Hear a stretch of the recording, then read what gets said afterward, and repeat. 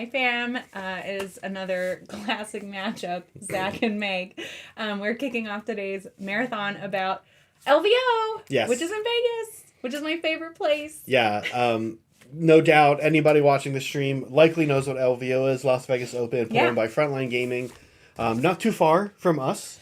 We're driving. It's a quick 7-hour trip. Yeah, we're actually driving along with Brett and his partner Leah. And we're taking some armies with us. Yeah, so they don't have to we're an army fly caravan duty. So we're really excited. And all of us today, me, Megan, Brett, and Cire, are working on things that we need to have done for LVO. Yeah. Let's start. What are you working on? Okay, so those of you guys who are members and who've been following along with my journeys, I'm going to be working on my Amalthea plinth because I want to submit it for, the painting competition. That's what I'm there for. I'm not there to play. I'm there to paint and have a good time. Emphasis on the good time. But, so today I'm going to work on Amalthea's, headpiece and this little, floral bit that she's coming out of. Here, we'll do this. It's better. Yeah. Nice. And actually, I can pull up on my phone what it's going to look like when I'm going for. Honestly, this thing is looking great. Is it going to win the next Golden Demon, Zach? So, listen. Here we go. No. I know it's not. I know it's not. But here's the colors I'm going to go with for her. Yeah. Yeah. This is very high tech. How did you mock that up, by the way? So I took her picture. Yeah. And I opened it in Photoshop and deleted the background. Mm-hmm. And then I just made a layer where I threw some color on top of her floral bits. Got it. Yeah. And it's pretty easy if you know how to use Photoshop. Yeah, it's pretty easy. So that's you. That's me. So what about you? For you, this is almost more like an extension of a Journeys stream. Yeah. I get to because I always start my journey being like, oh, this is gonna take 2 hours, and it inevitably doubles. Yesterday I was like, okay, this is gonna take 4 hours, and then I kept working on it for the next 4 hours. After the stream, and I'm still not done. Yesterday I just to give you guys a little bit of semi-closure. This is what I was working on yesterday. Sorry, Zach. That's okay. We'll get to you, I promise. Yeah, this looks great too. I was working on the frame. And so if you guys know what I'm working on, I'll show you at the end how it will all look. I don't know what's up with our focus. No autofocus either? It's right here. Oh, it is. Okay, there we go. There we go. So I was working on this frame. Yeah, and at the end of the stream today, we have we each get a half hour at the end of the stream today to kind of show where we're at and what's left. I'll show you kind of what the whole project is going to end up looking like. I'll give you a sense of it anyway. Yeah. Okay, Your turn. Meanwhile, I am going to be taking my Beastclaw Raiders to Vegas. This is my first Sigmar army that I painted. And when I painted this army, I was on what I believed at the time. I was actually I was becoming a better painter. I was in the process of becoming a better painter. I had just painted my Suryani Saim Han army, and I thought it came out pretty nice. And then these guys were my next army after that. But since then, the biggest thing is you can kind of always go back and add more. And that's the lesson you and I learned. We were told that at BAO a couple years ago, and kind of weirdly, we probably didn't need to be told that. You kind of do because you forget, right? You think I'm done. I'm very much I'm done with my Soul Blight. Right. I don't need to be. Right. There's definitely things I can go back and do. So I'm very happy with how a lot of this came out. This army actually won a Best Painted at a 36-person RTT. Which was fun. It was, a small group with 36 people, but it was cool to win that. It's nice to win one. And now what I'm going to be doing, I'll show you guys. I'm really focusing on a few areas. I even after my upgrading for this LVO, I'm not intending them to be finished. I think there's still a lot more to do. For example, I'm not working much on the horns here in this go around. These horns, I think, are an area that could be really developed and probably could be the thing. I have 5 of these stone horns in my army. 4 stone horns in my army, and then I have 4 Mournfangs and Mournfang Riders who have the same kind of coloration going on their tusks. I think if I brought that up more, it could really be big, as in like, you know, it's a bright, nice color on an otherwise drab paint scheme. Yeah. Now, what I'm going to be doing today is focusing on 3 areas, one at a time. We'll see how far I get. First is the fur. The fur is white, and what I wanted to do is be even more white. So I'm going to be dry brushing a very opaque white over a lot of this guy, and then I'm actually going to be sinking, not just this guy, but the whole army. Then I'm actually going to be sinking a panel liner down into him to build up contrast. I've done this with 1 or 2 Mornfangs already. Believe it or not, after that, I'm going to actually then go back with an airbrush, a very transparent white, because I don't want these guys to look mangy. Yeah. And that's kind of what it makes them look like. I actually want them to look like nice, fluffy, it's funny furry. that you say that, because I'm like, they don't look mangy to me, but I get what you're what you want. I get what you're like, you feel like you're missing. Yeah. You'll see when I airbrush, when I dry brush the white and then put the panel liner down in it, it looks mangy. They'll look like that. Because they've also got some wounds on them and some scars. And I haven't really brought those out. Those will be nice. Currently, yeah. So, some brand, that's like a brand. Yeah. So, I haven't really brought those out. So that's and honestly, that might be all I do today. Because I have 4 Stonehorns and 4 Mornfangs to do this too. Yeah. Well, that's what's nice about today is we're all on our own schedule. There's nothing we have to finish by the end of it. Right. We all have our own personal goals. Second, just real quick, if I get this far, 2 other things. One is I want to bring up the meadow a little bit more. Yeah. I actually have already had 1 round of that. You can kind of see I hit it with some of these with a... actually, let's hit the no picture for a second. You can see I hit some of it. Some of it has like a pretty vibrant edge highlight on it. And you can see that. So I might try to bring that up even a little more like this. What's going on here? Like absolutely nothing. What heck? Is going on So there? some of that What is that anyway? Just this plate? It's like a plate where the straps meet. The straps meet. Mm-hmm. Yeah, I know. It keeps the straps. All right, just a strap plate. Just strap stuff. So we're gonna do that, and then the final thing that if I get to today, or I might do this second, we'll kind of see, is I actually want more snow on their bases. What? Yeah. What? So I might actually go ahead and build more snow up on their bases. Oh yeah. Believe it or not. Yeah, I'd actually like the snow to be a little bit higher up, a little bit more of it happening. Yeah.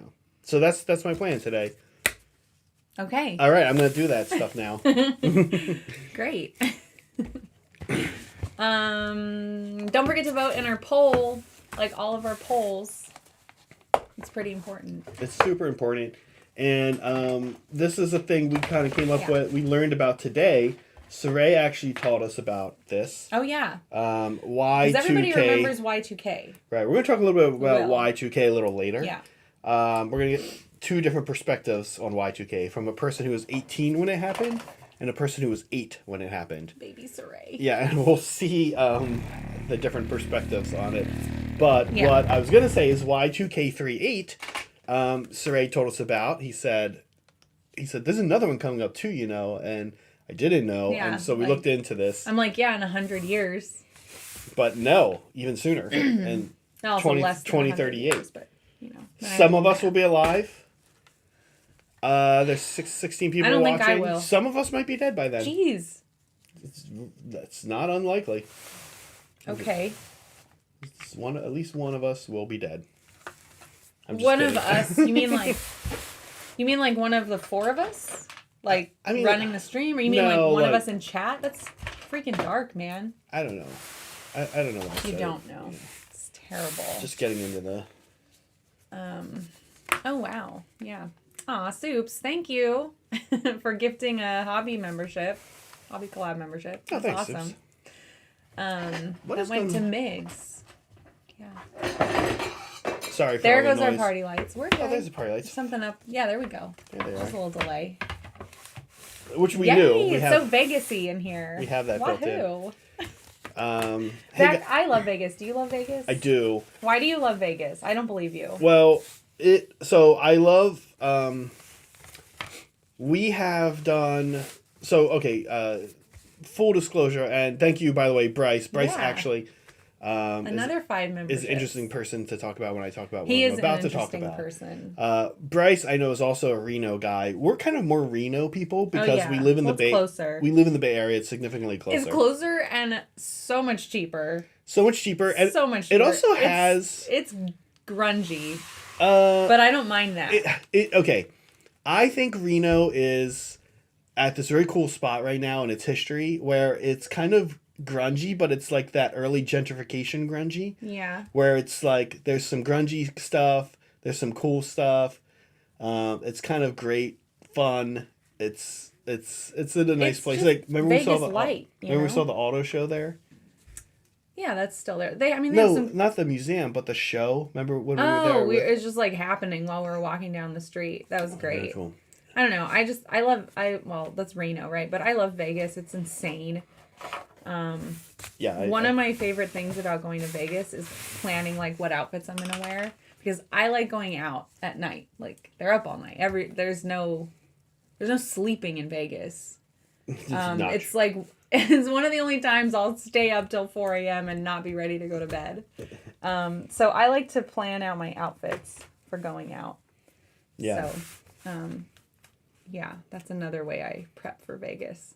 But it's nice. You go, you get to see all kinds of people. You get to meet people that you've talked to. The event. Yes, the event. Talk to online. Not you Vegas want to talk proper, to Vegas. But... Yeah, I guess I was going to kind of talk about both. Yeah, no, we'll talk about... We have 6 hours, guys. Okay.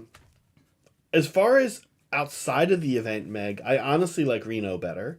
Okay. And the reason is just because we're more familiar with it. We know our spot. Sure. We've got our spots. Meg and I have things we do when we go to Reno. There's a cool little sushi place we go to. I mean, yeah, we have our it's where you go and be a regular. Yeah, we can kind of be. It's small. Kind of regulars at Reno. It's been a while though. It's been a while, yeah. and then I don't know. I still like Vegas better. Like I love Vegas. Reno does not offer the same nightlife that Vegas offers. But Reno's cool. It's more like hipster. Yeah, hipster vibes, hipster millennial. Like right, it's got good hipster vibes. Like we went for a run on a nice trail. I know. And got an amazing cup of coffee. That's great. I think I would struggle to find an amazing cup of coffee in Vegas. I'm sure it's there though, because the food in Vegas is amazing. They know how to entertain. Like that's their thing. Yeah. So. I don't know about that. But thank you, Bryce. Thank you, Kiki. Member for 4 months. That's awesome. Hey, Zach and Meg. Y'all the best. Oh, thank you. That's us. That's us, yeah. We appreciate that. That's so cool that you've been with us as long as we've been around. Yeah, it is. Yeah. Well, as long as we've been having members. Yeah, with memberships. Awesome. Yeah. Don't forget to use your freebies. Today's a good day for it. We're going to be here till 4. I love the freebies. I get one as a member. We get some of the best questions that way. Oh, yeah. Freebies are funny, too. YouTube wants to be like, hey, let's do this for people. But also, instead of giving them like 200 characters, like the ones they pay for, they only get 50. I don't know if you knew that on a freebie. If you've ever wondered why some of the freebies sound weird and bizarre. Yeah, because they limit the character, which is funny. Yeah. Let's take a look at your Beastclaw Raider real quick, and then we have some resolutions and look backs to get to. All right, so I just want to show you guys right away what's happening. And this is very, like, I've painted this army. If I showed up with this army and was playing you, you'd be like, okay, it looks fine, right? Fully painted, nice job. He painted his army, cool. But you can already see, like, the dry brushing I was doing here. So I'll split his angles there. And I haven't hit this side yet, so you see the difference. Now, this side does show more, like, you get the cream in there and stuff that I put. But over here, it's already coming along, right? And that's easy. Mm-hmm. That's super easy to do. Yeah. I'm just putting down a base coat layer. So I'm starting with this, what color is it? Emerald green from AK. Yeah, so that's going to be the bottom, and I'll build up from there. You'd be sort of surprised. I'm sorry, Meg. I'm going to go back. I'm going to go back to do it. Why am I? It wants your delicious arm. It wants your paintbrush label. So move that paintbrush label. Also, yeah. Yeah. Anyway, there she is. Okay. Yeah, looking cool. You'd be surprised. A good friend of ours who's a great painter in the area, Andrew, has sort of been skeptical of how bright I often make my armies. wondering where I'm going to go with highlighting. But you'd kind of be surprised at how much you can keep going. Like you think, because you look at my Beastclaw Raider army and I think it looks white. Like you would say the primary color is white. I think your gray that you have going on, you can go up so much more. That's what I'm saying. Yeah, but even this gray, you're gonna see how dull it actually looks like after you put in your highlights. Even this gray, I feel like kind of reads as white, right? Like you would think that they're a white furred animal. Oh sure, yeah. But not I would like read 6Fs, white, right? just, like maybe it's like not that bright out or something. Right. Not in a bad way. But it's cool, like that's just how our eyes work, right? Like it'll read it that way. And some of his areas that are further down and under, I'm not gonna hit as much. Yeah. Kiki Breaky, thank you for the 20 Hobby Collab memberships. That's super special. That's awesome. Thank you. We appreciate that. Hobby Collab memberships are probably the best way you can support the channel because it's like an ongoing thing and it gives us a little more stability, right? And we get a lot of people trying out the channel that way. They're like, oh, I got a membership. I might as well go check it out. And a lot of people stick with it, which is great.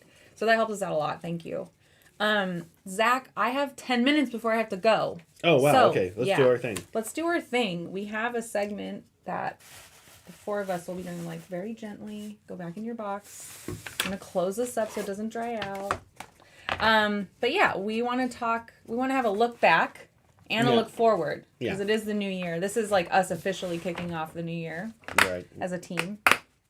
But yeah, so we're each going to do a look back at our favorite moment in Hobby Collab history in 2023 so far. And then what are our plans to better ourselves for the new year? Yeah. So it looks like I'm first. It looks like you are first. Yes. Is this your memory? Yeah, this is not my resolution. Okay. To only paint while linking arms. Yeah. My favorite moment, and we should actually add these links, I think, to the description. But I really loved our trolling episode. Yeah. Yeah, I think that was it was close between that and Skin. Skin was super fun because Skin was fun to like advertise for and have everybody. We had a lot of people that day. But I really liked the troll stream. It was you and me. And it was really early. Like, we didn't have memberships yet.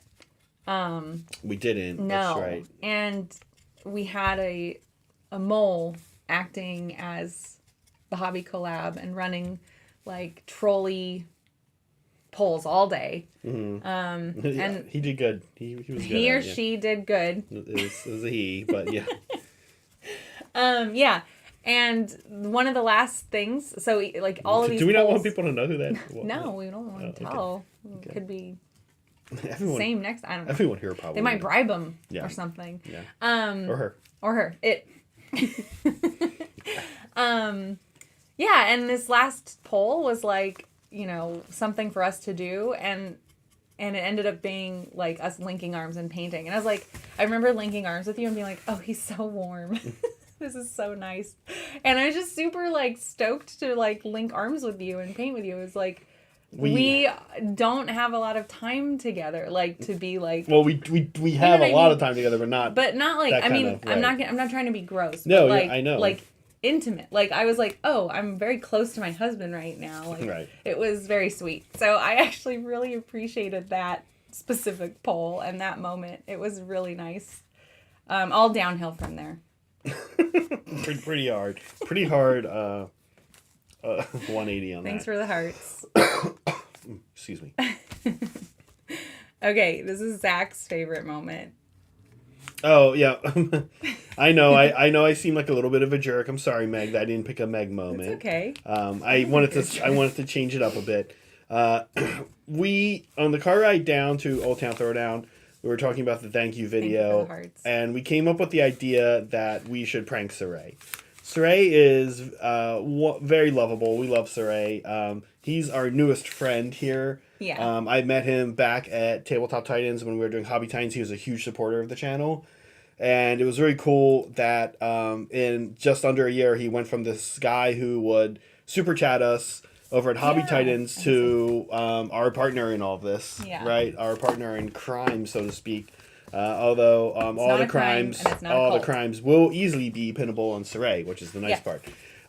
Part of the charm of the man is his ability to Adorably sweet he is. take the fall and go to prison for this. All of the All right, cult that's crimes. not the moment. Just though. kidding. The moment is God. similarly related, though. What? It's not related Is to prison. that we decide to prank him. Cire, I knew Cire could take a prank. I was Oh, yeah. I can tell this guy can take a prank. He spent time in the military. Oh, he's in the military. He's enlisted, and so I was like, he's gonna be able to take a prank. And I hope I hope he's the type of person. I think he is, that understands that to be pranked is to be loved, right? If you prank somebody, that probably means you like them, unless it's That's like like third grade love logic. I'm into it. Yeah. Yeah. Well, for women, but for men, groups of men, it remains the only appropriate way to show love for another man is to slightly inconvenience them. In our society, yeah. So that was mine. That was my favorite. When we pranked him for Thanksgiving. We pranked him for our Thanksgiving. You have to be a member to see that video? You do have to be a member to see that video. You guys. You gotta be a member now. But yeah, if you haven't seen that video, I think you actually might have to be a mandrel. No. You don't have to be a mandrel for that one. Just a member. Yeah. All right, so make sure you guys have your allow gifted memberships turned on. We have a lot of clearly very giving fans. Yeah, which is super awesome, as always. Of course. course. I love that moment too. Yeah, it was funny, and it was surprisingly easy to do. Yeah. There wasn't. He didn't ask any of us like, oh, what'd you talk about? I was expecting that. So I preempted it by saying what I was gonna do. Yeah. So I kind of like laid the groundwork. But we recorded him right after we recorded John doing his thank you. John came in, did a thank you. Yeah. And then we were like, all right, Cire, you're up. And let's hear your rant. Yeah, so it was pretty funny. Anyway. Party lights. Thank you, Ted, for the gifted memberships. That's awesome. You're so sweet. Ted does a lot for us, so I really appreciate that. Ted does do a lot for us, yeah. All right. Now moving on to resolutions. How are we going to be better? Mm-hmm. And I've already broken it. I don't have like a specific goal I need to meet, like for myself. I don't do that.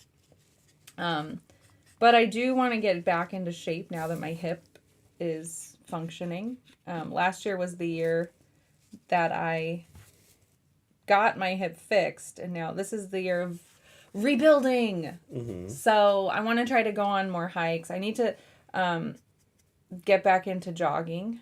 I've started that already this year or last year, so I'm on that trajectory. I just need to get out of this vacation funk and stop thinking about grasshoppers all the time. Yeah. And just get back to normal, basically. Basically, my resolution is to get back to normal. Get back to normal. Yeah. Last year was a weird year. It was a very weird year in many, many ways. What about you, Zach? Yeah, so mine is to, well, I have a few. One is to play more games. I know that sounds weird, but I don't always play a lot of games. I've been involved in Hobby Channel here, Hobby Channel back at Tabletop Titans, and now I want to play more games. Especially of Sigmar, 40K2, and then I'd like to get more into a skirmish game this year as well. Probably Malifaux. I don't know if I'll count Blood Bowl if we do some Blood Bowl, I think. But I'd like to be a little more, dive into a different game a little bit more. I don't know how many I can add, but the other one is kind of what I'm doing right now, which is not be done with an army just because maybe I'm done with the army for now. Mm-hmm. A number of my armies, I really want to go back and do what I'm doing right here, just right here, right now. Not necessarily dry brush white all over them. that wouldn't work with every army. Yeah. But there's a number of armies that need to be, in my opinion, revisited by modern paint level Zach. And my strategy when I was younger used to just be to throw my whole Tau army unit by unit into Simple Green and strip them and then repaint them. I remember this. And I was like, what are you doing? How could you? I did that It took you so long to paint that. I know, and I did it multiple times with my Tau army. But now I've learned, now I think I'm just fine. I'm airbrushing. I can get a good enough baseline quality that I don't have to restrip the models. I was also just kind of trying to pick different color schemes. You know what I mean? I know, you did. 4 different greens we went through. 3 different iterations before we settled on. Yeah. All right, let's see here. Let's see. This guy's had all of his white dry brushing pass 1 completed. Let me see, folks, if we can spot a difference. So here he is. I'm going to compare him to a Stonehorn I'll set next to him that has not had the dry brushing. That's my Frost Lord on Stonehorn, by the way. I call him Skullboy. Because I call him Skullboy. He is custom. Well, he's the lone kind of kit bash in this army. Actually, you see, he has his skull mask on. Yeah. I had to shave an ogre's face off to do that. Oh my god. And then here is Not. What His name is Not? No. What do you think? Can you tell a difference? Oh, definitely. Look on the camera. Yeah, I mean, this is like noticeably brighter. Easy. More going on. Mm-hmm. More details pulled out. So, it'd be cool to see step 2. All right, I am getting booted, but I'll be back in an hour. Yeah. This is, meanwhile, my Huskard on Stonehorn. He's second in command. And the kit bashy type thing I did here. Oh, thanks. The kit bashy thing I did here is I gave him this like very animalistic helmet with these antlers. This wasn't actual helmet that you could use, but I just created it. Okay. I'll go change it out for you. Sorry. I'll come back. Okay. And bye, everybody. See you in a bit. This is fun because I'm using a wet palette and then a dry palette. That's fun. I mean, that's what passes as fun. Yeah. All right. So, Ray, how's it going? It's good. It's good. I'm gonna be painting some salamanders. Yeah, you wanna show us? Sure. What should I show first? Okay, well, maybe I'll show this guy first. And I guess we should mention. I'll come back. I didn't actually mention what I'm doing at LVO, but you talk about what you're doing at LVO. Yeah, sure. Why are you doing this? So I'm doing the LVO narrative, and I'm going to be playing Salamanders, and this is my Salamander scheme. Hey, what's up, Super Reedy? So here's my Impulsor. I've had this for probably, I don't know, 3 years, and it's just been sitting in my painting queue. So I'm finally getting to it. Thank you. So that's going to be that. And these are some repainted aggressors I've got. You can notice it's like kind of paired. It's only base coated. So these were fully painted, but they weren't in my old scheme. So this is a repaint. They used to have Black Templar shoulder pads, but I just covered them up with this like dragon skin thing. Dragon skin thing. Can you be more specific about what that means? It's like I don't know. I guess they just like flay. Oh, to have like a salamander's theme. Yeah. So yeah, that's this. Also, the aggressors usually have a hood, and I cut those off on mine. Oh, you don't like the hood? No, I don't like the hood. Can I see? Yeah. Oh, this is a dude. Yeah, aggressor. I mean, like, sorry, when I said this is a dude, I mean, I don't know if you folks can see, he hasn't painted it yet, but it's not a helmeted head. Nope, it is. Are any of them helmeted? Yeah, the other ones are. All the other ones are. All the other ones are. And then I have one Infernus Marine. I have a bunch that I need to get to, actually, but... Not to be a total shill for our own channel, which, like, I don't know why anyone would fault us for that, but he gets this with it's a pink. Oh, yeah. Under, right? It's like and there's a video. I bring this up because there's a video, right? There's a... yeah, we have a tutorial on it. He did where he shows how he gets. So I'm not going to show you that. Yeah. Go watch the video. And this guy, you might recognize this guy from our shorts. Here he is. Now he's not yellow now. Looks like crap. Looks like crap. Here he is. So as you can see, I still need to do all the blacks camo, so that's what I'm going to be doing. The dragon skin is from, oh my gosh, I think it was from an Etsy shop. I don't remember. And this is also old from when I bought the Impulsor. Do people in chat? I'm kind of curious. Do you guys use Etsy for 40K and Sigmar and hobby stuff? Because I feel like it has this reputation of being for like people into knitting and stuff like that. But it's awesome. It's great. It's great for 40K. Especially for bits. It's amazing. For terrain, it's quite good too. Yeah. You do have to keep an eye on your quality levels that you're getting on 3D printed stuff, though. Yeah. And Etsy is this weird. I don't know if you guys. Also, thank you, Chicken, by the way. Oh yes, I want to thank Chicken for the soup. We'll actually see Chicken at LVO. Yeah, that's right. Yeah, he's doing the narrative as well. I will see you there, Chicken. I am also doing the 40K narrative. And he's actually teammates at the LVO narrative with Brett. Who's going to be on pretty soon. Yep. I think Etsy's amazing, but I don't know if you guys have noticed this at Etsy. Excuse me. Yeah. Etsy is this weird sort of thing where, let's say you see a really cool product at a shop. Yeah. And you want to read a review of that product. All the reviews are by the shop. They don't have reviews on specific products kind of listed that way. Yeah, that's super annoying. So it's like an overall rating. And often I'm happy, like, okay, everyone's like, oh, hey, it's really cool. This stuff came out great. This one came out great. Yeah. I'm like, cool. But I want to see some kind of specific. Yeah. And there are so many people on Etsy that will 3D print something and be like, oh, okay, I can do it in this size, this size, this size. Yeah. And they don't put, like, a Primaris Marine down or... Right, like they don't put down. Yeah, I had no idea. Scale. Yeah, I had no idea what size these dragon skin, I don't know, things were. So. When I was a kid, by kid I probably mean like teenager. My friend and I we grew up in rural Pennsylvania. One of our favorite things to do was to watch TV and just make fun of it the whole time. Yeah. And one of our favorite things to do was to watch a nature show.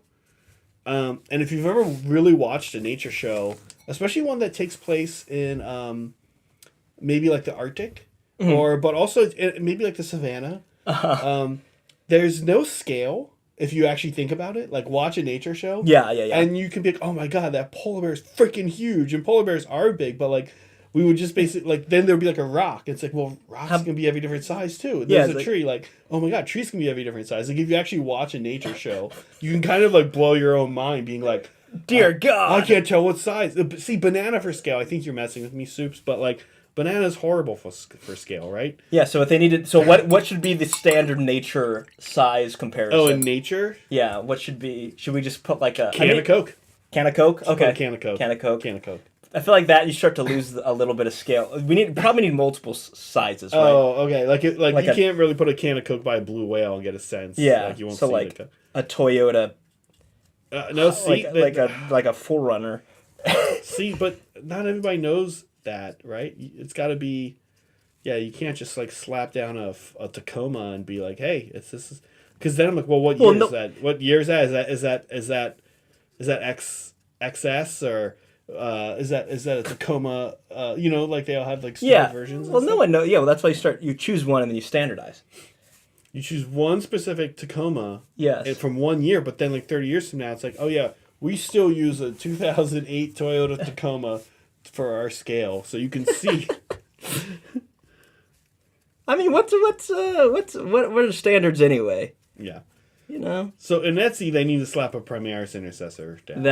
I think that is kind of the the standard. And if you're like, I don't want to buy a Primaris Intercessor, come on, you can find a Primaris Intercessor. You can get one for free, probably. Yeah.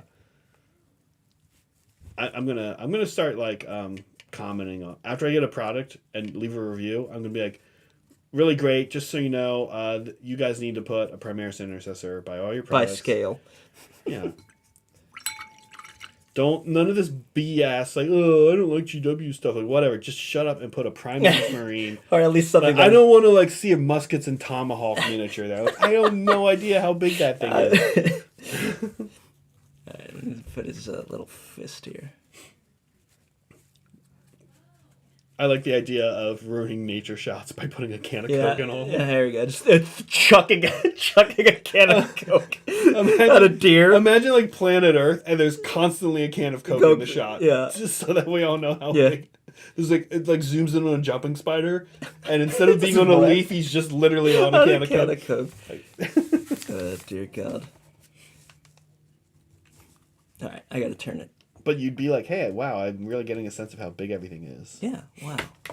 That's a big spider. Look how big. It's almost as big as the sea. All right. I gotta come back. It's really hard to paint in reverse. You know. Are you trying to get me to make the normal joke I make when you do that? Yeah. Do it. Your reach around? Yeah, my reach around joke. Your reach around paint style? All right. Listen, if you really want to get roasted on a short online, let's make a shirt about how to reach around paint. I don't know what will happen to us. We might get a lot of subs. Yeah. I'm down. It's like, why would you ever need to do that? Literally, the only reason is to make the short itself. Yeah. We create scenarios and then come up with solutions. There's two techniques: change your hand. What hand is your dominant hand? Yeah. Or learn reach around technique. Yeah. I'm all for reach around technique personally. All right. I think Stonehorn 2 is this. It's so crazy. I keep dry brushing white onto these guys, and it's like that type of thing where like I can actually just keep doing it, and it somehow still keeps going up in value. Like it really is kind of truly amazing how low. Even though, again, like I was saying earlier, I felt like the army red is white. Yeah. But now that it's. But yeah, it's crazy. Like I did one pass, and now thankfully I can still go in and hit like some higher up areas for even more, which is great. It is a little scary working with bright colors. Yeah. Because where do you go, right? Like I was saying earlier. Yeah, you can't go above pure white, right, in terms of value. White in one way though is actually sort of interesting as being like, how am I going to bring white up? Because with other colors, one of your instincts often is to start including white into the mix. Yeah. Which can screw things up. Yes, exactly. Badly. It messes with the saturation. Right. But with white, you're like, cool, I want to add white. Yeah. It's like, or gray, of course, right? Like, because that's really, these aren't white. They're super light gray that I'm now making more white, which still they're not going to be pure white. All right, let's do his other fist here. No, Captain Mannerings, I'm not taking Meg's Soul White Grave Lords. I'm taking Beastclaw Raiders. This is an army I feel that I'm best with. I feel I never even need to crack open a book when I play this army. I know all the rules. And I feel like I actually, when I play this army, I feel like I'm actually not ever guessing. Does that make sense? Like I feel like that's a good reason not to bring the army. Do you ever feel like with certain armies you're guessing? Especially deployment. Oh. This will probably work.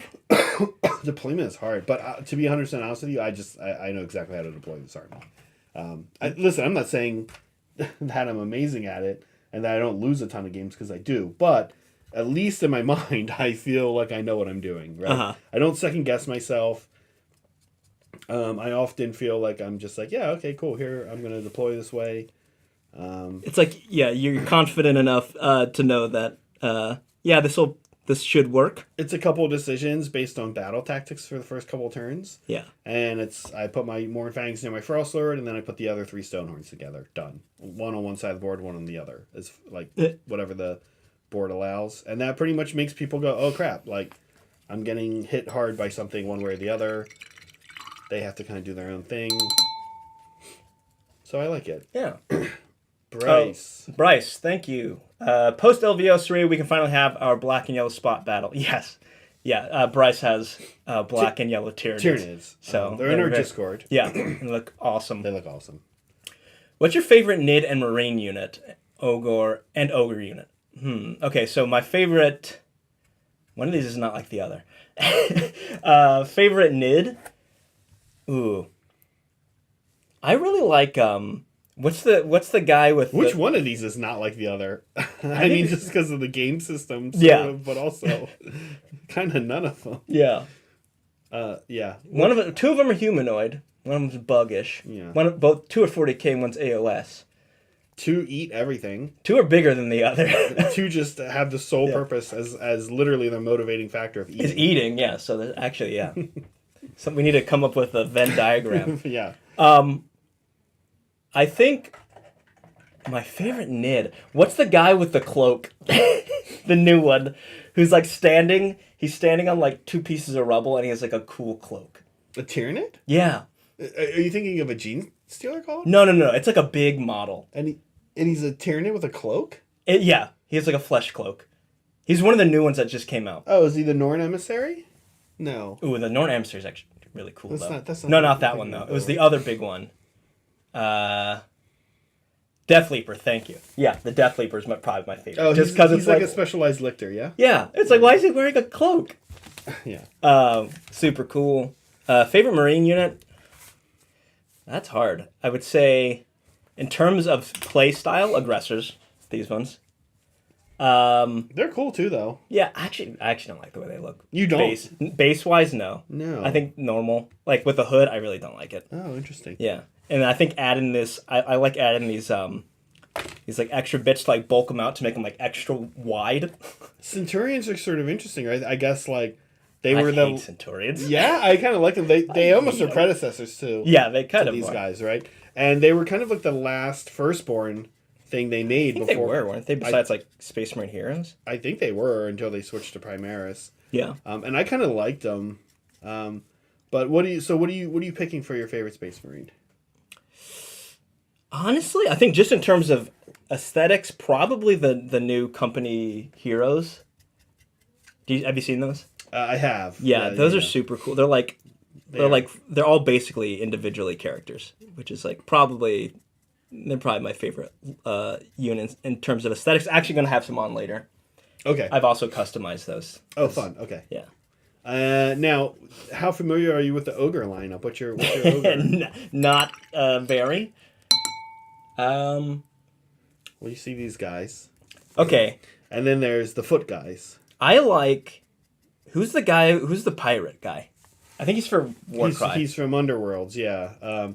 And I forget his name, but I have him, and I actually converted him to being an Icebrow Hunter. I switched his sword for like a spear that they use. Oh, okay. And, yeah, he's cool.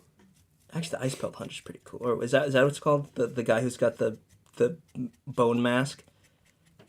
Who's that guy? My army? Yeah. That's this guy? No. He's on foot. Oh. Blood Pelt Hunter. Blood Pelt Hunter, yeah. Yeah, he's pretty cool. He's actually my favorite. He's here. Let me grab my Blood Pelt Hunter. Yeah. He is my favorite. I really am hoping that we one day soon get... I know this sounds crazy, but this is the new Ogre style. He looks like this. He's less kind of, by comparison, here's an old Ogre riding a Mournfang, right? Yeah. You can see the difference here. This guy really does look more like a cartoon. Yeah, it's old scale, right? This is old scale. They have their kind of fat gut, but otherwise they're actually very muscular. Yeah. Ogres. And they're kind of hunched, which this guy is too, but I love his sort of baby fat look. Yeah. Full grown man, just this chubby, but he's kind of muscular too. He's dad bod. Dad bod, I think is the term. And I really like the look of the new Ogre. So I am very excited one day for example, the Mournfang kit to get redone, to have a scarier looking Mournfang. We always kind of joke that this guy has Pete vibes. Pete being Goofy's enemy from. If you look closely to his face, he kind of looks like Pete, right? Yes. He's got like some Pete vibes going on. Disney's classic villain. What I don't know if this is the right word to use. Species is Pete. Is he also a dog? I think he's a dog. He's a dog too? Okay. Yeah. Yeah. So I'd like to see the Mournfang kit change into the Mournfang looking scarier. These are weird. They're sort of like both Mournfangs and Stonehorns have ungulate vibes. which in our world makes us think prey, kind of a prey, like a herbivore animal. Mm-hmm. But they're both actually horrible carnivores. Like they're stonehorns eat rocks, so I guess they are, among other things. But they're so yeah, I'd love to see this dude. All ogres become this style. This guy's, I don't know, there's something scary about it. Ooh. And I like that. I like ogres as a horror faction. I'm not so into like ogres dressing up in ninja suits and as pirates, if I'm honest. Yeah.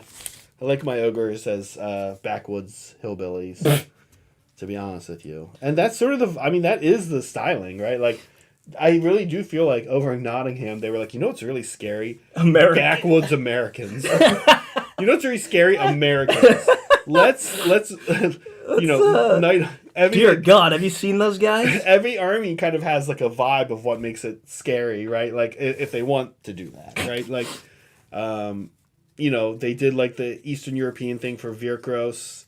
Yeah, Bretonians are kind of French. Americans are ogres. And they're like, let's make a scary ogre army and base it off of Americans. Yeah. Okay. Well, speaking of models. Yeah. Not a very good transition, I'm going to be real with you. That was not a good segue. Yeah, it's not. We want to remind you that we have an ongoing thing on the Discord run by Mr. Super-Edie. Yes. Where is it? I'm going to find it. Don't you worry. Monthly model challenge. Do you know where it's at? No. Hold on, we're going to find it. Let's hit promo and see what happens. Let's just, okay, we're going for it. Yay! Yeah. All right.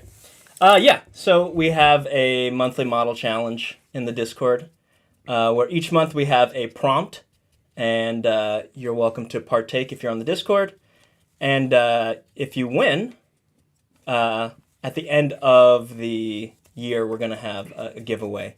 And basically the premise is you paint a model. If you win, you can tell Super-Edie what to paint on this Castle and Crow model.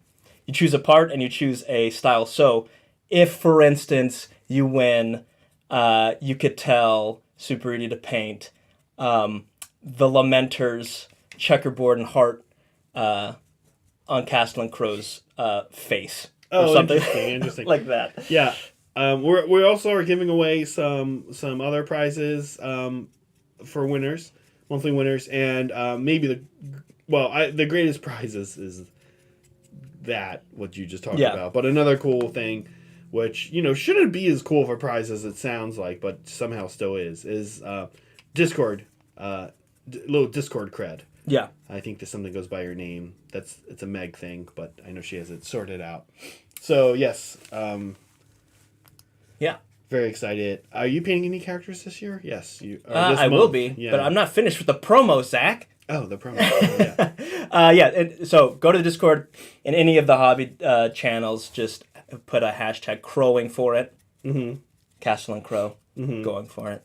Yeah, I like it. Yep. At the end of the month, we choose a winner, like I said. And then, you can win it at the end of the year. But this month's prompt is character. Oh, sorry. I gave it away. Yeah, you gave it away. I gave it away. Jeez, Zach. Yeah. So, however you want to interpret that. We know that people like to interpret rules very weirdly, so we just left it open without too many restrictions. Exactly. And, if you have an El Pollo Loco near you and you win, really exciting times ahead for you. Not saying that the prize is a gift card to El Pollo Loco. But it could be. It could be a gift card to El Pollo Loco. Yeah. I don't know if they have those in any other part of the world. Any other part of the world, but believe you me, it's good. It's pretty weird. Maybe we could talk about that. Anyway, yes. Did you have it? Yeah. You had it since you've been coming down here. Yes. Right? You picked it up one time, yeah? Yeah, it was weird. It was a Mexican restaurant with mashed potatoes. So, listen, I don't know if I approve of that. What? So, okay, one thing... all right, I feel like... there's been a heavy blending of Mexican and American foods. And in particular, I feel like that's... If you've ever had New Mexican cuisine... No, but I feel like there's probably a lot of black beans. Yeah, and there are, but also they do things like serve a lot of stuff over. Basically, instead of serving stuff over rice or with tortillas or something, Yeah. They'll take like mole. Hey, we're having mole for We're lunch. having mole today, yeah. Mole or I don't know, like red, like chili Colorado, like pork in red sauce. Yeah. And they'll put it over chopped, basically French fries that are in cube form. Okay. That sounds fine. It's great. It's amazing. Yeah. But yeah, El Pollo Loco, you get your corn tortilla. It's very simple. Basically, you get the family meal, and what El Pollo Loco is Mexican grilled chicken. Okay, so you get your grilled chicken pieces, you shred them apart, and you put them on the corn tortilla with mashed potatoes, coleslaw, gravy, and salsa. Sounds gross, but it's really good. Okay, is this like a Taco Bell thing where it's like, I'm not getting this if I want Mexican food. I'm getting this because I want El Pollo Loco. No, I think we think of like what Mexican food comes up to the U.S. from Mexico, but I don't think we like necessarily know and get like even mole is a trendy thing that's been happening in the past like decade or so. Okay, like mole, you couldn't always go to a Mexican restaurant and assume they would have mole, which is something I feel like you can do in California now. Yeah, that's fair enough. So like, a lot of Mexican and Central American food is like not the spicy kind of stuff we think of, right? Mm-hmm. That's traditionally been what's made its way up because it kind of filled a niche that a lot of kind of especially Midwestern American food, Was like missing. more Anglo-Saxon food, right, didn't have in it. Anglo-Saxon, like Vikings? What? like Just messing with me. I mean, like white people from whose lineage was like UK and Germany, Yeah. right, as opposed to Italians, because Italians had that stuff. That's right? okay. So like, and many other different European countries, right? Mm-hmm. So that was normally what it did, but now I feel like it's just all kinds of cool food from Mexico comes up, and not all of it's spicy, and some of it's like grilled, like that grilled chicken is like a thing, right? Yeah. It's literally just lightly seasoned chicken that they grill and eat with like corn tortillas. Anyway, who's going to turn down mashed potatoes? What society is going to be introduced to mashed potatoes and turn that down? That's a good question. It's kind of hard to. Nobody. No one would do that. No one in their right mind. Nobody has turned down potatoes yet. Durian melon gets turned down. Liver. Oh, we never had our liver. Everybody eats liver. We never had our liver and onions that I won. Oh yeah, that's right. Yeah. Sorry. There we go. Alright, just doing some... The great thing about doing a camouflage pattern like this is that you can kind of get away with not painting stuff. Because You know, the camo will go You over can it? just justify it by saying, well, they just would have sprayed it all camouflage. And in case you haven't watched the video, all I do for this scheme is I just basically tap the brush and just kind of let it go where it wants to go. You almost like paint badly in a way. Yeah, You almost exactly. paint like you have the shakes a little bit. Yeah, exactly. You kind of like squeeze the brush a little too hard. Shake from your shoulder if you feel like your hands are getting tired. Am I shaking the table too much? No. I'm I'm doing some aggressive dry brushing over here. So like this is pretty quick because instead of picking these out and painting them metal, I just paint them over in camouflage and say they sprayed it. Right. Oh, They I just see, sprayed it I with see. camouflage. Oh yeah. All right. So I'm gonna do the shoulder too. Yeah, I when I painted my Suriani vehicles, I did three wave serpents and a falcon and 3 vipers and 3 walkers kind of all at once. Uh-huh. And there's a number of things that I did where I was like, oh my god, I'm just gonna, if I do this on this model, I can like save myself like 2 days Yeah, of work exactly. right now. While I have the airbrush in my hand and while I'm like doing this and this, I'm like, if I just do this, I can like Save kind of do yeah, the cut kind a lot stuff of you're quarters talking- yeah, essentially. exactly. All right, I guess what I want to know is, all right, we talked a little bit about, like, I guess you would call it Mexican fusion, right? Is that what you... El Pollo Loco? Well, we talked about, like, yeah. I really... Not El Pollo Loco, but, like, Midwestern Mexican. I also feel like mashed potatoes as a concept cannot be like uniquely American. Like, I mean, potatoes are from South America, right? Like, oh yeah, sorry. I've had this. My mind was kind of blown. Okay, when I think of like Middle Ages Europe, oh yeah, I think of like, oh, they probably ate a lot of meat and potatoes. They didn't have potatoes. Potatoes weren't around. It's like turnips and parsnips. Yeah. Which Oh suck my compared God. to potatoes. Carrots, yeah. Yeah. No. So what I'm saying is, Lord of the Rings.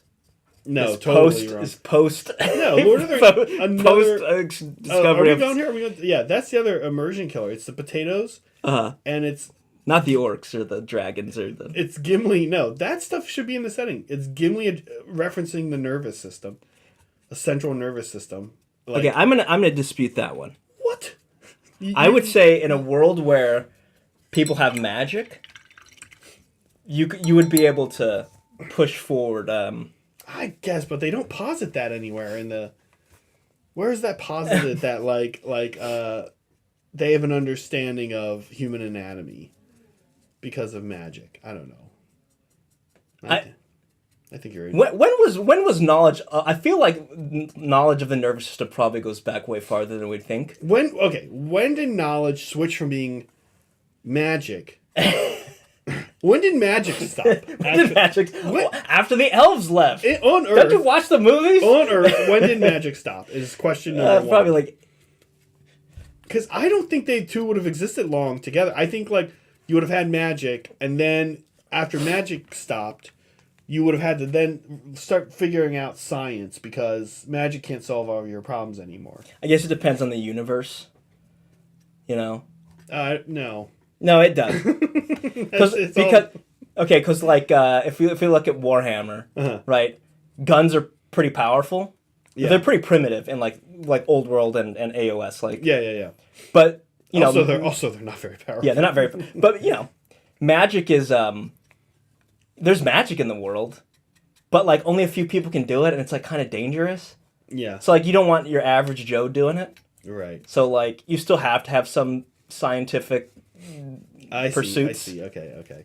But like maybe not as fast. Right. Because if you get sick, we'll just perform a miracle. We'll pray, we'll give you a miracle, and you'll get over your sickness instead. Right. So they can heal people with that instead of, figuring out. The potatoes is not really an immersion killer for me. But the nervous system remains that's your the cringiest part of the trilogy for me. I'm just like, oh. What's that word? Anachronistic. Yeah, it's so cringy when he does that. I'm just like, are you guys kidding me? Are you kidding me, Peter Jackson? How did they spent years editing that movie and they let that happen? I hope someone was fired for that blunder. I do. That's unbelievable. Every time that happens, I'm just like, oh my god, that's so cringy of a line. Well, what I want to know is how did Legolas blow a lead like that? What did they get? Like 40? It was 43 to 44. Talk about a whiff. Yeah, Legolas was so far ahead. Well, remember the elephant only counted as one. Oh yeah, that's also, but that's later. But oh, that's a different movie. You're also, right. Come on, Gimli. That's clearly more than one. It is. Gimli's a kind of a piece of shit. Gimli sucks. Gimli sucks. Yeah, but Gimli's a cheater. Yeah. I don't believe Gimli got 40. He waited for him to say, "How many did you get?" He waited for Legolas to get ahead of him, and then he just strolled through the battle doing nothing. Legolas could have said, "I got 112 kills," and he would have said, "Oh, I got 113 actually." Gimli's we need to cancel Gimli. Yeah. For his lies. All right, I think I'm done dry brushing. Oh, perfect timing. I think I'm done dry brushing all of the stone horns, which means I'm moving on to... I got to get out quick because Brett's got a giant orca in his hands. I think we blew Larry's mind, Larry King. I don't think he knew about potatoes, which I don't blame you for, because I didn't realize how late potatoes were introduced to the rest of the world. Yeah. Everywhere, right? Yeah. Tomatoes too, and beans, and crazy. Squash. Yeah, we could have done without that. Yeah. All right, Brett is coming in hot. Hey guys, What's up? this is Welcome. an interesting conversation about carbohydrates. Wow. All right, we're trading a giant tub of beastmen on frost monsters for a spaceship. Big bellies all around. I've got pockets full of paint. I didn't have enough hands, so I just brought all my paints in my I love this. in my pockets. I love this. Oh my god. Wait, All right, cool. Oh my god. I'm so great. glad we got that on camera. hold on. Let's. All right, Oh, we can't see it. that's Your fine. pocket full of paint. I got paints. I got paints. I needed Holly to open the door to the studio for me so I could we had so I boxes, could get right? in. I also was like trying to get base coats on stuff Uh-huh. before 11 when I meant to come on stream, and so I was like frantically a little bit disorganized, Right. a little bit disheveled, and then anyway, it shows. We're right? ready. You're ready I now. guess the one cool thing about having a model like this that you're working on is that the inside, you can like put stuff inside of it. It's a storage container. So I've got my paper towel in here Why didn't you put the paints in there? because the little fiddly bits that I got my brushes in I here. feel like you gotta show people your paint compartment here. Yeah, so the little fiddly bits that I'm going to be working on are also in here. You can see the people in the little part. So I didn't want to like squish the little part, the little accessories. You Yeah. know? I've got two dudes in two chairs, and then the ethereal that I'm going to be working on Sweet. today. But yeah, I was base coating these guys, trying to get them ready, and then yeah, just kind of was like box, water, brush, Oh God, yeah. paper towel. You're not prepped. The other reason I'm not prepped, I don't know if any of you in chat are attending Adepticon. That's right. But my gosh, this morning was when registration opened for Adepticon, and I was the stream started at 10 a.m. Literally, the stream starts at the same time Adepticon that registration. Adepticon registration opened, and so I'm going with three other guys. There's four of us in the group, and we're like, I brought my laptop over, and we're like logged into Discord, and I don't know if you haven't ever been to Adepticon, registering for that event is a rite of passage. It is like it is insane. Last year they had some complicating factors, but this year it was much better. But that just means that Now your guard's down. that Next year you're well, gonna think it's gonna be easy. it just means that you know your spots still sell out just as quickly. It just means that you're not sort of consumed for 45 minutes. Last year it took us 45 minutes to buy our Tickets. and we were like frantically clicking for 45 minutes. It was a very intense process. It was stressful. Everyone else was having a hard time. It wasn't like we were just, the only ones. Yeah. But Why don't we get you this year just took a few minutes. But it was Let me know if you need to adjust. yeah. There you go. But it was I still didn't get everything I was hoping for. We're trying to take some painting classes, take some gaming events, do some ticketed demos, and so everyone in our group got everything they wanted except me. I missed out on one ticketed gaming demo, Relic Blade. I've actually seen some YouTube videos popping up with advertising Relic Blade, so I'm curious to experience. Have you? I've do you never know even anything heard about of it. That sounds like I'm gonna be honest. That sounds like a mobile game. A mobile game. It does kind of, right? I don't know anything about it. One of our friends who's going on this with us had done some pre-research on some of the ticketed demos that were available, and so he had a favorable impression of it. So Oh, sweet. So we're like, oh, let's sign up for that. So doing the Relic Blade demo. I'm going to do a BattleTech demo. Oh, sweet. So I've not played BattleTech yet, the new like Alpha Strike, or even the old one, I guess. I've not played any BattleTech. And so I'm gonna do a BattleTech Alpha Strike demo. And what else? I'm doing a paint and take with the Weird Miniatures group. They're the folks who make Malifaux. So they have a paint and take event that we're all gonna do. That's fun. There's another game called Leviathans, plural Leviathans. Is that the one that's ships? Yeah, I think it's like airships. Airships, okay, I yeah. think it's like floating zeppelins.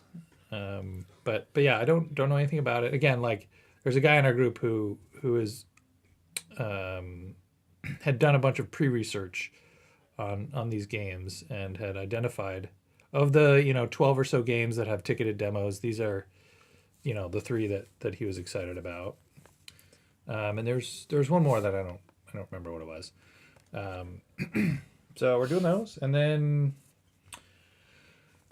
I'm going to do the Battlefield Gothic event on Sunday. It's kind of the one last BFG tournament in the country is at Adepticon on Sunday, so I'm going to do that.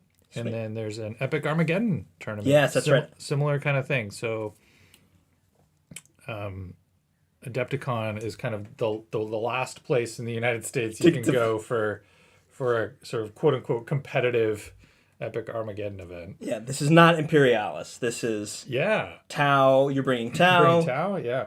And I'm sort of hoping that the renewed interest in small scale models that Imperialis has brought, it will get people excited about playing Epic again. And so this is I'm sort of gambling on that by signing up for this. Right. I've been trying to get local folks to either like get into Imperialis and then I can convince them to play Epic with me once they have the models, or just like, hey, I'm interested in playing Epic and like we can 3D print some models, if it's a Xenos race, for example. And I think I saw Bryce in chat earlier. I don't know if he's still in chat. He so far is the only one who's taking you up on that successfully, or that I have successfully convinced to commit to this. So he's gonna paint some Tyranids. And if you've seen in Discord, he's been posting his Tyranid progress pics. Ooh, are you, Bryce, if you're still in here, are you doing them in the yellow and black as well? Yeah, I guess I'm assuming he is, but I guess I don't know for sure.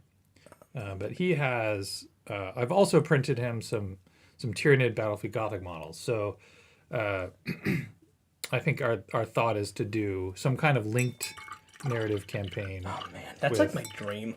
With Battlefield Gothic, Epic Armageddon, yeah. It's like my dream to do like a kill team, Battlefield Gothic. Gothic. Yeah, let's do it, right? Yeah. I'll have to. All you have to do is say yes, and we'll get you some models. We'll make it happen.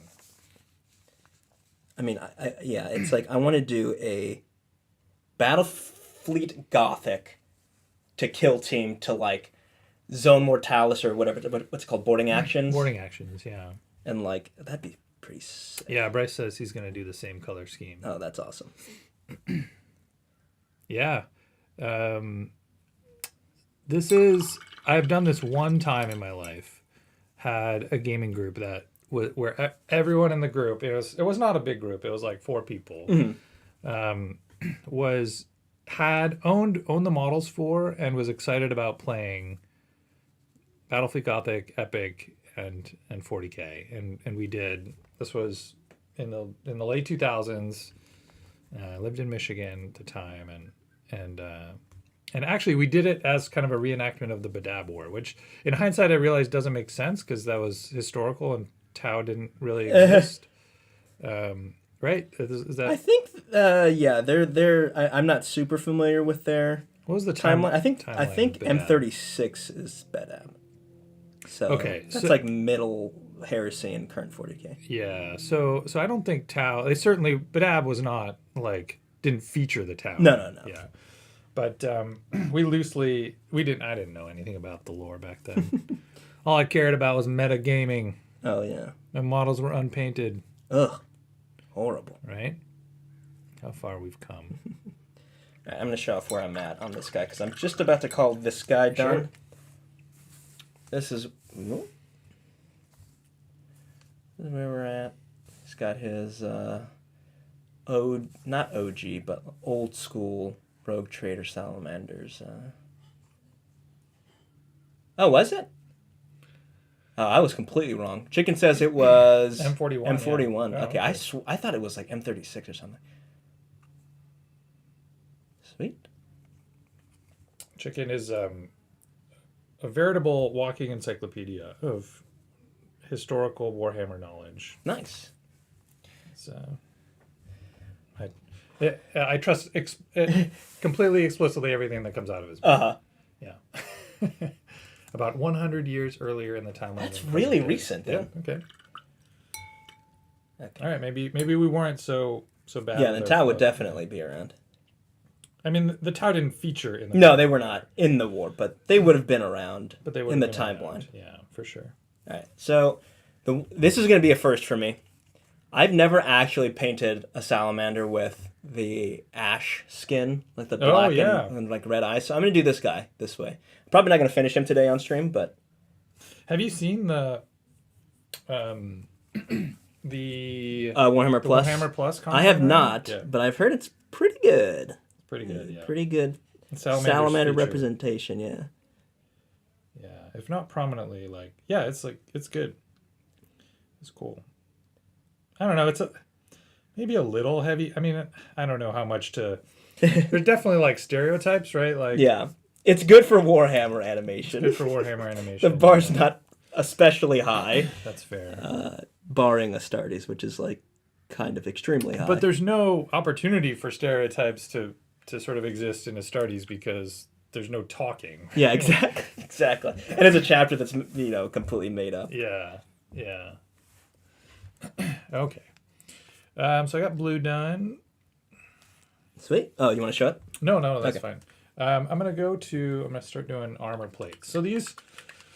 Okay, let me take a step back. So this model, this Orca, it's a. I've been working on painting this for. I started a journey. So if you're unfamiliar, we have some content for members. Yeah. Called journeys, which are sort of more long form. Long-term projects. Yeah, where and it's a solo stream, so it'll just be one of us on camera. We kind of hang out, work on a project. We start a longer project, and we work on it in successive streams over a period of. Oh, go ahead. No, I was just gonna. I'm not doing anything particularly interesting, so if you want to hop back in, feel free. Also not. Okay, I'm just blacking out. So when a few weeks ago, when we were starting to think about LVO and early mid December, I was like, oh yeah, I want to take this Orca to LVO. It has paint on it, but it's not my best work. It was something I just kind of got paint on to play with, a few years ago. So let me use this Journeys format as an opportunity to kind of spruce this up in the lead up to LVO. And that's what I've been working on. So this has been, if you are interested in seeing the progression to this point, check out that content. You will have to become a member for $4 to see that, which, okay. Reasonable. And then the last journey for this will be this coming Friday. So we've been doing journeys on Fridays, or I've been doing my journeys on Fridays, and the final one will be this coming Friday, 5 days from now. Mm-hmm. And my plan for that is to basically finish the exterior. So I'm going to do all the weathering, put on the decals. Ooh, that's exciting. It's going to go from being pretty cool looking to like very cool looking. Yeah. On that day. Those little touches add That's a fun. lot. Yeah, that's a fun day when you do the weathering, you do the decals. Or for our Canadian friends, I know Saul is in chat. The decals. Decals. The decals, yeah. All right. Just doing some tubes here. Yeah. So that's coming up on Friday. I seen Saul saying he should try some Vallejo paints. I think the one, honestly, Vallejo Black is amazing. It's not exciting, right? But it's an amazing paint.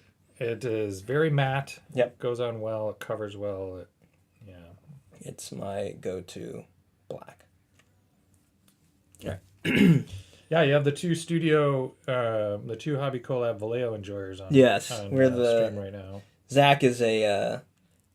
I wouldn't say he's a naysayer, but we haven't fully converted him quite yet. Zach used to be like pretty much a Citadel simp. He was just all Citadel all the time, but he's now like he kind of like roves around. Yeah, he's got AK. He's got Cuttlefish, Turbo Dork. He's trying out Monument Hobbies. He's just like he's all over the place. He's all over the place. He just settled down. And it seems like he's specifically avoiding Vallejo just because he wants to be different, I guess. I don't know. Yeah. It's a Anyway, hipster. Yeah. Yeah. I don't know why. I tried their I like the idea of just like sticking to one brand. Yeah. Like conceptually, that feels good to me. But Vallejo, I tried their contrast alternative recently and was not super excited about it. Yeah, it's fine. I'd say honestly in that game I feel like contrast is a Citadel's kind of still my go-to when it comes to that style of paint. Have you experimented with the Army Painter ones? I did the 1.0, not the 2.0. Okay. Yeah, I really like Army Painter. Speed paints. I've realized, I've decided that speed paints are my favorite. Ooh, okay. Well, contrast paints, yeah. Now that you're trying new things, new paints, we should talk about some New Year's resolutions. Yeah, new paints, new year, new paints. Yeah, New Year's new paints, except for me because I'm sticking to Vallejo. Wow, it looks really nice on the blue background. It's actually purple, but all right. Let's do some New Year's resolution stuff. I think I'm going first. Let's see. Okay, this is Zach playing war games. All right. Yeah. Oh yes, top moments of the year of the previous year. This format is top moments and New Year's resolutions. Yes. Okay. So my favorite moment from last year was Meg telling me that she likes to eat raw meat. Yeah. And I thought it was a joke. I thought the whole time I was like, oh, this is a bitch. She's just messing with me. Yeah. No, she's serious.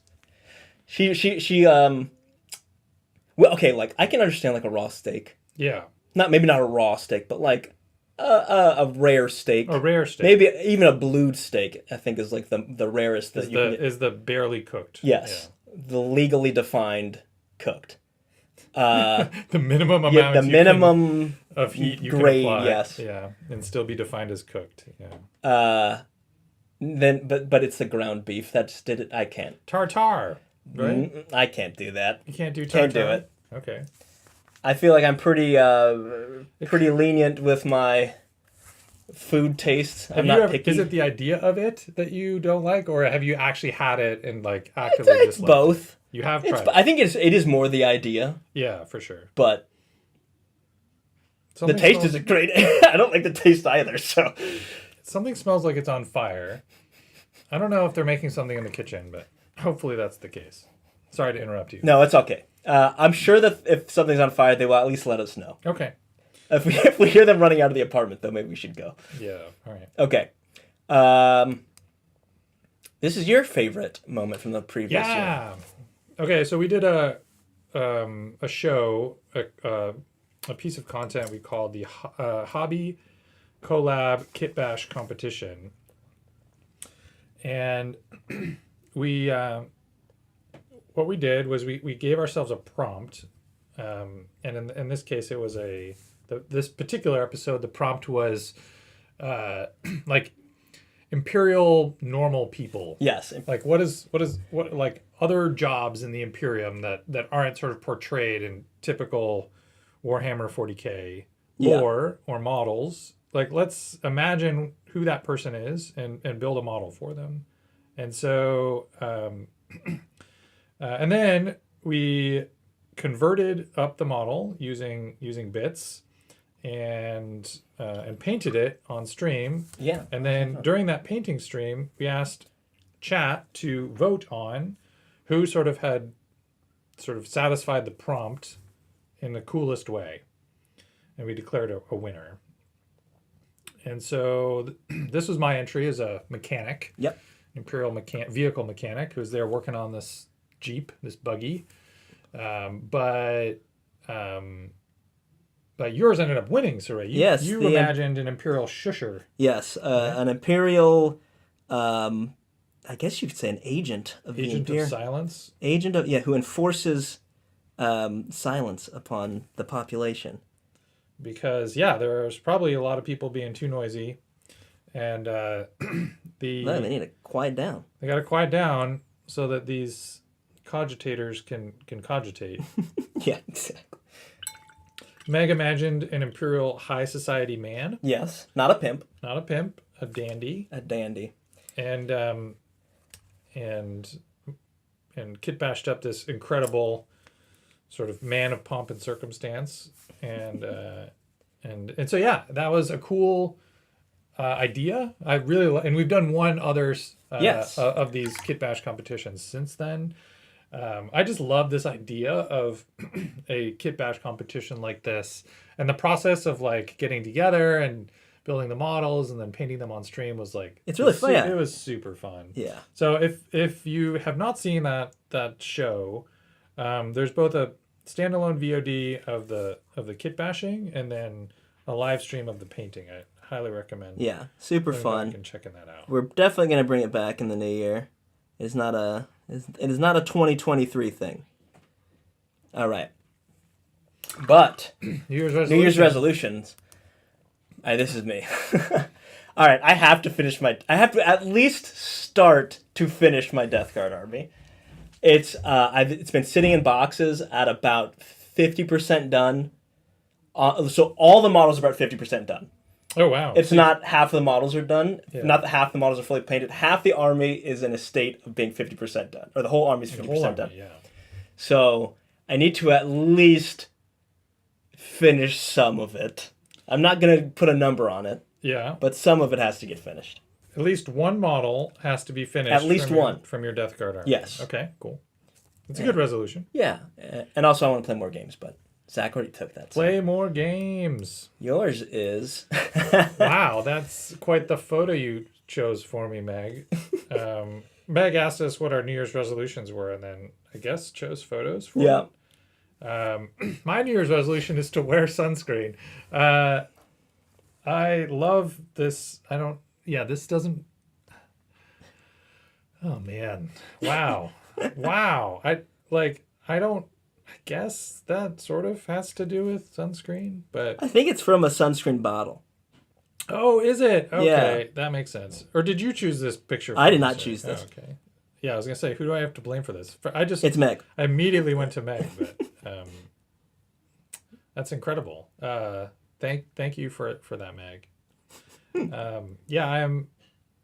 I want to get out more. I want to be more active. I've set sort of also a goal for me, a fitness goal for getting up and walking. I'm going to try to do 15 miles a week of walking and running. But I always do badly when I set fitness goals for myself as New Year's resolutions. I just end up resenting the process, and I'm like, I'm an adult. I can do whatever I want. I'm not gonna stand here and like, I don't have to like honor any of this. Yeah. I don't know, I'm just bad about it. Uh-huh. We talked about this, and in the last journey that I did with the Orca, we were talking about New Year's resolutions because it was just before the New Year. Yeah. And I kind of talked through how I'm bad about New Year's resolutions generally, and specifically when they involve fitness goals. Right. So I'm not very specifically not going to have that 15 miles a week thing as my New Year's resolution. Instead, my New Year's resolution is to wear sunscreen on my face so that when I'm outside walking, I'm not just sort of getting cancer. Yes, you know, yeah. So that's my New Year's resolution. Wear sunscreen. Wear sunscreen. This is an interesting picture to depict that. But accurate. Wow. When you're on your walk, watch out for dogs. Yeah, super Edie. This is also a picture of my favorite moment in 2023. Yeah. All right. Love it. Am I missing anything else on this guy? Oh yeah. This model specifically has gone through many iterations. It was an eBay rescue. Oh wow! It was previously my successor chapter before I decided to just go with this Badab scheme. So you've stripped him several times, more than once. So I stripped it the first time. This is actually I'm just painting over my. Just painting over. Okay. Now it's just a paint over for the Hey, bro, I was among the ladies and gentlemen of the class of 97. I was the class of 98, Soups. Thank you for asking that. I wanted to ask you, and maybe you talked about this when you first came on, but what else do you have to do for LVO? Like, how much is left? Okay, so on your minimum, right? Because it's 1,000 points. So just I guess we'll talk about LVO. Yeah. It's 1,000 points. The narrative event. Teams of two. Teams of two, yeah. And you and I are both doing the narrative event. Yes, we're not on the same team. Not on the same team. You are partnering with Matt Lee, one of our club members, and I'm partnering with Chicken, who's in chat. Yep. And you guys are playing Space Marines. Chicken and I are playing Tau. Mm-hmm. Sorry, go ahead. I've got to finish up a couple more aggressors. This Impulsor, which I showed earlier. Yeah. With a different back because I don't do that open top nonsense. Right. Yeah. What is that back from? Is that 3D printed? I think the site's gone away now. Oh, okay. But they sold sort of kits for it. Yeah. This is before 3D printing. Actually, this is an old thing. Or not before 3D printing, but before 3D printing got as big as it is. Yeah. Oh, I'm about to get kicked out. But yeah, so I've got a couple more aggressors, a squad of Infernus Marines. Oh, wow. And a company hero squad, the new company heroes. You got like 10-ish models to do? It's more than that. Because I also have a Vulcan Heston proxy that I've kit bashed. Maybe I'll bring on my second time. You played 2,000 points of these guys at some point. Yeah, but they were my old chapter though. You're just not using any of those models for this event? They don't look right. Wow. That's dedication. It's lore. Love it. They look great. Thank you. And it's nice that you have Holly. Yes, I have her working off screen. Here's your water, sir. Oh. Hey, Meg. Hi, Brett. Wow, that's awesome. Yeah, you're working on a competition piece. I am. And this competition piece that you're working on, you've also been doing journeys for you. Buddies. We're journeys buddies. Yeah. That's right. Brett, I have to ask you. Actually, I need to question you, interrogate you. Interrogate me? Okay. How the heck do you not recognize the copper tone girl? Because I don't wear sunscreen. Yeah. Okay. Meg, yes, you're seeing the point. You get it now. It now. It's such there was a fire. Oh. There was a fire? Okay, guys, there wasn't a fire. There was just some leftover food or something burnt on the burner, and it was just burning off. Yeah. Everything's fine. I figured that's what it was, but it definitely smelled like smoke. It is. I mean, I went to the bathroom before, this, and I came out of the bathroom and I was like, oh yeah, it is smoky, isn't it? Yeah, definitely. Okay, yeah, not crazy. You're not crazy. But for that. No fire. How do I not recognize the copper tone girl? I mean, it's so iconic. So here's a little bit of context. I don't know, some like people are sort of born differently, right? And everyone's got their like People are sort of born differently. They have different bodies. They have different skins. Genetics. Yeah. One of my like things that I got lucky on is I have like my family is Italian, and I have like, sort of, I don't know if Mediterranean skin is the right word, but like, you know, you inherit certain things from your father and you inherit certain things from your mother. My dad would like sunburn if you looked at him weird. Yeah. But I inherited my mother's skin, so like I have like I've historically not had issues with sunburning as a kid. And so I've just like if we were going out for a day at the beach, I would wear sunscreen. Yeah. But like I never sort of felt this need to just like wear sunscreen all the time going outdoors. You know, if I was like playing a soccer game or something, like I wouldn't even bother. Like if I'm just going outside for an hour, not a big deal. It's only really if I was like outdoors all day that I would, you know, my mom would be like, all right, make sure you put on sunscreen. Sure. And so I've just never really like, that was never like a part of my life as a kid. It never became a habit. And now I'm realizing that was bad. Like I should have. Yeah, a little bit. Yeah, I should have. Let's see. Yeah. I should have, that was not the right habits to get into. So we're going to change that. Yeah, I don't know what you would call me, right? I'm Meg, I would call half, you Meg. Yeah, very funny.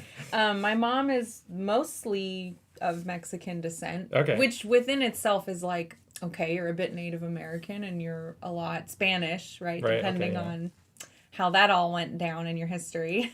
Yeah. And so I have a little bit of that, like I tan pretty well, but my dad is like French and UK, like that area, and his family is like rampant with skin cancer. Yeah. Okay. So you'd think that I would be better about sunscreen. We really weren't growing up either, except when we were going to the beach or something. Yeah. But only in my later years have I started trying to use sunscreen more regularly. That's smart. But I always recognize the Coppertone girl because she was on all of our beach sunscreen and commercials and whatever. Okay. And it's like, what is this dog doing to her underwear? Anyways, I thought you would like that. It just confused you. So that was even better. Yeah. I love that too. Yeah. Winners all around. Just confused. Yeah. Hello, everybody. No, you're right. I thought that's what she was gonna go with. I thought she was gonna go. What is that? It puts the sunscreen on it. It puts the lotion on its skin. Yeah. Is that what movie is that from? It's from Silence of the Lambs. Silence of the Lambs. Yeah. Yep. I thought that's where you were gonna go. That's fair. It's a fair assessment. Because that's a horror movie, right? Yes. Yeah, it is. Actually, I'm like trying to decide what I want to do next. I don't want to mess it up. I think I'm gonna get a dry brush. She seems a little scary for her. And I did put my watch on, so now I'm following through with my resolution. What's your resolution? It's basically to just be more of a normal person who doesn't have grasshoppers every day for breakfast. What? And tries to stay in shape. Doesn't have grasshoppers every day. Yeah. Why would you, Meg? You have to just like, own being yourself, right?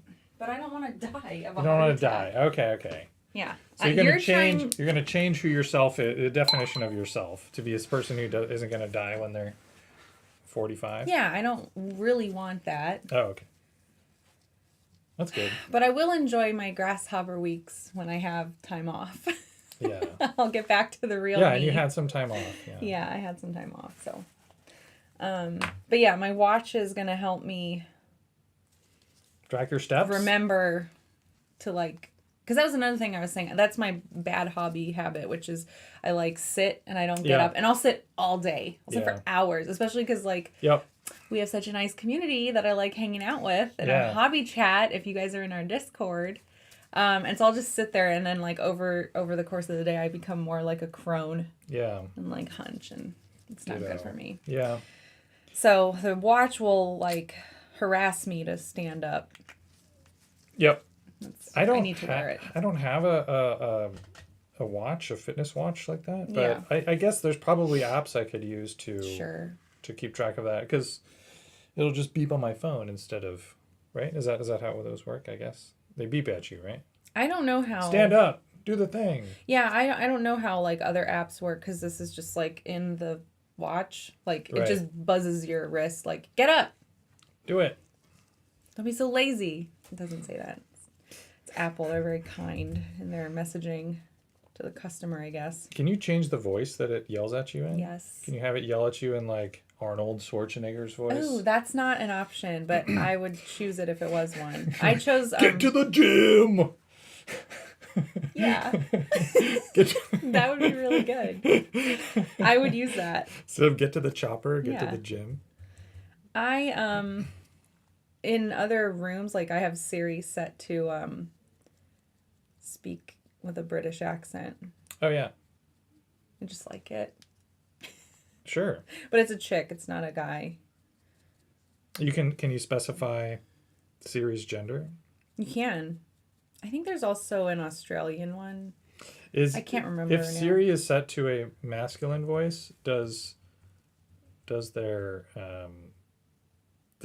name change? Does it, or is it still deactivated? You're still using It's Siri. still Siri. Oh, okay. I think they're, I don't know. Didn't they say they were working on some feature where you could, dude, I don't know. I don't pay attention actually. Where you can like have a different call sign other than hey Siri. Oops. Quiet. Don't say anything. Siri. Okay. It gets really annoying because when we say hi to Cire, Oh yeah. Siri will hear it as Siri, and I'm like, ugh, you're such a stupid robot. I'm surprised actually more people when we're in Hobby Hang, like more people don't mess with it.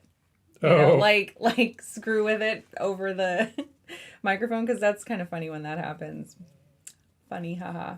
Funny, haha. Yeah. Now all of you are armed with that information. Soups, thank you for the donation. Here you go, Brett. Here's five to do another Arnie impression. That was comedy gold. XD.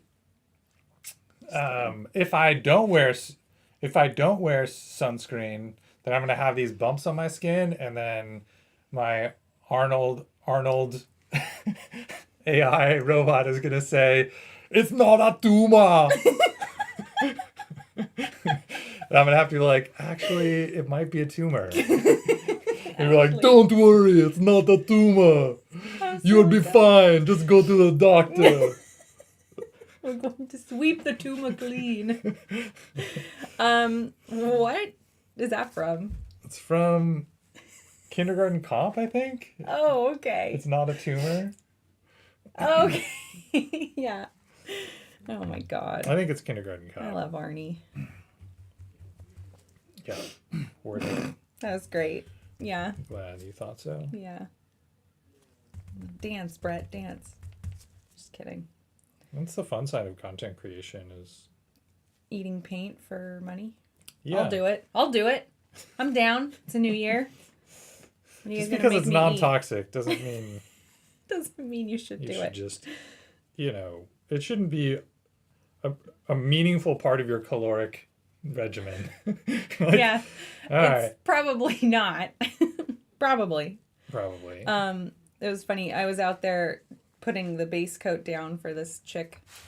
Yeah, I guess I can Update everyone on where you're at. Where I'm at. I mean, I didn't get to. I was like, I'm gonna take it easy today. I'm gonna enjoy myself. Come on. And this is for a competition, Autofocus right? is Meg? killing me, man. I'm gonna blame Cire. There it is. Okay. Yeah. I'm gonna do Journeyman. There's absolutely no point in entering this into the Masters competition. But yeah, I want to do Journeyman into it's like I think a bust category is what they usually have. And then What is Journeyman? Is that like sort of a level of competition? yeah, thank you. You're so good about that. So there's usually 3 levels to enter, and there's beginner. I think actually if is there 4? I literally never entered a painting I'm trying to contest. remember if there's 4 levels. Like, I think there might be a separate level just for kids. Yeah. And then the level above that is like beginner. Okay. And then journeyman is in between beginner and masters. Got it. Masters is That's like, great. cool, here's all the golden demon winners, right? Or potential winners. Yeah. I don't know if Tim is in chat, but Tim is working on a Slan Oh, I know. for LVO. I don't know what so I'm good. curious. I guess I'm now that I know more about the sort of levels of the competition, I'm curious if he's planning to enter the Masters. Probably, right? He had mentioned something about golden demon with it, so I mean that's, and it's beautiful. Like Yeah, it looks for amazing. sure. So might as well. Yeah, I don't have that kind of confidence with any of my work yet. Maybe one day. Do you get feedback at You the can. LVO painting competitions? You can, yeah. Okay. And last year I entered stuff. I entered stuff on behalf of the mods too. And we got nothing. Like when I brought it there, I was like, oh, ugh, this is not These are very appropriate. Like even for journeyman. I was like, but I don't want to put them in beginners because that's, what if I don't get anything for beginners? That's super embarrassing. Right? So I went and I picked them up. And there was nothing. And I was like, okay, I'm just leaving. Like, Yeah. I know exactly what's wrong with these, and it's everything. Like, I can see everything around me. Yeah. I don't need to, like, Look, go... I don't need to go through that. I have enough in person. self-awareness to Yeah. understand what's happening here. Yeah. It was very humbling. So I'm like, okay, I'm going to try again next year with something I actually dedicate a decent amount of time to. Put effort into. Yeah, there you go. Yeah. And that's this lady. So Cool. So I think, yeah, you feel like a journeyman to me. Oh, yay. More experienced. You're not a beginner, right? Like you are good at I don't painting. think I'm a beginner. Honestly, I like you've come so far in the last few months and years that like I would, maybe I would not have been surprised if you're like, yeah, I'm gonna enter these in masters and like I'll have low expectations, but like I consider I think you're on the cusp of masters, right? Like Thanks, that's Brett. cool. That's really sweet. Yeah, you're doing great. Great. This year was definitely the year of Meg, I will say. I had so much time that I could devote to things like this. Getting better at painting. Yeah, my hobbies in general. Yeah. Oh yeah. Yeah, because before we started the channel, I was just a lady with a lot of time off. So it was like, I'm going to do all my hobbies. Yeah. It was great. Great year. Cool. Well, you and I think, have the best job of the day, What which do you is memes. mean? Memes. Oh, We get to do memes. heck yeah. I did set that up for us. Awesome. Yay. Okay, so I'm going to take a break from this. There, it's starting to look like an ocean wave, yeah? Yeah. Wow. This is my first time seeing this in person. Oh, there it She is. She looks amazing. Yeah. Thanks. Wow. We'll see if I drop her in my paint. There was a couple moments out there where I like got some green on her skin. I was like, ah! And I like threw my brush in my coffee, and Saray's like, what happened? You put your brush in your coffee? And I'm like, I don't care about that. I got green on her skin. Yes, but that's not why I'm so frantic. Yeah. All right, let me take a break from this and let's Yes, get going because on memes. and that was intentional because coffee is lightly acidic and it will Yes. dissolve the paint that I Yeah. just put on this wall. I need it. All right. So it's been a while since we've done memes. We just haven't. Well, we haven't seen you guys in a bit. Yeah, we had some time off around the holidays. Yeah. This is last week. This past Wednesday was our first day back. Yeah, and I think right before we went on break, there were some good, like, meme moments, but we missed a Sunday. So, this was yesterday, actually. I think I'm trying to remember. Wednesday. Or no, your No, journey. this was my journey. This came up during my journey. Guys, if you're not a member, you gotta become one so you don't miss these moments. So you can see these journeys. We see these memes coming to life. We were talking about Yeah, I didn't see your The journey, That's okay. The Hobby Collab movie, Oh my gosh. which is going to be about us driving down to LVO or some tournament. The road It's trip? a road trip movie. Yeah. The hilarious antics to ensue.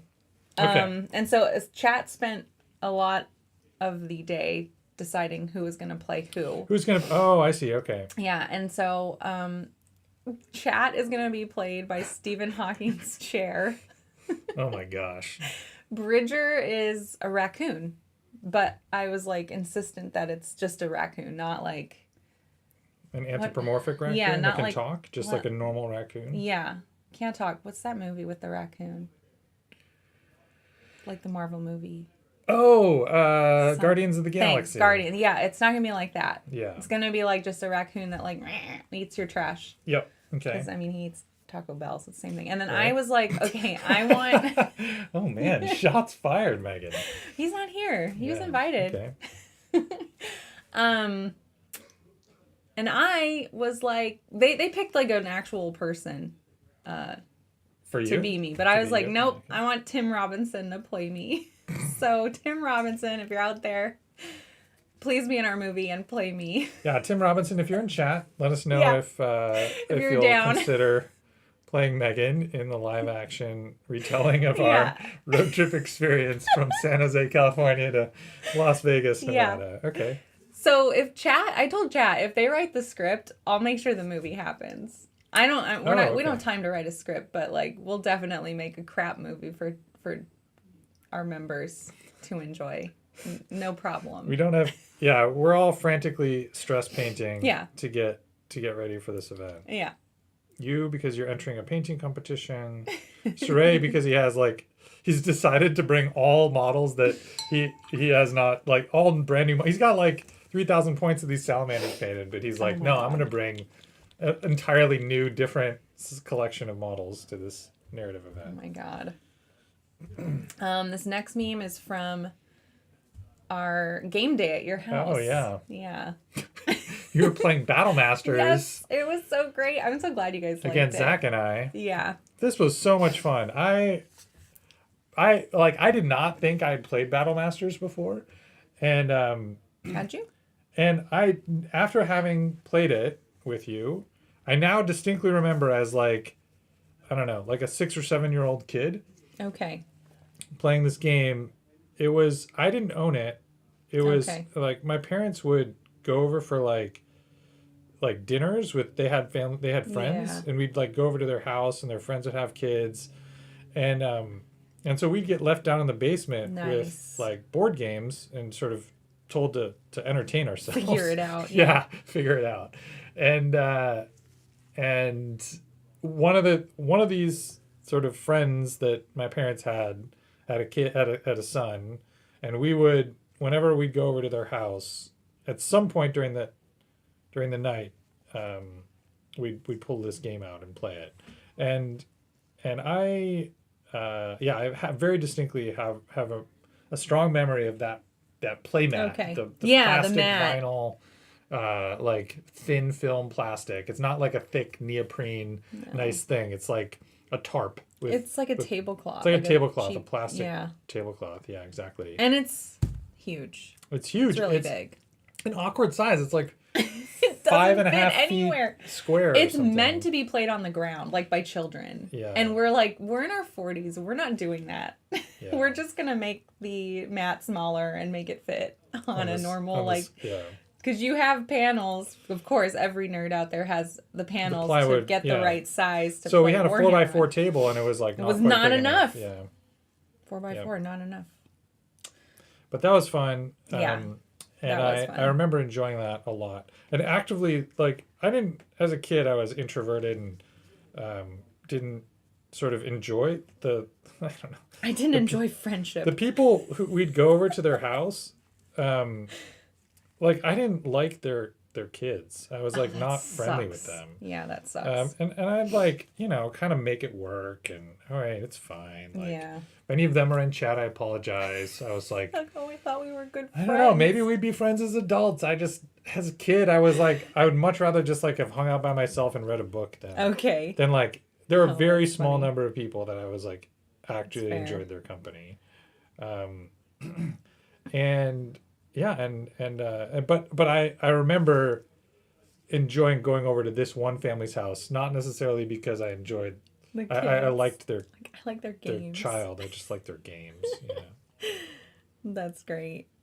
But that was super fun. We should do that more. And before I give it back to my dad. Yeah, we played Hero Quest. We played Battle Masters. Yeah. It was fun. We also had the opportunity to play Nintendo, but we ran out of time. Because again, we're old. We wanted to go to bed. Oh yeah. Next time. Okay. I don't know. I don't think anyone in our group made this, but I had to add it because this is like the talk of the town over Christmas break was Rebel Moon. Rebel Moon, yeah. Nobody likes it. There's like, I think, less than a handful of people I've talked to that were like, oh, I liked it. You know, like non-ironically liked it. Otherwise, everyone kind of hated it. And I was like, what is this? What's going on? Why? It can't be that bad. And Right. So, But actually, it can be that bad. It was very bad. It's been interesting. So more than the movie, the thing I've been most enjoying about Rebel Moon existing is learning about people's, like, there's two types of people in the world. Okay, there are people people type one. When you hear that a movie is terrible, you're like, cool, I won't go watch that. Like, I have just saved myself 2.5 hours. Yeah. I'll go do something that I know I enjoy. Type 2 of people. Oh, I heard this movie's terrible. How can I get it and watch it immediately? Yeah. How can I drop whatever I'm doing and like go watch this movie that everyone says is terrible? Like these are the two types of people in the world. And I feel like there's an interesting psych experiment of like correlating that decision process to, I don't know, other things. Like, I don't know. Anyway, well, we know what type I am. You immediately went and watched this movie, and I was like, awesome. I guess I'll just go play Baldur's Gate or like paint a model or hang out with my wife. Something a normal person would do. Put on some sunscreen and go for a walk. I was like, Zach was like, we're gonna watch a movie tonight. Let's have a nice night together. Yeah. We'll pick a movie and have a nice dinner. And I was like, everyone's talking about this. Let's watch this one for date night. This is what we're doing. Yeah. And he was so miserable. I was like typing it. We have a thread.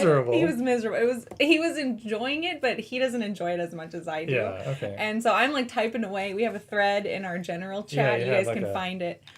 And I love to do this, like comment as I'm watching. Right. So we are planning a watch party for part 2 on April 20th. That's when it comes out. There is an event. Yeah, it comes out the day before, but it's a Saturday. It's a better time for everybody.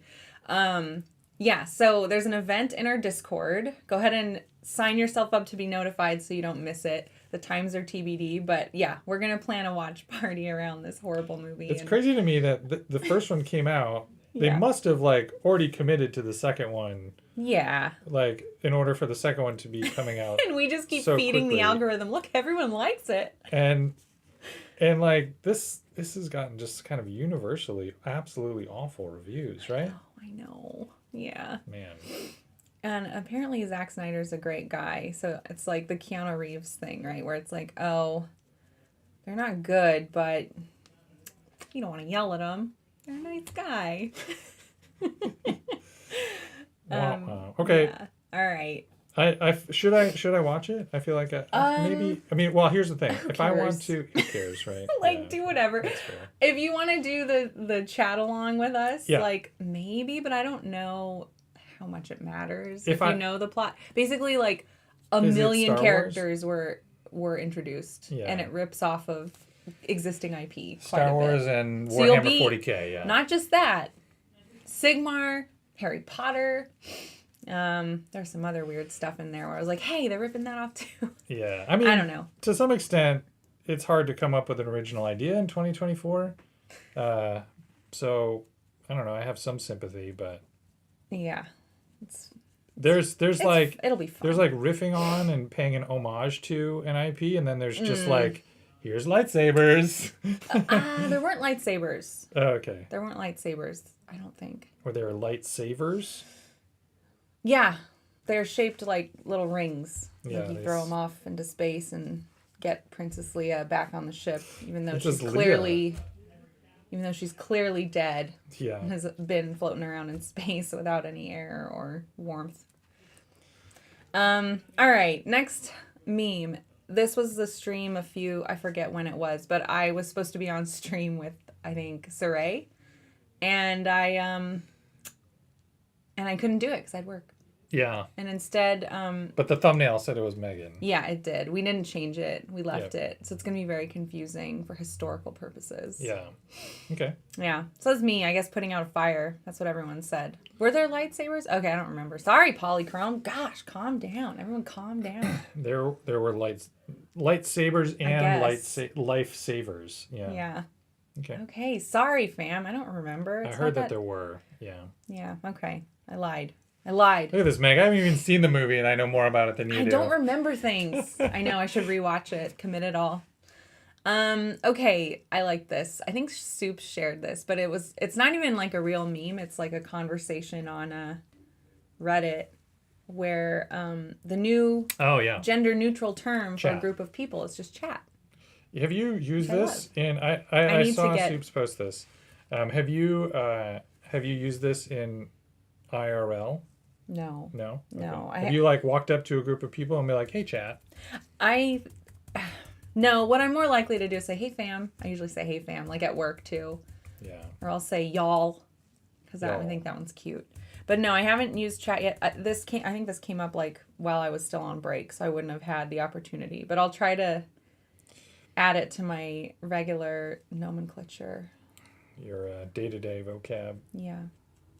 I'm curious, like, any of you in chat used the word chat in like your day-to-day conversation? Because I'm curious how it comes off. I've role played this in front of a mirror, actually. Like, I've stood in front of a mirror and been like, how would I feel if someone came up to me and said, like, you know, as part of a group and was like, hey chat, how's it going?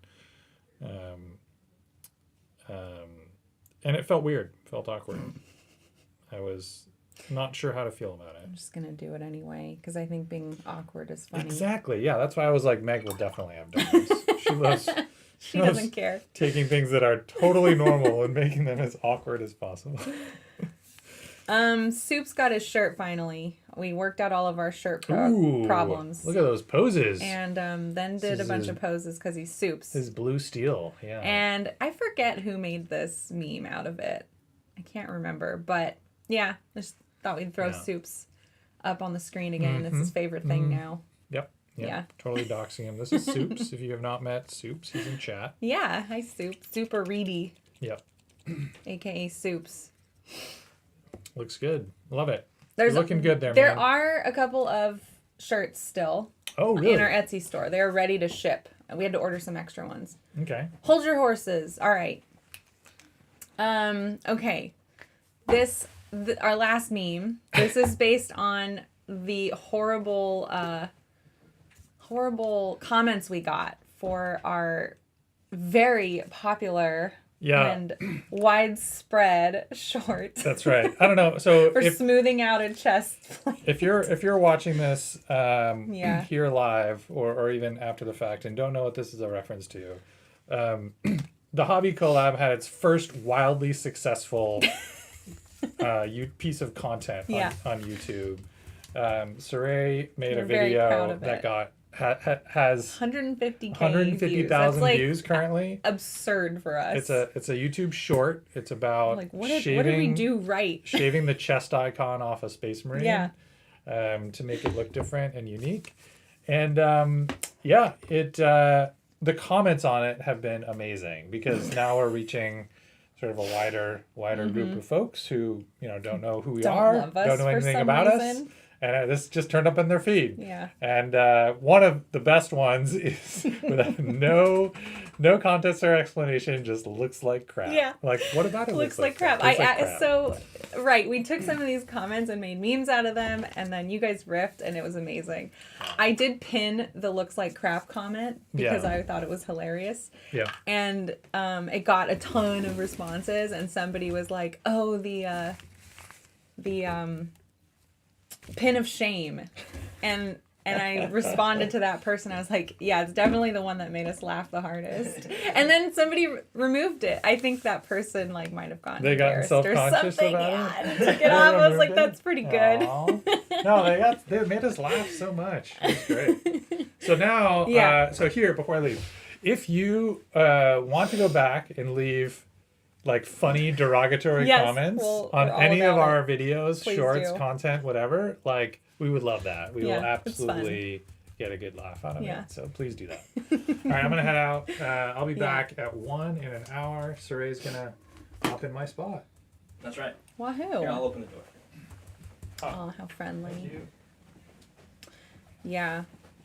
That was my favorite moment. We were out eating at a key and Cracking killing up. ourselves. Yeah, like laughing at these.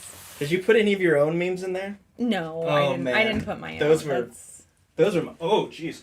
Those are my favorites. Oh. Yep. Yeah. How are you? I'm good. I had some mole, and it was very you good. Did? It was super Ooh, good. I'm excited for mole. Mole. Some mole. Here. I'm just doing. Yeah, I was just doing some dry brushing. Yeah. What's up, everyone? John McCardle, how many views would you get if Cire just shaved his chest on video? I don't know. Only I don't one way know. to find out. I feel like would we be attracting the right audience is the real question. A view is a view. I'm like, yeah. Yeah. Easy come, easy go. All right. I mean, I'm into it, but That's members only content. yeah. Hobby After Dark. Yeah. We did do a short once when we were prepping for the skin stream because I was like, let me just make a few like semi-suggestive and ultimately kind of gross shorts where it was just a close-up of Zach's hairy chest and I was like painting on it. And that one did not get a lot of likes. No. Not even comments. Just just I feel like I could everyone feel was making that Cire face. just shaking their head. Oh. Mm-mm. But then, of course, there was one of somebody painting white on my your face. and I was like, of course that one did well. Okay. Yeah. I don't get it. What do people want? I know. What a mystery it is. Apparently they don't want chest hair with matted with paint. I guess I just don't understand people. But maybe they'll just like a shaved... We'll maybe we could shave the logo into it. Oh, yeah. Or the back of your head. You and Brett. Since Zach, if we did that to Zach, his long hair would just cover it. Yeah, you're right. We could do a fade underneath his hair. Yeah, we'll have to go to one of those fancy barbers and Yeah. get the Hobby Collab logo etched into there. Oh, what do we do? If you go get the Hobby Collab tattooed on your skin, we'll give you blank. Oh, are you talking to me? I'm talking to them. Oh. What do we give them? We'll give you, A disapproving head shake? Don't do that. and we'll give you a box of models we have sitting on our shelf. How about that? Yeah, you don't get to choose them. I hope you like, here's half a box of this Harrow Deep Underworlds box. We took out the good models. You can have the rest. Yeah, you can have the scraps. Yeah, you can. I don't even know if you can build anything out of these, so. But good luck. How are you? I'm good. I'm painting this here Salamanders. Oh, Zach came in to yell at us. No, we're not giving anything away. Oh. I don't care what they do to their chest or head. Or get tattoos. Alright, this is, so I was working on Aggressor before. Now I'm working on, Infernus. This is the guy from the short. Speaking of, you guys were talking about it. Looks like crap. Looks like crap. I made the same joke. Oh, As soon as he pulled we're it all out. so funny. We're so funny. So original. Oh, Warthog, what would we do without you? I wish you would become a member. So I could- I know. Come on, we gotta get Warthog. yeah. Gotta get him in Find here. Warthog. Come on, Warthog. It was all fun. Let's start Fun games. Yeah, let's all try to find Warthog. Yeah. All right. I need blue. No, this blue, yeah. Yeah. Okay. Anything you're looking forward to at LVO aside from the things you've signed up for? I've never done. I've never been to a big event like this. So I've also never been to Vegas. So Yeah. that'll be fun. Okay. So this is your first tournament? Like, or you usually do like RTTs? No, so I've never done RTTs either. Oh, that is exciting. I did do the Maelstrom Mixer, which is put on by Brett and Fault Line, or not a Fault Line. Frontline. Excuse me, not Frontline. No, Fault it's Line. Yes, Fault you Line. had it. Yes, Yeah. they're very similar names. That was a narrative event. That was real fun. I've done that, but that's the only event I've been to. Okay. So this that'll would be so a fun. little different. Yeah, a little bit. I'm looking forward to our drag brunch. Okay, yeah, that's right. I think I'm gonna go to that. I hope you guys can. I think we might have a game that Might. day, but we might be able to. Make Doesn't it depend on if you win or lose? That's gonna be Zach. That's Zach, okay. I'm doing a narrative event, so I have to go. Okay. Even if I'm losing every game, Got it. I have to. You have to. I have enjoy to it. show so they can beat me up Yeah. Okay. Are you for feeling... the story. Yeah. Are you feeling confident? Not really. Not really. Okay. But I feel confident enough to have a good game. Mm-hmm. Not confident enough to win. That's fair. Yeah. But see, it's a team event, so if I lose, I just blame my teammate. Yeah, exactly. And It's his fault. oh yeah, and you're teaming up with somebody from Fault who used to be in Fault Line That's but right. had to move. Yeah. Yeah, that's cool. It'll be fun. Yeah. Okay. I'm looking forward to the after hours Events. Okay. I don't expect to be going to bed early. Not in Vegas. No, silly. I'm going to sleep at a nice Never. 9:30. All right.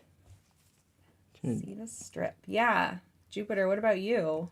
Yeah, See I the seen strip. Jupiter said they're all packed up, so they're ahead of schedule. That's awesome. They're not cramming like we are. Yeah. Oh my god, already packed 2 weeks in advance. I get packed like the morning of.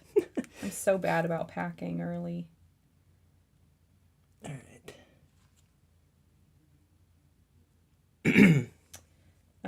Just a quick reminder. Oh yeah. We have Find it quick. show schedule. Super quick reminder. But yeah, so we're back on track. We had a couple weeks off because vacation is important.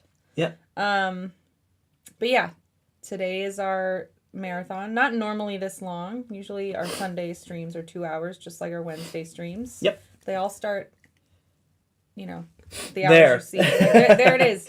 Where it says on the screen. Mondays at 4:30. I'm sorry, Wednesdays at 4:30 and Sundays at 10 a.m. And Monday we have our AOS show. It's our talk show, Mondays in the Mortal Realm. Yes. Super fun. Some exciting stuff coming up for Mondays in the Mortal Realms.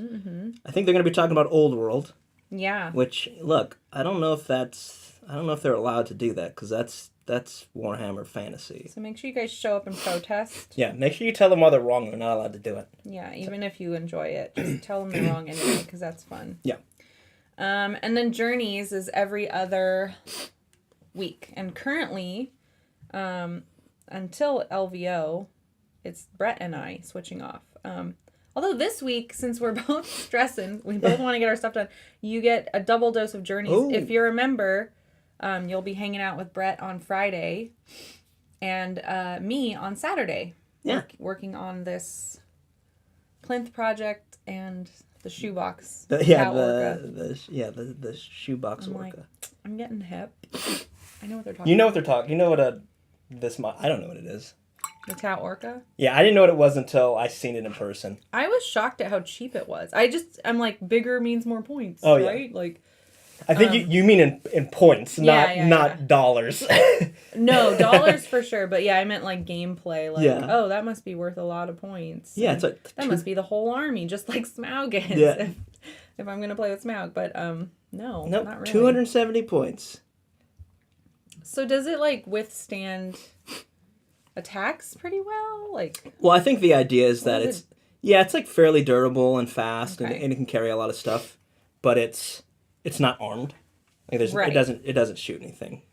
At least if it does, it doesn't shoot very hard. So Yeah. it's mostly just a box that moves. Just a box, but it's so cool. It is really cool. I didn't realize Brett was saying like how many were made? 150? 200? I forget. Yeah, it's not a ton. Some low number have ever been made, and I was like, what? I didn't know that. And he has one of them. So it's super rare. It's a really like cool, rare project to see coming to life. I'll hang out under the Oh, you're gonna paint on? camera for a little bit Sweet. until something better comes along. I didn't bring my. I forgot to bring my. I'm on one more time before the show's over, right? Probably. Oh, for sure. Yeah. Twice more. Twice more. Okay. I will bring on my something else interesting. Oh, yeah. And you have Holly put to work, which is nice. Oh yes. Holly's actually painting all of them. I'm just Nice. when I go out there, I just kick my feet up and Yeah. Order her around. tell her to get to work.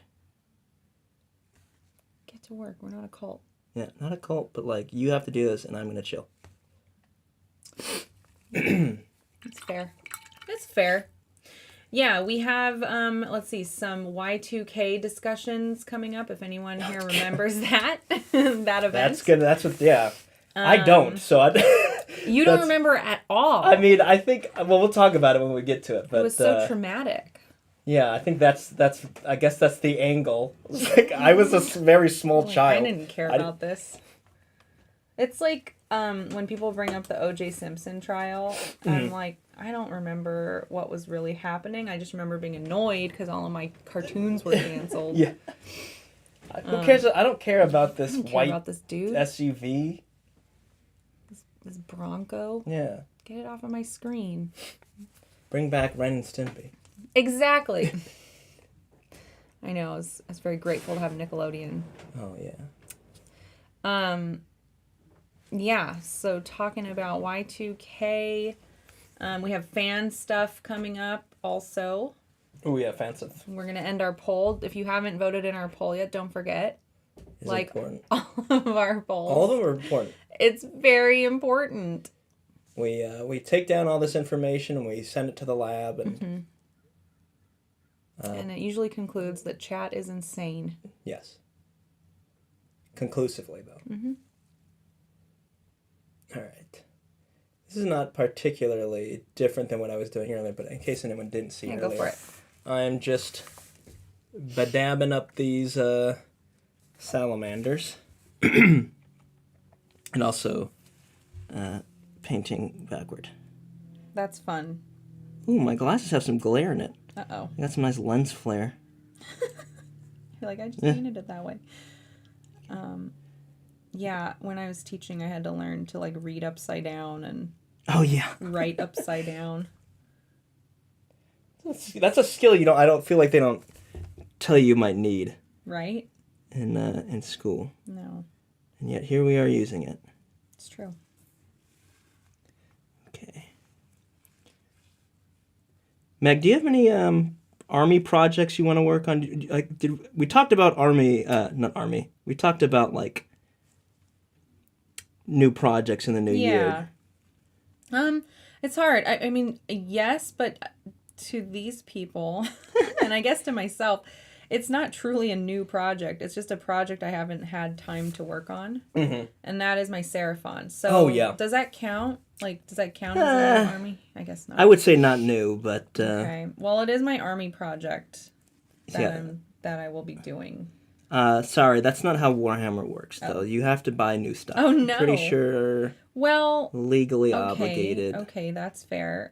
We did buy FEC, and I'm helping paint that. Oh, yeah. Does that count? Yeah, I think that counts. Even though we bought it okay, great. Oh, what you said you bought it last year? Afraid not. Doesn't count. Well, we're going to get new models that come out this year. Mm, Okay. Then after I finish my Seraphon in a reasonable, responsible amount of time, I wouldn't mind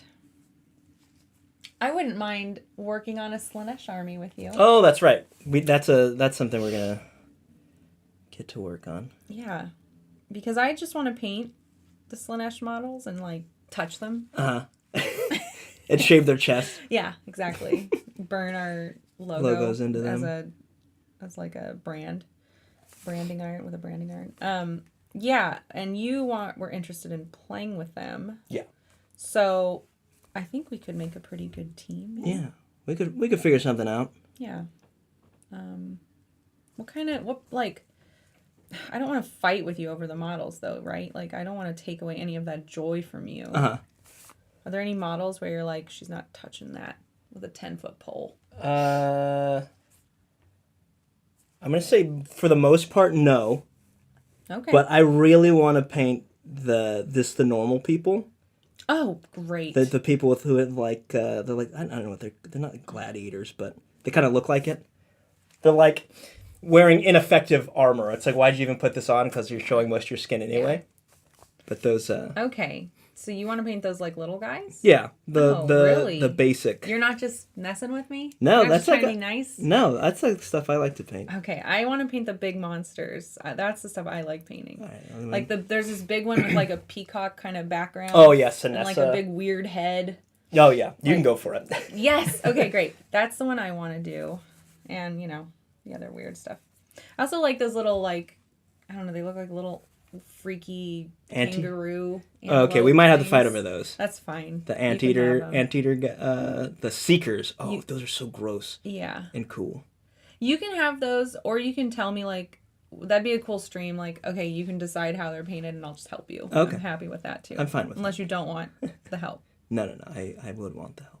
Okay. There we go. So does that count now? Mm-hmm. Did I do it right? The question is, how are we going to paint them? What color?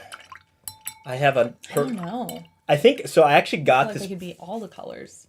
Actually, yeah, that's a good point. Yeah. I actually bought this paint before I decided I want to do Slaanesh. Yeah. I bought it because I thought, wow, that's a really cool paint. I don't know what I want to use it for. Maybe I should start a Slaanesh army. Yeah. So, kind of working backwards, buying the paint first and then choosing what to use it, buying an army to use it for. Yeah. Oh, what am I doing? It's not even... I feel like any color scheme would work for Slaanesh. Or like, honestly, just like every color dialed up, right? Oh yeah, it's super saturated. That's extra. Extra. Excess. Yeah. That's Slaanesh in a nutshell. Yeah. So I think that's my answer. Okay, now I'm curious. What colors can you not paint Slaanesh? What are like the don't paint Slaanesh this color? I would say like anything dreary. So like no black, no gray, no like... Yeah, definitely no gray. Tan. I think you could get away with like... Maybe like highlights of it and like little bits. Accent. But like, yeah. I feel like it should just be like jarring to the eyes. I feel like orange isn't... No? Orange is not a Slaanesh color, all right. I think. Yeah, it's not very sensual. No. Although they don't have to be sensual, but... No, I feel like it should be there. There should be some. Should be a little bit. Yeah. Definitely gonna go with those like pinks and purples. Mm-hmm. Is the way to go, though. Yeah. I like the androgyny of the army. Yeah, they're really... It's just like, wait, is this... I can tell this is inappropriate, but I can't tell for which side. For which way. Yeah. Blue? Really? I feel like bright blue is like... Don't listen to him, it's just soups. Neon blue? Definitely want to use like peacock blue for the peacock portions. Oh, yeah. Like blue and like purple. I think.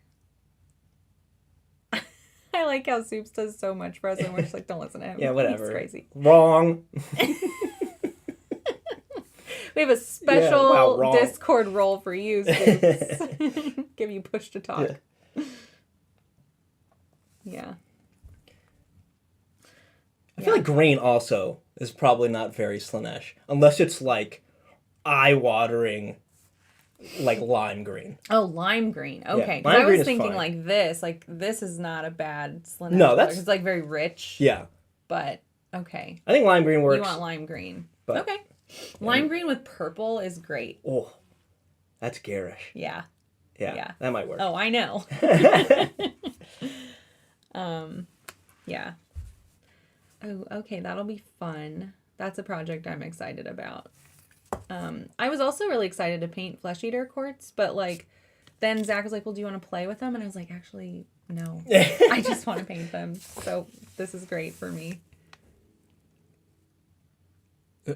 Come on. Don't ask me to learn new rules, Zach. Peacocks are like green, blue. Yeah, that's true. Oh, I think also this Slaanesh army is probably gonna have a lot of not fun things to paint. Oh yeah, this Like is lots like of freehand. so many bits. Yeah, in the freehand. Yeah.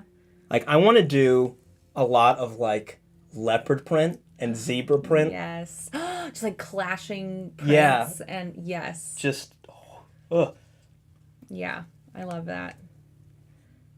Really imperial man of high society. High society them out, yeah. That's the phrase, isn't it? Yeah. The brightest golds we can get our hands on. Yes. I think I actually asked this before. Is Slaanesh pink and silver or pink and gold? Because I've seen it both ways. I guess it's probably both. Pink, I mean, it would probably be silver and gold. That's probably the most Slaanesh.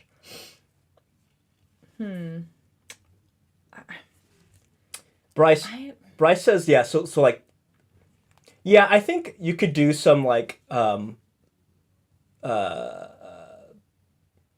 the word I'm thinking of? Pastels. I think you could definitely do pastels for Slaanesh, but I think what I would want to do is I would want to do like a pastel and then a super saturated contrast. So like a pastel blue and then eye-watering neon pink. I wouldn't want to do like, yeah, exactly, fully pastel. Yeah, full pastel I think is... That would just look like Easter. Yeah. Which isn't when we think about excess. No. In fact, maybe the opposite. Yeah. Right. What? Doesn't that... Okay, what we've got to think about now is how are we gonna do the bases? That's a good question. I think if we decide, I think I want to do some like purpley. I mean, that's Slaanesh, right? It's the purpley colors. Would you be interested in Lavender. like watching Hellraiser and like Just like seeing? Yeah, because there's like scenes where they cross over. I think it might be Hellraiser 2 actually, where they like cross over into the Hellraiser land, and like it's weird, right? Of course, because it's Hellraiser. I feel like there's some inspiration to be drawn there. Sure. I don't know. Yeah, it'd be really cool if, of course, like to rig each one up with like a different like Hellraiser trap. Oh God. Like there's just chains and stuff hanging all over the place, and like hooks, like adding, like kit bashing hooks in all their flesh and stuff. Oh my gosh! All right, maybe this is gonna work. We're gonna have to make two separate armies. Can't do this. No. Can't do this. I'll do whatever you want. It's fine. I don't want to make. I don't want to make a whole other army. That'd be really funny. Yeah, I don't know. You know, you said that, and I was like, wow, I haven't even thought about basing because I don't think about basing. Yeah. You like basing though, right? I don't hate it. Okay. I think Zach is more the basing. Yeah. Because that's basically little terrain. Right. I'm just like, ugh, this is where I want to dip it and get it over with. And call it done. I'm not opposed to that. Yeah. But no, I mean, I'd like to do cool bases. Like, I'm going to try to do cool bases on my Seraphon also. Oh, yeah. Not be such a weenie about it. Yeah. Yeah, to prepare for it, Cire has to watch every Hellraiser film. Oh, my gosh. We can skip the new one, though. It wasn't very good. Better than Rebel Moon. People keep saying that. I haven't seen Rebel Moon. Yeah, you're fine. You don't need to see it unless you want to watch our join our watch along for part 2. I still don't know if you need to watch the first one first. Yeah. Look, I think this is a bad sign of the future. I think Zack Snyder and Henry Cavill work together on a lot of movies. And then suddenly this 40K written by AI comes out by Zack Snyder. Is not a good sign. Yeah. We only get one shot with a 40K movie. Oh my god, I hope this wasn't it. We're only going to get one good chance at this. If we screw it up, it's going to be bad news. So who should direct the 40K movie? I mean, shouldn't it be Henry Cavill? I don't know anything about him. I don't think he's ever directed anything. Like, just give him everything. Yeah, just do everything. I like trust him because he cares. Like, he cares about this. So like, you can have all of it. Like an Eddie Murphy movie where he's playing every role. Yes. Oh my gosh. Oh man. Who should direct it? Let's get Christopher Nolan. Yeah. I want someone like really good. Yeah, it's like Denny, the guy I can't pronounce. The guy who made Dune. Denny Villeneuve. I actually don't know his name. Yeah. If a name has more than like Denny three syllables, I'm like, I give up. Greg Miller. Greg Miller would be good. Who did Mad Max Fury Road? Not Zach. Okay, fine. I guess Zach can't direct. Yeah, sorry, Zach. Zach can't direct the 40K movie. Yeah, who did Mad Max Greg Fury Miller. Road? That was great. Yeah. Oh, okay. Greg Great. Miller. So that guy. How about you know what? How about what about Michael Bay? No. Afraid not. Can't do it. He's gonna be busy. Can't do it. Yeah, it would be a party, that's for sure, but nothing would make sense. Paul Verhoeven, is he still alive? Who's that? He did RoboCop and Man, okay. Starship Troopers. The same guy who did RoboCop did Starship Troopers? Yeah. RoboCop is so good. So Starship Troopers. It's fine. Starship Troopers is great. All right. I feel like he would get the satire right, and then everyone would misunderstand it and think it was serious, and then not, they wouldn't get it. But No, that's fine. That's I 40K get in a nutshell. I get that. I just was like, this is sort of, I don't know. Okay, fine. I probably need to rewatch it. That's fair. I'm like, John Carpenter, so we can get into Ghosts of Mars. Oh, yeah. Oh, no, not that. Not that era. That's another favorite bad movie of mine. David Lynch is what I was saying. Oh, David Lynch. How about Lars von Trier? Oh, my God. Let's get him involved. Oh, my gosh. Hi, Zach. Are you kicking me out? Yeah. Okay, here I go. Let me get my stuff. Do you need... Oh, no, there's a water beaker. I'll clean out a water beaker for you, though. Oh, that's okay. I don't know if I'm gonna have room. Well, I'll move, so then you you'll... might have to go too, though. What? You just pay by yourself. All right, let me gather my things. Here, I'll set this down. I'll show people what I did off camera. Okay. Sure. You want to put that in Here, view yeah. and switch to that view. Wow. Yeah, I decided to spruce up my mall pot. Nice. Now that I've purchased $1 million Roundy inks. Oh, yes. So I redid the fire. It looks great. And I redid the soup itself, making both hopefully more vivid. Looks like mole. Yeah. Oh, mole. I get to go have mole. Yes. Very nice. So have you ever opened a Dollar Roundy bottle and the first thing that squeezes out of the dropper is a slimy tube? Discharge? A slimy Ew, poop. gross. No. Bye, everybody. Stop leaving your paint outside, man. You gotta stop doing that. No, I didn't leave that one outside. And I haven't previously used it. Zach leaves his paint on the patio, and I don't understand it. Well, it's not as cold here as it is. But it's cold enough.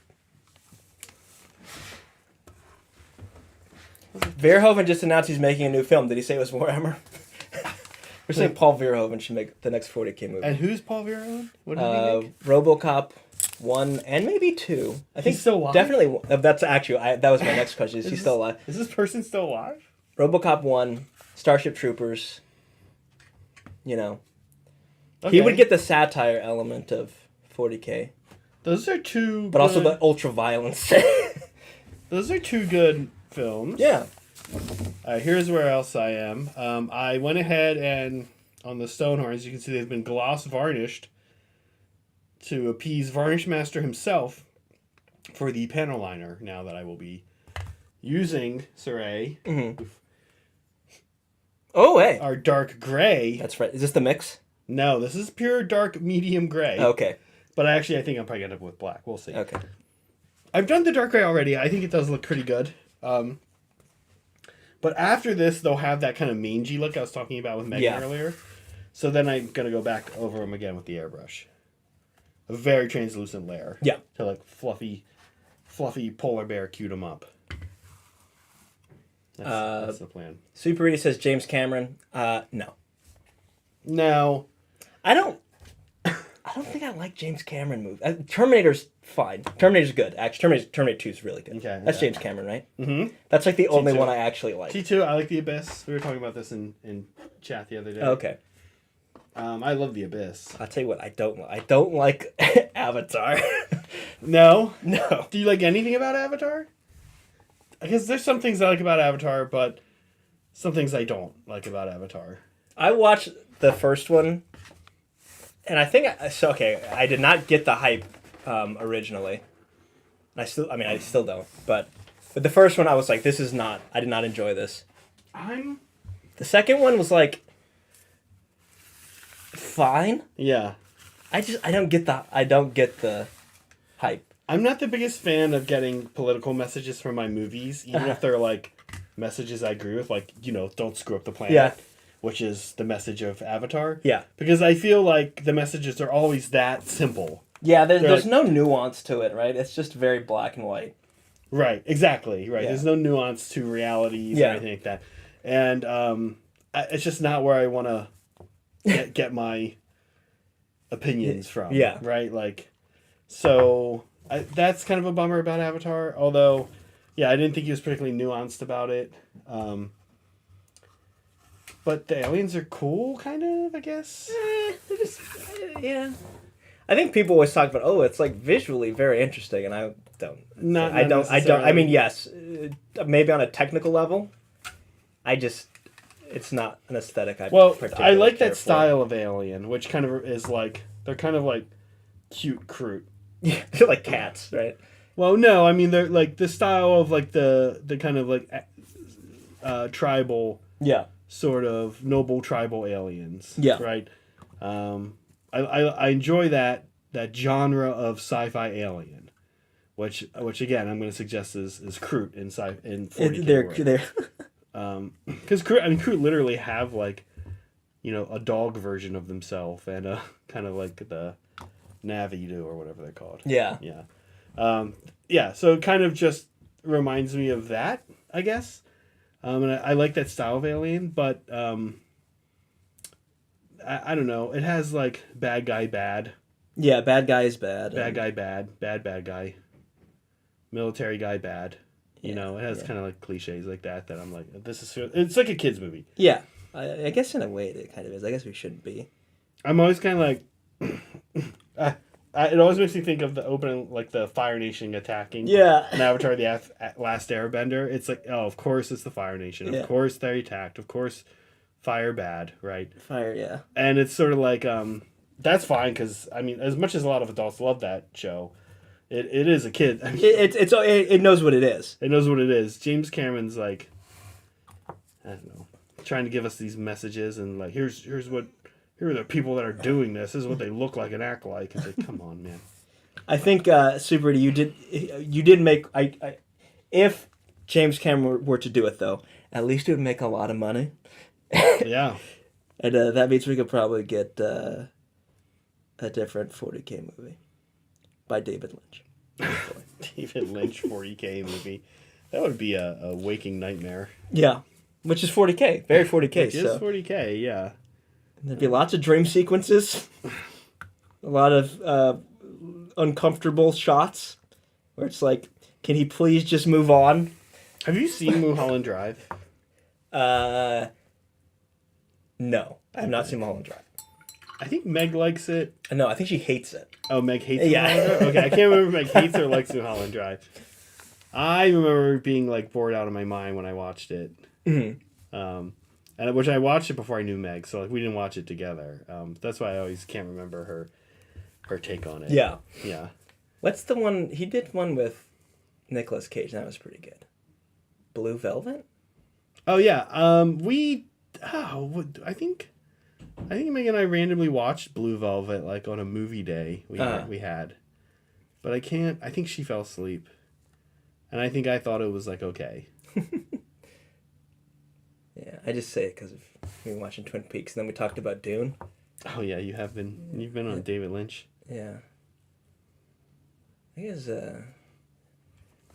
baffling choices sometimes. But I think that's kind of what makes it interesting. I just was like, what was why? Why did you do that? Why? Yeah, Why? that's kind of how Mulholland Drive feels like that the whole time, I think. So yeah, I don't know. I guess I recommend it for the experience of watching what might be the weirdest David Lynch movie imaginable. Yeah. So speaking of weird movies. You guys know we like to do our segments around these parts. Right. And we are doing New Year's stuff today. Yes. Even though it's a weekend. Yeah, we're 7 days in. We wanted to say that this is our we're bringing in 2004 stream. And we wanted 2024. Not 2004. Did I say that? You said 2004. Well, we are about to talk about some iconic previous New Year's. Yes. And in our lifetime, numerically speaking, of course, we were fortunate enough to live into a new millennium, to transition from the 1900s or from the thousands to the 2000s. My guess is the world will be wildly different by the time we go to the 3000s. Yes. Like non-existent potentially. Maybe, but more just wild. Let's have a look at where you're at. Let's have a look at where I'm at too before we Also, yes, Ted, I like David Lynch.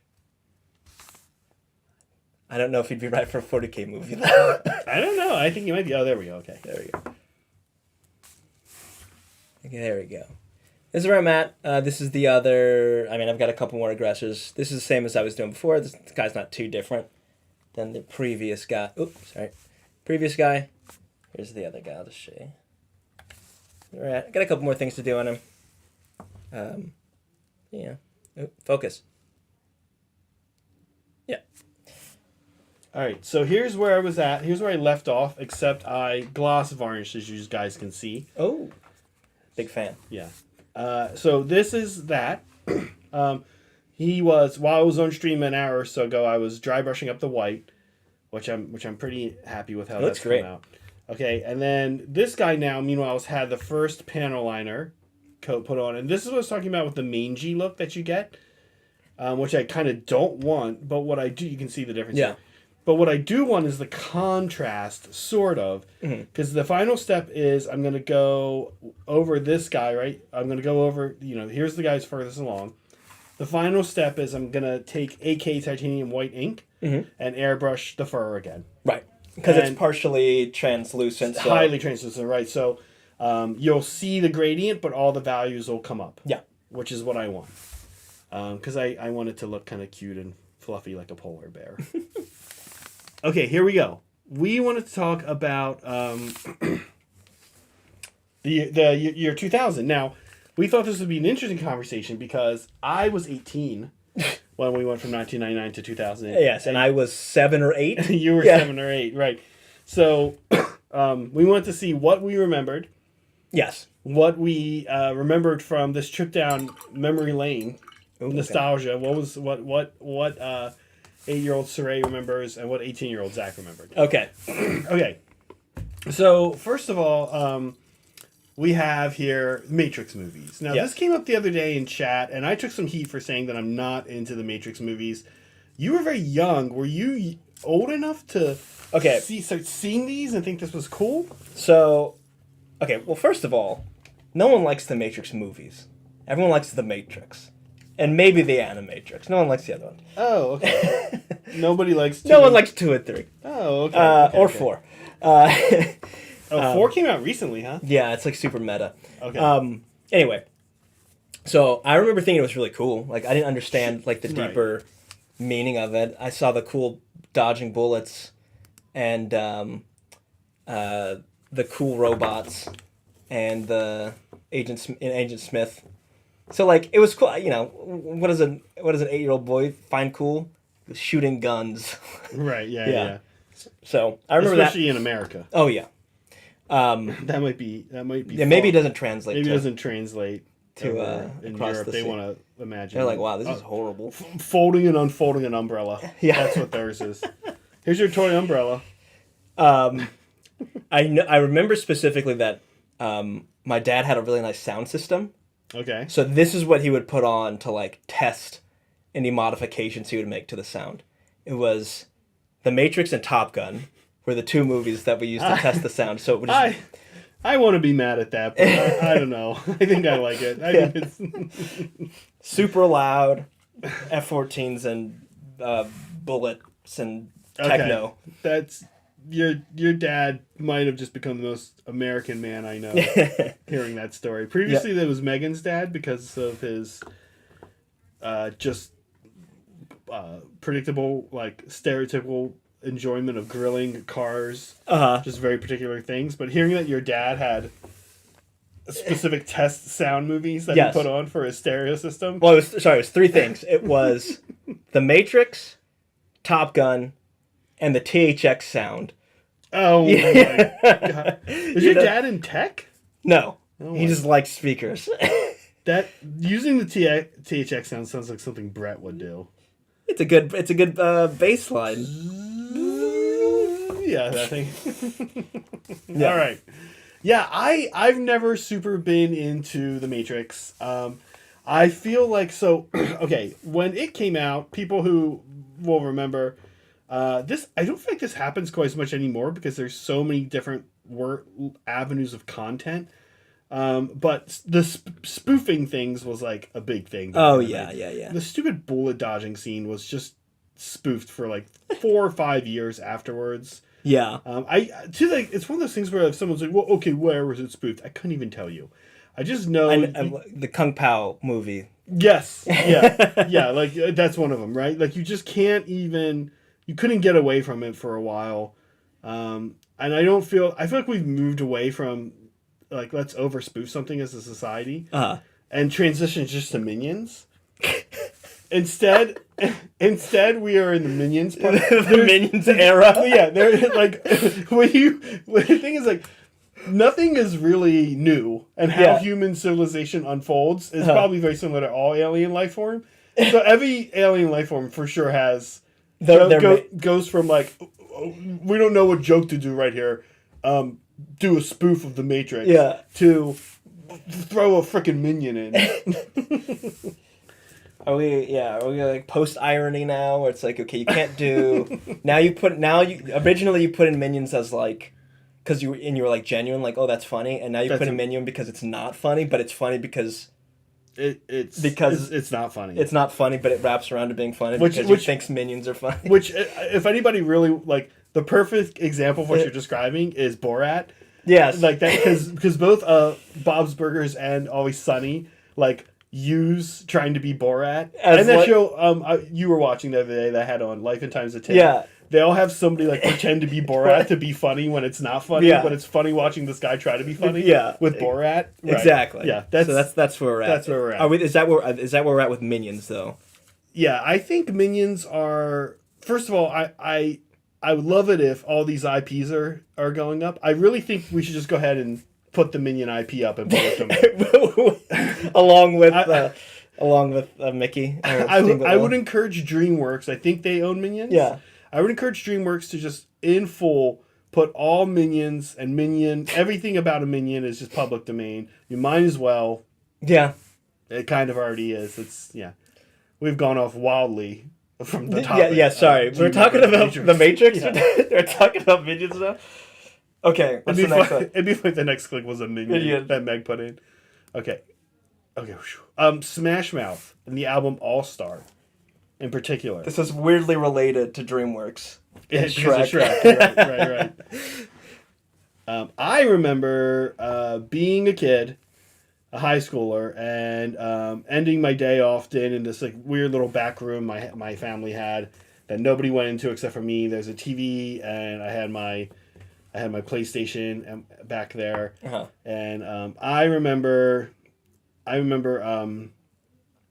getting ready to go to bed one night, and whatever show it was on MTV, they're like, "Oh, here's kind of a new song," and this Smash Mouth song came on, and I remember being, "Whoa, this is so cool!" And to be fair, there's a weird type of pop music, pop rock, like the type of music that came out in the late 90s, early 2000s went to like the alternative world that I had listened to as a kid, and it like infiltrated those radio stations. Yeah. Like this. Like really this would be on the same station and was as Smells Like Teen Spirit. Yeah. And if you think about those two songs, they're very different. Yes. Right? But it was Sugar Ray, Fly, because the rest of the album is like hardcore heavy metal.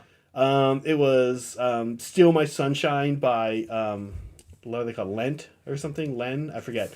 There's a few of that kind of... It was like... The cross-genre. It became brighter. Yeah. The music got really bright. Like, the Smash Mouth album is very bright. We're leaving grunge of the 90s behind. Fall Out Boy. Yeah. All that stuff. Yeah, the grunge, like, went away. And I liked it at the time. Now, I like the grunge, and I do not like this era. This little intermediate era where... These satellites of the alternative world launched out and made contact with the pop world. Yeah. And then the pop world said, let's go back and conquer the rest of your planet. That's like what happened. Don't make contact. Make contact, yeah. That was the aliens, yeah. That was a big mistake that the alternative world did. And I think of Smash Mouth as like kings of this. They were kings of like, let's go drive out and meet... Pop halfway. Yeah, let's go drive out and meet Ricky Martin. It's like, no, don't.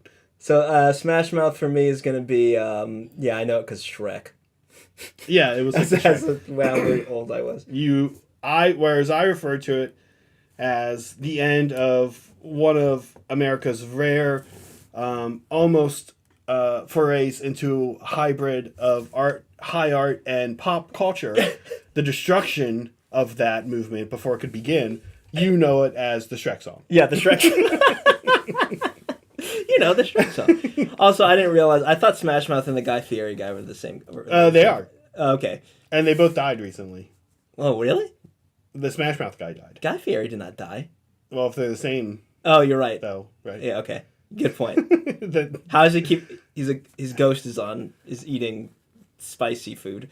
How did you feel as an 8-year-old when the treaty we signed back in the early 1900s with the country of Panama, the deal came to the date where we ceded control of the Panama Canal back to Panama?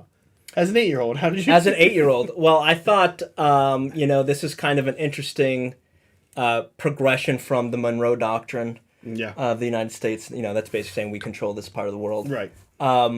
Ceding, was it symbolic? Yeah. Not that long after Noriega. Was that a good idea? Yeah. Like, he's kind of a jerk. Like, what do you... But, we've maintained good relationships with Panama. And, as an 8-year-old, that was a pretty big deal. Pretty big deal. Pretty big deal, Yeah. As an 18-year-old, I probably celebrated by smoking pot.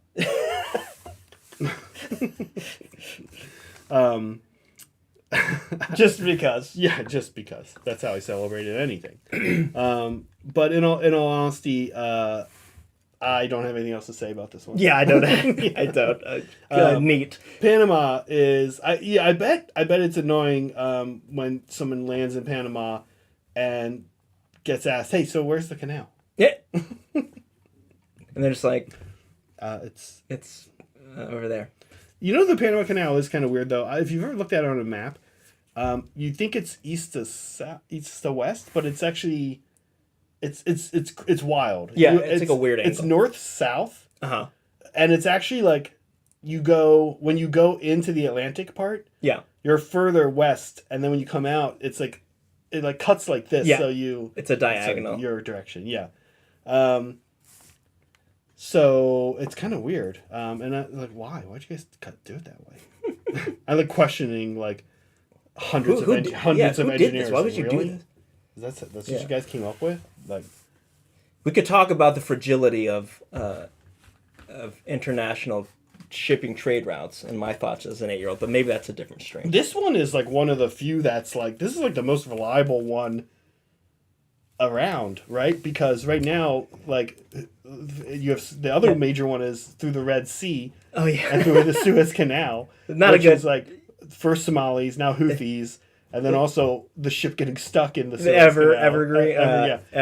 whatever. That one's a mess. This is the New World one by comparison. But so the problem is because we're getting way off topic, or actually very on topic. Yeah, this is great. This is all great 2000s stuff. I think because they flood, it's basically a series of, I forget the exact word, but basically they fill up a basin with water, and it allows you to raise a ship up, right? Because there's an elevation change between the canal, right? In the Panama Canal. Yeah, the two sides. Which, by the way, can we talk about that? Why are the oceans at different? Why are the two oceans at different elevations? Can someone explain how that makes sense? Well, I think it's just the layout of the. What? No. What the heck? Well, I don't think they're not at different levels. They're at the same level. It's at sea level. But the way the canal is set up. Anyway, what I was getting to is we're coming back to this one. Yeah, we're gonna get yes, a lock. Thank you. Why is the Pacific Ocean higher up than the Atlantic? Because there's more water, duh. Oh, right. All right, but you were saying though. I forget something about there's like a water shortage, so they can't fill the dams or the locks, right? And so like that's a big problem. Yeah, and like that's actually quite vulnerable. Beats religious nut jobs shooting rockets at you though. That's for sure. Captain, what is the Tom Hanks movie? Captain Phillips. Captain Phillips. Captain Phillips would have been way less interesting if it was just him yelling in a New England accent at his crew while they try to go through the Panama There's Canal. not quite enough water, guys. Oh, we need more water here. And then the dramatic music. He's like, get more water. It's not enough. He's just yelling at Panamanians like, on the coast. What do you want us to do? do? What are you supposed to do, guy? Why'd you drive in here? We told you there's not enough water. Yeah. Okay. Moving on. SpongeBob SquarePants. This is a big deal. This is formative. Yeah. I want to hear about this. This is one I knew that would be more important to you than me, but I have thoughts on this too. Early SpongeBob is amazing. It still holds up. Not late SpongeBob? I think it was still ongoing up until recently. It ended, but then it stopped being ended. And they restarted it. And then it ended again. I think they did like an offshoot. Okay. I mean, I feel like SpongeBob, especially early SpongeBob, is like some of the best cartoons in existence. Yeah. It's pretty amazing. Yeah. What do you like about SpongeBob? I don't know. It's like weird, absurd humor. Yeah. It's kind of, I mean, it's like Ren and Stimpy, but like not gross. Which is like it lost the grunge. There's no 90s grunge. Yeah, exactly. But it is weird and yeah. SpongeBob is the Smash Mouth of cartoons. No, see, okay. No, see, I think probably Hey Arnold is the Smash Mouth of cartoons. Okay. I think SpongeBob let me tell you the way I see it as somebody. When SpongeBob came out, I was in college, so I had started to become an adult, and I was in that young stage of being an adult because late teens especially, and young adults, probably wisely so, hate children and everything that has to do with children. I think it's our body's way of saying like maybe you should wait a little bit before you have a kid. And I hated all kids and all things kids, and I was kind of like going through this thing. I was like, oh no way any of these are as cool as Ren and Stimpy. SpongeBob SquarePants was like my little nephews were watching it, and it was like the first time I saw something that was like as an adult that was made for kids where I was like, oh, this is pretty good. Yeah. I remember like sitting there watching it with them and being like, hey, I kind of like this shit. Yeah. Like I was like a sophomore or a junior in college, right? And I remember being like, whoa, what's going on with this show? This is wild. Wild, yeah. Yeah. But so I guess I would put it in the category of some actual good music from that. Not okay, like good music is subjective. But I don't think of this as Smash Mouth. I think of this as a legit offering from the 2000s. Okay. Like I don't know. Muse. Okay. Yeah, I could see that. Okay. SpongeBob is the muse of cartoons. Got it. Yeah. Heard it here first. Excuse me. But yeah, I thought SpongeBob was pretty good. All right, now finally, this is a picture of a computer that I used to talk about Y2K bug itself. Okay. This is actually an Apple Lisa, which I found out was not compliant with Y2K. I found that out because there's a picture of it, this very picture, on Wikipedia. On Wikipedia for Y2K with a caption that said, an Apple Lisa. Definitely not compatible for Y2K. Right. What does that mean, your understanding, if I fire up my Apple Lisa right now? Meg gets a discounted Apple. She works there. We want to pick up an Apple We want to pick up a Lisa. We get an Apple Lisa. We fire it up. What's stop me from buying an Apple Lisa? Why don't I want one? Well, I'm pretty sure the date would just be wrong if it's working at all, right? Because the problem with Y2K... Okay, like, I'm not a Y2K expert. I like this. I'm pretty sure it had something to do with the dating. Okay. And so, like, it couldn't turn over past 99. There's also a picture. I didn't read any of the Wikipedia articles. So we're just guessing Y2K. I'm not super into, like, reading, but I did see a picture of a computer screen in Paris that said 19, that like had still not been fixed 3 years later, and said like 1903 or something like that. Yeah. So it like switches over, and it, like, that would just screw a bunch of stuff up, I believe, is the super simplified version. Like, and then people thought that would launch nukes somehow. Right. This you're talking about this. I love this one. That it would program nukes to be launched, to target a particular area and be launched. Yes. Yeah. I love that idea. That was a major concern. Yeah. I remember Megan and I were talking about this. I think we were all talking about it a little bit before the stream. I kind of remember that one of the things that was very interesting about this was there was like this sense that among adults, this was okay. So,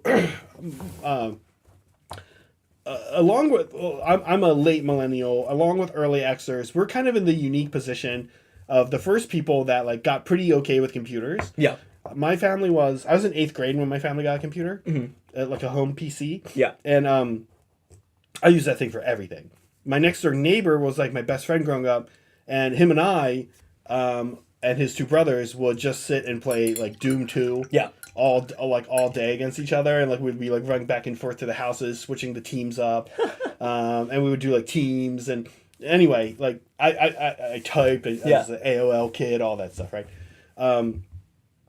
My parents had no clue how any of this stuff worked. Right. They were not computer people. My sister, who's 12 years older than me, she was in grad school at the time. She, of course, had been working with computers in an academic setting.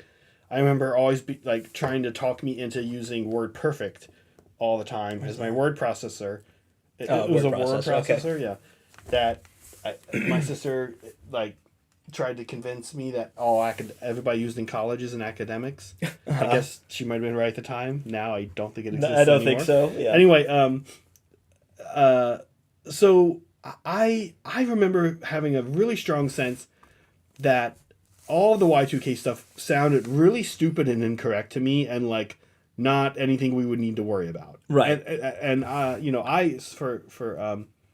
graduated high school in 2001, so I was a senior in high school when I was a junior in high school when we went from 99 to 2000. Right. And young, still a kid, but turning into a young adult, and very much able to like look around at all the adults who are bad at computers. That's kind of my point. I was in this unique world where all the adults surrounding me and my peers were worse at this stuff than we were. Yeah.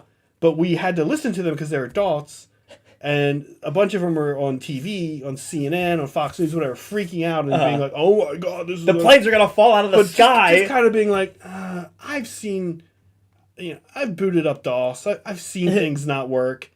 That kind of stuff doesn't happen." Yeah, I don't think that's gonna. If the nukes get launched, it's not because of the computer. Yeah. Anyway, that's my... Do you remember anything about it? You were pretty young, like... Yeah, I was very young. I didn't know anything about it. I think I remember... I think I told you this. The one thing I remember is, like, that is the one time my parents wanted me to stay up with them. And I'm not sure if it was because... it's a momentous... It's a new millennium, or if because they thought the world was going to end and wanted us all to be together. Why are you making me stay up? Why are you hugging me so hard? You should ask them. I should have asked them. My parents didn't know or care about it my mom at this point was very sick, and a lot of my family's life at home was centered around caretaking for her, especially by my dad. I just had like a normal teenager party New Year's Eve. And I don't think my friends or I gave a crap one way or another about what was going on with this. To be honest, If the world ends, I don't care. I like when the switched over. I don't think my friends or I even remembered that it was Y2K. Yeah, like literally. Hello, Brett. Hey. Are you taking? I'm leaving, right? It's right, you're out. Okay, I'm out. Okay. All right. Excuse me. I'm headed out. Maybe I'll show what I accomplished. Yeah, do it. Oh yeah. Get out of here. I think I don't know. I think I win this. What do you think? Snow versus ice. That's a Space Marine. I mean, ice. Wait, you didn't show it. Sorry, I was being silly, Oh. and then you didn't. No, I mean, I've already kind of showed what I was. I'm pretty sure fire beats ice. Yeah, when you said snow versus ice and then start to leave, I was like, something's wrong with him. He needs to go. He needs to go get some mole. Oh. Um, Actually, already had something. Okay. So I don't know. Space Marine, yeah, versus I mean, I'm pretty sure that he just gets run over. yeah. Who knows? This guy doesn't have a toughness. Oh. What does Mine that does. mean? What does that mean? Yeah. I don't know what that means though. Okay. Here's where I'm at as Brett joins us. Yeah, I mean, really, they're all going through this process right now. This Leveling up. This is the mangy look here again. A little too spiky. I almost don't like how defined each clump of hair is. And when I go back out, the airbrush layer is going to help tone that back down. And they're going to look like a nice fluffy polar bear They're looking good. that you ride on. A polar bear mount. Yeah. Oh man, hearing you guys talk about how locks work was painful out there. You're a locks guy?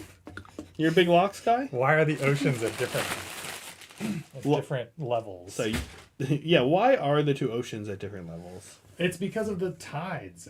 The moon, the moon's gravity pulls some amount of the water, like from around the Earth, like concentrates it on one side. So whatever side of the Earth the moon is on, there's like more water on that side. Oh, okay. So it's not that the It is Pacific. actually deeper Okay. on one side of the.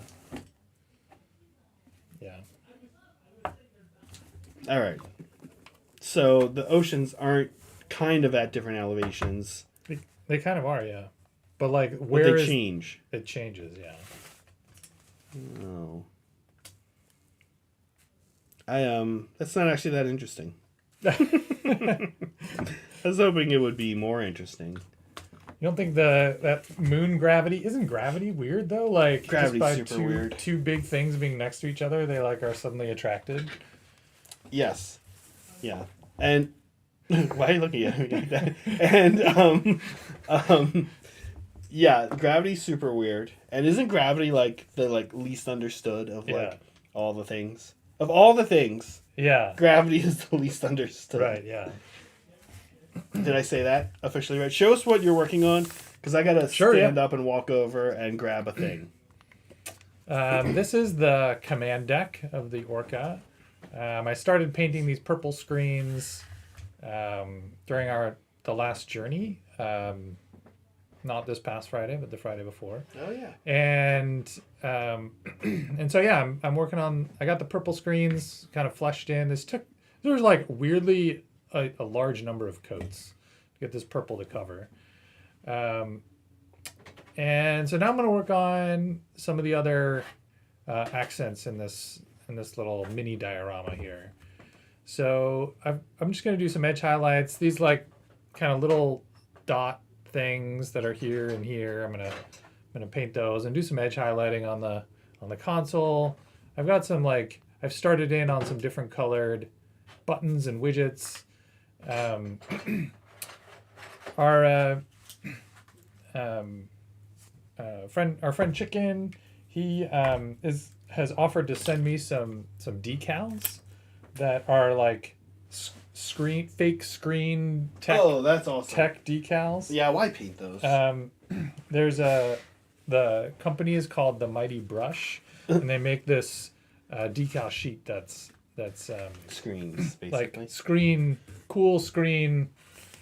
There's like one that's like a topographic map. Can you go back to front view? Yeah, there's one that's like a topographic map, and there's one that's like a bunch of scan results. That's way better. There's like all kinds of cool little stuff. And so some of these smaller screens I'll probably have to freehand some detail on, but the bigger ones I'm just going to use those cool decals. And so you can just do like, I've done like computer like white lines. Right. It looks, and there's some of them that have text like emergency or alert or intruder or like some sort of, it would make sense in like a boarding actions kind of terrain where you've got like a command room or something like that. But you wouldn't want English lettering on your screens of your Tau spaceship. No, that'd definitely be not. That'd be like, bad. That'd definitely. be immersion destroying. Yeah, that would be a huge faux pas, and you would never win Best Painted if you did that. I'd be angry if I saw that. Like immediately disqualified. I'd be furious. Yeah. Yeah. Brett, how is the Orca coming along? Like, do you feel like do you feel okay? Is it gonna you got this? No, I don't. I feel pretty down on my rate of progress. I also I didn't really know how long it was going to take me, and I didn't have a good sense of like what I was going to do even. Like that's sort of part of the journey's or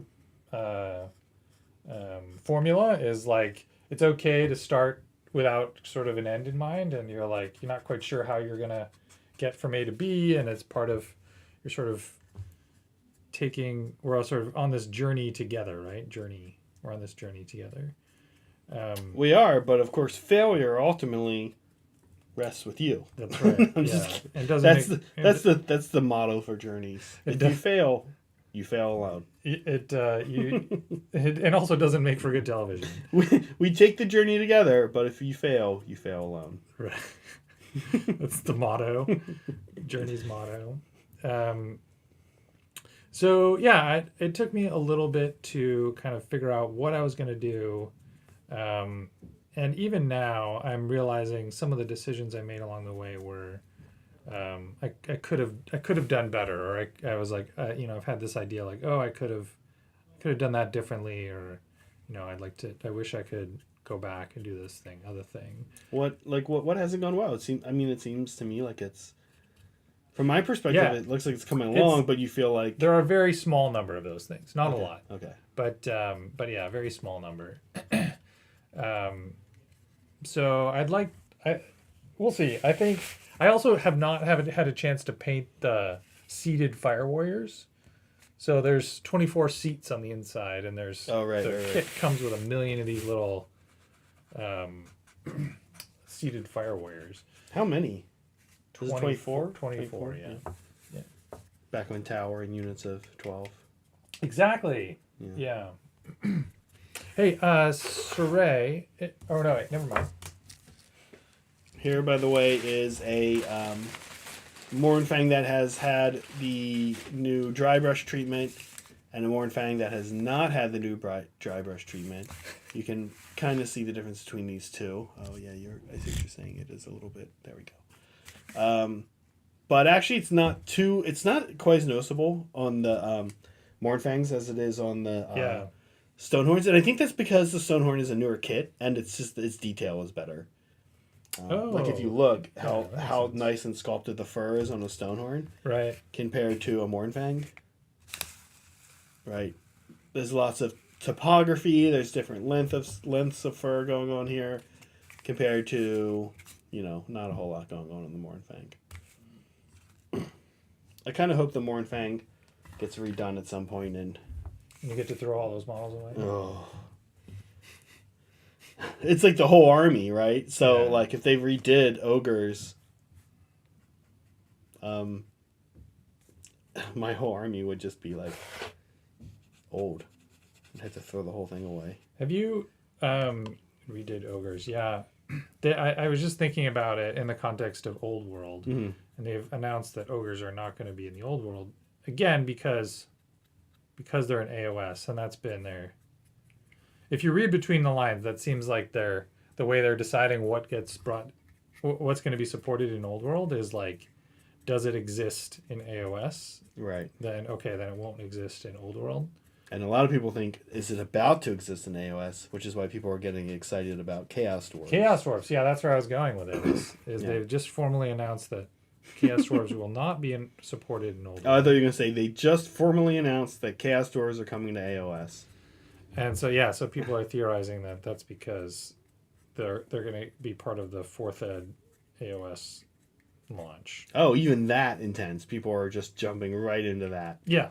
Like we are months away from we are months away from full armies of Chaos Dwarves. Yeah. Sons of Hashut or Children of Hashut. I don't know. What's a Hashut? Hashut is the Chaos Dwarf god. Oh, really? Yeah, you know Horns of Hashut? Yeah. The Warcry band I have? Yeah. They worship that dwarf god, actually. Oh, wow. And they're like, they work with the dwarves, presumably the Chaos Dwarves, and they like go out ahead and bring destruction and ruin. Yeah. But there's no dwarfs. They're just Not yet. Not yet. I Not see, yet. I see. So But this box could also be foreshadowing. the horn, yeah. I mean, the addition of Horns of Hashut was interesting, honestly, and it's the type of thing like I always like. Steve and I talk about this a lot, like rumors, and I kind of like want to be among an audience that understands that rumors are kind of stupid because you and I've talked about this too. Yes. Rumors are always like Chaos Dwarves. They're never like Kronspine incarnate. Right. They're always things that people can envision because they've existed before. Because they've existed before. Right? Nobody saw Yannari coming. Everyone's like, oh, there's going to be Exodites. And it's like, nope, here they are. Something nobody was asking for. Right. But here they are. Right? And they're cool. I mean, we all want Exodites, of course, right? We all want Chaos Dwarves. But yeah, the rumors are always things that, you know, it's like a Steve Jobs thing. Like, people don't know what they want because they can't imagine it because they've never seen it. right. Yeah, I get that. Yeah. That said, I do hope that some kind of Chaos Dwarf thing comes into existence. I'm not sure what they would be. It'd be cool if it was like a multi-race, like almost like here are the dwarves, humans, even maybe elves. I don't know. Can elves fall to chaos? Chaosy. Here are like Chaos Xenos. basically like a race that's just like a lot of the empire, you know, order factions that are chaos instead. That turn to chaos. Yeah.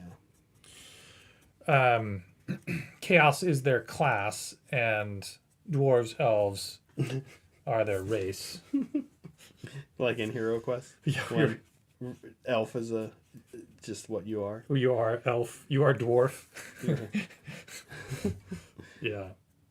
But actually, so you know, Brett and I recently, Brett hosted a retro gaming day, and we played that and Battle Masters, which were the two releases from an early '90s partnership between Games Workshop and Milton Bradley. Yes. And Hero Quest did quite well, pretty famous. By contrast, Battle Masters did not do Did that not well. do well. But pretty fun, right? We loved Battle. We both really enjoyed the Battle Mat. Like the Hero Quest was it had some game mechanics that were less than fun. Most notably the like, hey, I'm gonna open this door and then I'm gonna park load up one character with all of this armor and stand them in a doorway, and you can't see across characters in Hero Quest, and so like you're just blocking all these monsters in, and you can fight them one at a time, and you can heal up your characters from outside in the hallway. Yeah. Meanwhile, they're just invincible. No surprise, doors and hallways in any kind of game like this. I mean, even like playing Zo Mortalis when it was a little bit of a thing, right? Like doors and hallways always like all right, how are we gonna do this? Yeah, It's they always kind of like- break the game a little. Yeah. But I guess in reality, like that kind That's of also stuff. true. Yeah, that's kind of how it works. Yeah. But like, there needs to be maybe if there was a mechanic where you can like instead of attacking somebody, take your action to like push them down, and then you can like get across them. Yeah. You know, like if there's a giant gargoyle on one side of the door, and you're just like a normal barbarian, even if you're like a strong barbarian, you need to be able to knock that dude down and go get the squishy elf behind him that's healing him up. You know. So I played the barbarian. You did, yeah. And I have to say that it felt like the whole game's success really just depended on what I did. Yeah. I didn't feel like Andrew, who was our wizard, really got to do much. I didn't feel like KK, who was the knight, KK was the elf. Yeah. or Megan was the dwarf. I didn't feel like any of the four of them, like I almost feel like I could have just done it with the whole quest just if I just sat there Solo, and played the yeah. barbarian. Yeah. So here's my thought on that is I feel like the missions get harder as you go. And Right, I okay. think like I've never had the opportunity to play through multiple successive quests Yeah. to see that sort of progression and difficulty play out. We always play one game, we're like, or maybe two, and then we're like, cool, like maybe we'll never do this again. Maybe we will. I don't know. Right, See you right. later. Like, and so I wanted to just like my goal with that day was to like, all right, let's set aside a whole day Yeah. and we'll play through like 4 missions in a row and we'll see this. We didn't, you know, it didn't work out that way. We were like, oh, let's go do something else, which was also fun. But like, Yeah. I'm sort of curious if that is how it plays out. I wonder. So I would do that with you, Brett. But here's the other issue with that. It's at this point in existence, it's just gone outclassed, right? Like, right. Exactly. Now, I mean, I'm not particularly like I've seen Gloomhaven. I kind of get what's going on with it. Right. I've actually never played a game like. Frostgrave or what's the yeah. other one? Something Grave. Yeah, there's just like other options now, and I mean Blackstone Fortress, heck, right? Like Blackstone Fortress. Yeah. there's just other options that are like better because they're newer and they've learned from their mistakes. right. So I kind of like it's Totally. yeah. Now that said, I'm sure I know for a fact that there are YouTube channels. Hero Quest got kind of like, let's all start doing Hero Quest stuff again, like kind of recently. It re-released. Yeah, they released Right. a modern, like with new miniature sculpts. Oh really? Yeah, there's a new release of it, and you can buy a brand new box today. You can go to the store and buy Hero Quest, and the models are completely different, and much more detailed, much better interesting. sculpts. So if you look at any of that modern YouTube content around Hero Quest, it's all like people painting up the models, and the sculpts look totally different than the originals. Yeah. Now that you mention it, I literally saw one yesterday. I was like, oh, I guess they're using like weird proxy models or something. I didn't recognize the. Yeah, it's a new sculpt. Bryce had a cool idea. Instead of because there's 12 chairs in the Orca, I could make number 11 or number 12 be like a Cadre Fireblade, or like the a sniper dude, like one of the Firesight Marksmen, some other like lone infantry model character thing hanging out with the squad. Yeah, now that they're not in groups of 10 anymore. Or Yeah, 12. exactly. Yeah. Everyone's gonna be like, what the heck? Why are there 24 fire warriors here, not 20 or 30? Yep. Yeah, and then like that used to be sort of a neat differentiator with Tau, is that their squads came in slightly different sizes, which makes sense. Like you have a totally different alien race who like maybe uses a base 8 counting system. Like why would they have 10? Why would their squad sizes have 10 people in them? Right. 10 is a sort of arbitrary number. But they have base 8, so why would they have 12? That also sort of I scratch my head about. Chicken, if you're still in chat, let us know why. Does he ever does he know? Or Why fire warriors are have you in heard squads of- of 12? Does I'm he sure have an has answer. explanation No, for it? absolutely. I have 100%. Well, it's like expected he has it's like an answer. 1.5 of theirs. That'd be like 15. Well, right? you used to be able to bring them in 6s too. Like a minimum squad It was was 6 to 12. 6 to 12. Right. Yeah. Then for a little while, strike teams were 5 Could to be 12. 5. Yeah, Yeah. I don't know. But yeah, they were base 8. That's why. Well, and that's theorized because they only have 4 fingers on their hands. That like the your numbering system, the base of your counting system is based on like when you're sort of developing these systems in your early days of development of language and that kind of counting systems is based on anatomy. I hope we find like some peaceful aliens and they come down and they have 4 fingers, and we like go to great lengths and assume they're like base 8 and like what the heck are you guys doing? Why? What is this? What is this? And like, oh, you. And like, yeah, we're base 10. Why wouldn't everyone be base 10? Yeah, duh. Like, what is wrong with you guys? Base 8. What? Who would do that? Oh, sorry, we thought we were being politically correct. Yeah. Or like A as a letter? Are you guys stupid? Base 12? What are you talking about? A is not a letter. God. You guys seriously came up with a whole math system where A is a letter? All right. So I'm adding some more snow to these bases. New snow. More snow. Max putting it on, layering it on. I want them to be even more snowy. Fresh snow. Freshly fallen snow. Yeah. Actually, the big thing is the Mournfangs in particular seem to kind of lax. I noticed they were like, so here's a new one. Here's an old one I haven't touched up yet. It's almost like this. These are some of my first efforts at this snow, and I've gotten a lot better since I've been using it a lot. Yeah. And you can see the new one. He has like elevation now, like on his snow. I have like a bump, whereas this old one here, it's just like kind of flat. Yeah, he's a drift. Yeah, but I want more of these like bumps and stuff. Snow bumps. Snow bumps, yeah. His lovely lady lumps. Oh my God, Brett. All right, here we go. I'll show how I do this. So I first of all, I actually have there is by the way, we also have a VOD where we show how we do this. Yeah. But I like to let the AK snow. This has been this is some aged AK snow. Oh, it's got aged? It's been aged, so it's not as wet. Okay. Which makes it significantly easier to work with. Oh, wow. Believe it or not. So the secret to using AK basing products is let them get old? Grab it, open your snow up like a week or two before you want to start using it. And kind of weirdly, it'll hit it sort of hits a maximum. Like, I've never pulled it open, and I've never had like totally dry, ruined stuff. And you can wet it again if you want to, but it comes to you, in my opinion, too wet. So I'm gonna kind of just shape it like it's hard to see because it's very white. It gets blown out on the camera, but I just want to add some elevation, and I don't really care about sticky weird parts yet because I can fix that in the next step. Ooh, this right here, I want a big. Do you ever do footprints in your snow? I haven't.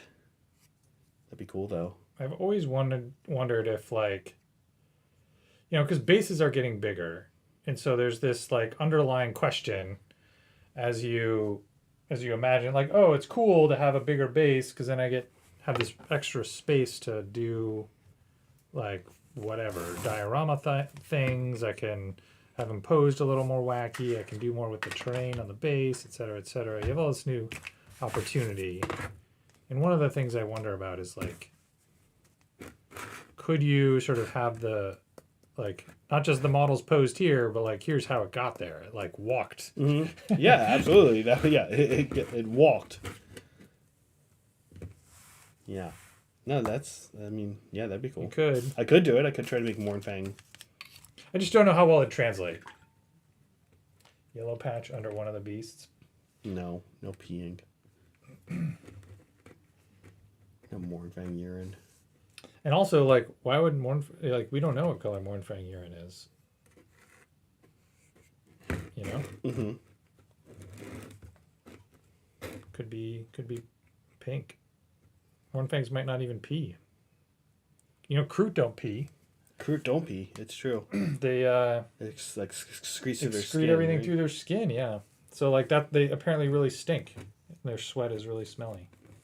Kroot look like they stink. Yeah. Maybe Mournfangs are the same way. I'm sure Mournfangs reek. Look at this thing. All right, so there we go. So the reason I said I don't care about being sticky is once I put the ice sprinkles on, It creates like, already I have mine is dry, so it's easier to work with. Yeah.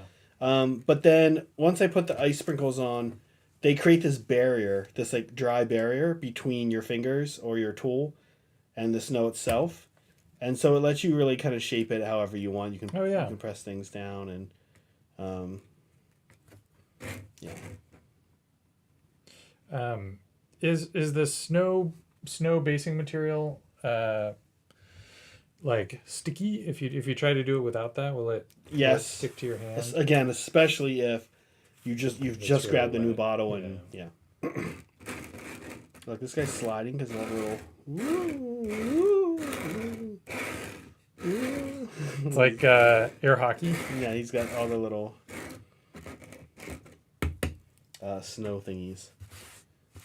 Now I want to save this, but I also really want to show off the tool Rudy Picardo sent us, which is this thing. Oh yeah, thank you for this, Rudy. This is actually really cool. Yeah. So let me show you guys. It's a vacuum.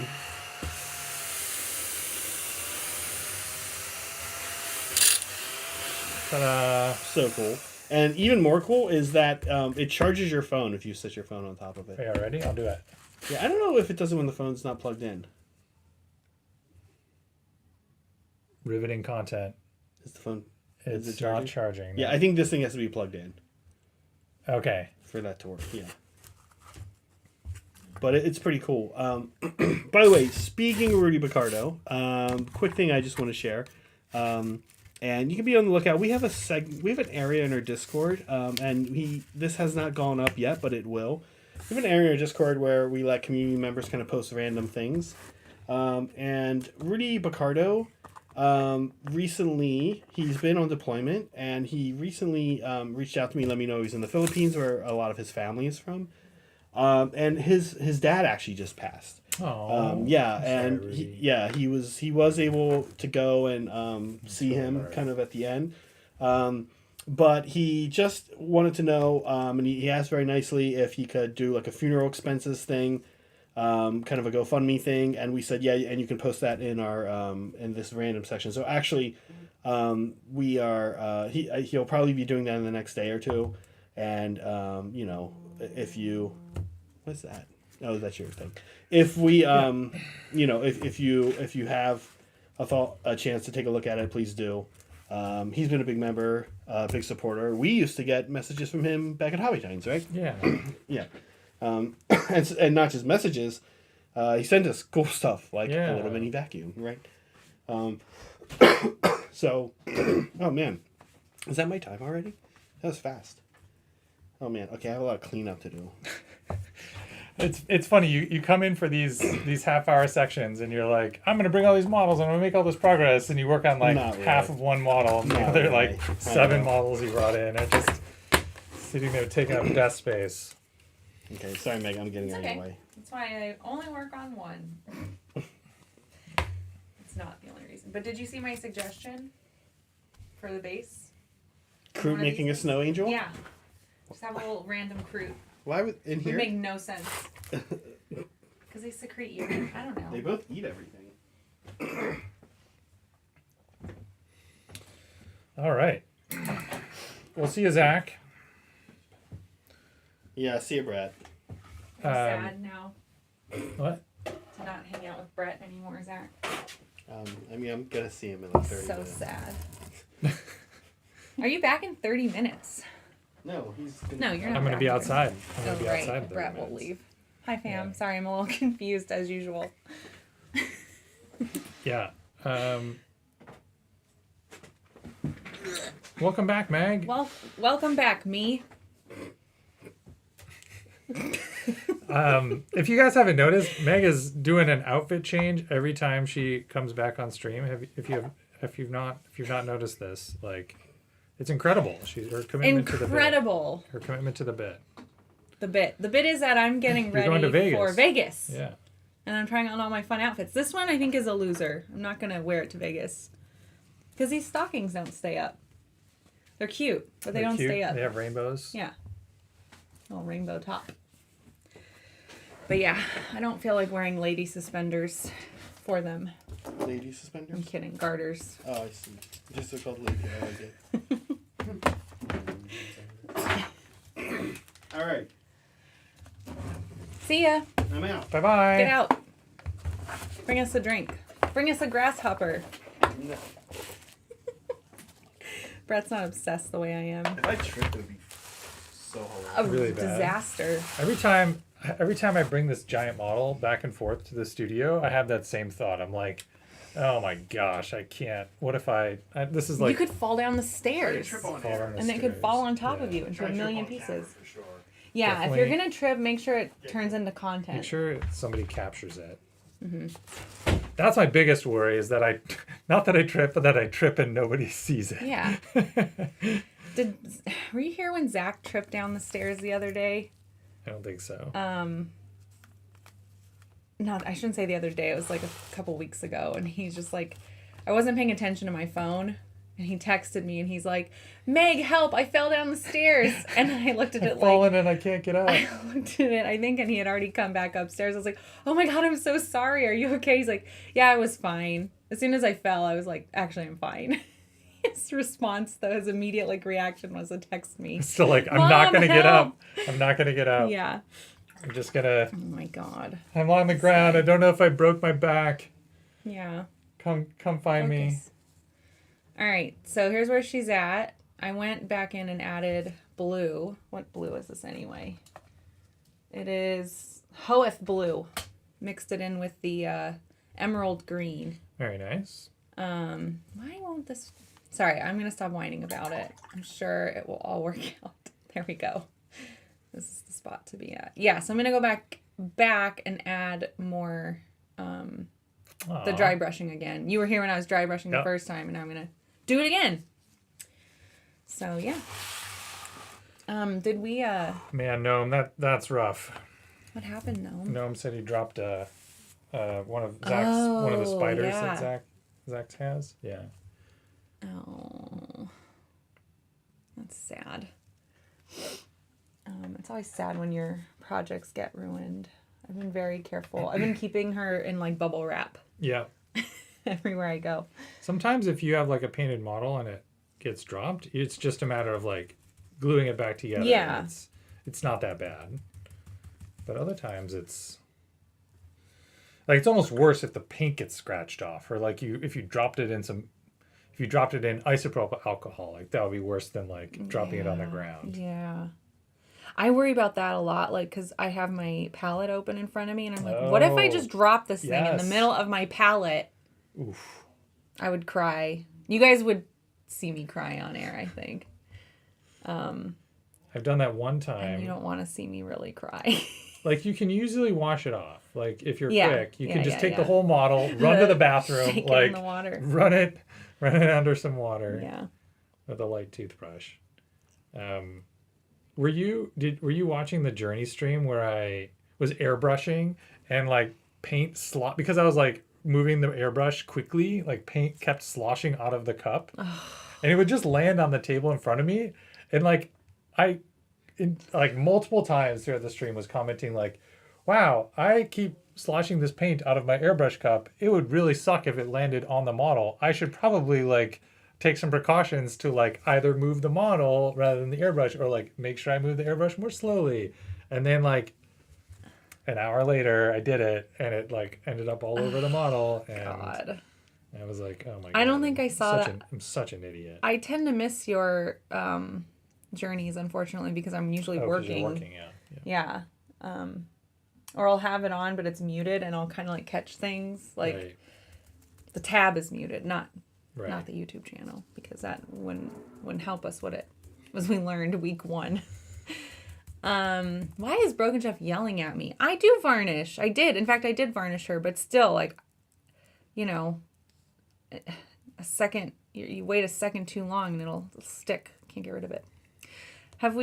I don't remember. Did you guys give a reminder? Have we given a reminder about the hobby challenge recently? No, I don't think so. We haven't? Okay. Let's Why do don't a we do quick that? reminder for this thing. This thing that's happening. Oh, look, there's Soups again. So this is, we'll say it's hosted by our mods, but It's being led by Soups, this new monthly challenge, hobby challenge in our Discord. So if you're not in our Discord, get over there. It's a lot of fun. But yeah, every month will be a different theme, and you add that hashtag crowing for it to your post in Discord wherever you want, any channel, doesn't matter. And then we will pick a winner every month, and the winner gets, I think it's a very cool prize, because I love chaos. And so every month the winner gets these other things, but most of all you get to decide how Soups paints a part of this Castellan Crow model. Yeah. Which one of the 12 winners will get at the end of the year. At the end of the year. Yeah. So you paint your own models, and then for painting your own models, you have a chance at winning this other prize. Very commemorative. A model that Soups will paint. Yeah. And you get to tell him how to paint it. So try to think of... You can either come up with cool thing. paint schemes and have a very talented painter paint a model for you in a cool paint scheme, or you could come up with absolutely crazy wacky paint schemes and spoil everyone else's fun, I guess. Yeah. Exactly. I mean, to me, that would be me. I would, that's what you would want to troll everybody by choosing, like, somebody out there said, like, a checkerboard face. I was like, oh, I love that. Oh my gosh. Yeah, something really difficult. You could troll Soups by making him paint some crazy, insane pattern that he is just going to be absolute torture. Like, what's the Harlequin diamond check pattern that they do? There's a name for it. Oh, I don't know. I think it's like clown tile or something. There's like actually a name for it, yeah. Yes, it's clown tile, but there's like... Yeah. Come on, what is it, guys? Guys, I think he's just making it up. Just inventing this nonsense. I'm just kidding. I'm sure there's a name. I just don't know what it is. It's on the tip of my tongue. Oh, make Soups do paisley. Paisley? Like, oh my gosh. When we all went to prom in the speaking of Y2K, right? Or plaid. Yeah. Yeah. Oh yeah. Some kind of paisley on top of plaid. There's named plaids too. I remember when I was a kid, I was super into Blackwatch plaid. Oh. Which is like, they're named after like actual Scottish, like heraldry, right? Like their family patterns that they have like trademarked. Well, if I was the winner, I'd make him do paisley because that's annoying. Also, he's really good at freehand like text. Oh yeah, so you that's could true. have him like write the whole alphabet for some reason. Ooh. I'm into it. Yeah, see? All right. So yeah, I'm frosting the tips again. Frosting. And then after this, I'll add in like the recess colors, which are deep, like a deeper purple. And then I'll probably have to frost the tips again and go in with a brush to pull out more defined things. Did you want to? Am I hogging? No, you're good. I was just checking out chat. How is chat? Soups is saying that in Scotland and in UK, tartan. They call it tartan, okay. And they're specific to each clan. Yeah, that was my understanding as well. That's cool. I love that idea that like rather than like a like an insignia or like a logo, you've got a pattern because you can apply that pattern to, you know, big things, small things. Mm-hmm. Even medium things. Even medium things. Wow, Meg. That's stretching it. There are really only two sizes of things in the world. Big things and small things. All over this table. Oh, it's snow. I was like, why is there salt all over this table? Sparkles. It's Zach's snow. So am I gonna get it on my girl? Oh, gosh. This is a safe spot. Okay. You have to go wash your brush out now. No. Have you ever wondered what these hobby these texture products are made out of? I just assume some sort of plastic. I remember you remember when microbeads were like in the news, Yes. and it was like Terrible. they were terrible, and like they were gumming up the wastewater treatment systems, and they're making their way out to, like, it turns out that GW texture paint has like microbeads in it. Like That's not good. Every time if you use a brush to like apply astrogranite to your model or something like that, and then you go and you wash the paintbrush in the no. sink, you're like washing microbeads Killing out to the ocean and nature. killing turtles. What can we use instead then? Just go collect like actual sand? I guess so. Yeah. I don't Okay. know. We should do Also- a field trip. Also, you have to decide how much you want to engage with and care about this stuff. I mean, I do care about it. Okay. I do care about the turtles. We did kind of... Listen to that, Ted. Here's I Meg. do, You want Ted. to clip that? Yeah, I do care about the turtles. I don't want to hurt Totino, I promise. It's all a jest. I wouldn't actually come after your turtle with a hammer. I'm telling you, that person was a bot. This all started with a bot leaving a super chat with just a turtle, and I was like, a normal person wouldn't do that. Bonk. I'm not good at reading robots, we'll say. Was it actually Ted? No, it wasn't Ted. I don't know who it was. I stand by my choice. I think Yeah. it was a robot. Bryce says turtles are 4 out of 10 on his list. 4 out of 10. What list? Yeah, what list? Yeah. Animals that Just, would like, potentially That survive. he cares about or doesn't care about or survive something else. A fire ant incursion. Oof. That scared the crap out of me as a kid. When Leningen versus talking the about ants. like fire ants and killer bees and stuff. Do you remember that? Man versus nature stories. I guess so. Yeah. But it was like the killer bees are coming from Mexico. Yeah. And they're gonna kill us all. They're very scary. This is the stuff that we worried about when we were kids. None of this Yeah. Y2K nonsense. Yeah, it's true. I remember thinking it was stupid. But then they came back with the murder hornets. Ugh, yeah, scary, man. I hate hornets. I guess everybody hates hornets, right? Yeah. Does anybody like hornets? I know why we like bees and stuff, but like, does anybody like hornets? All right. Gosh. Yeah, hornets feel like one of those things. Like people talk about how Bring like us all together. how like every animal has their place in the ecosystem, and you start to remove species, and the House of Cards falls apart. Like I wonder where in the ecosystem hornets lie, and like what sort of good they are doing for us. Like, I don't want them to go extinct or anything. I'm not a monster. I just hate them. I don't want to be near them. Yeah. I've been stung by them too many times while running. I think they could go away.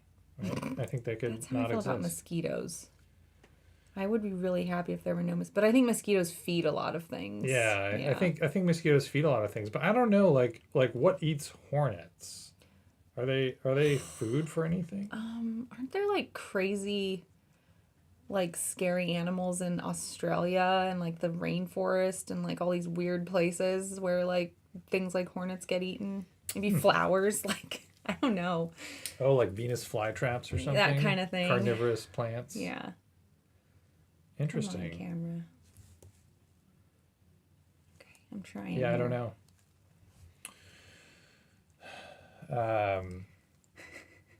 No, that's intense. Yeah. Well, we're going to end the poll this half hour. So if you guys haven't voted yet, make sure you guys take a moment to vote in our very important poll. I'm going to close it in like a few seconds. I guess I'll give you some time since we're on a delay. But yeah. Great way to support the channel is to be engaged. Vote in our poll. Yeah. Do you remember Y2K, Meg? What was your like? Do you have a Y2K story? A story. Ooh, I don't know if I have an actual story. I just remember everyone talking about. All right, I have to stop. I'm doing this thing. Are you gonna I'll do take? Okay, I'm doing this thing where I'm like maybe I can just milk some more out of this paint pool. Yeah. That's slowly getting encroached on by another color. Don't do that with your showpieces, people.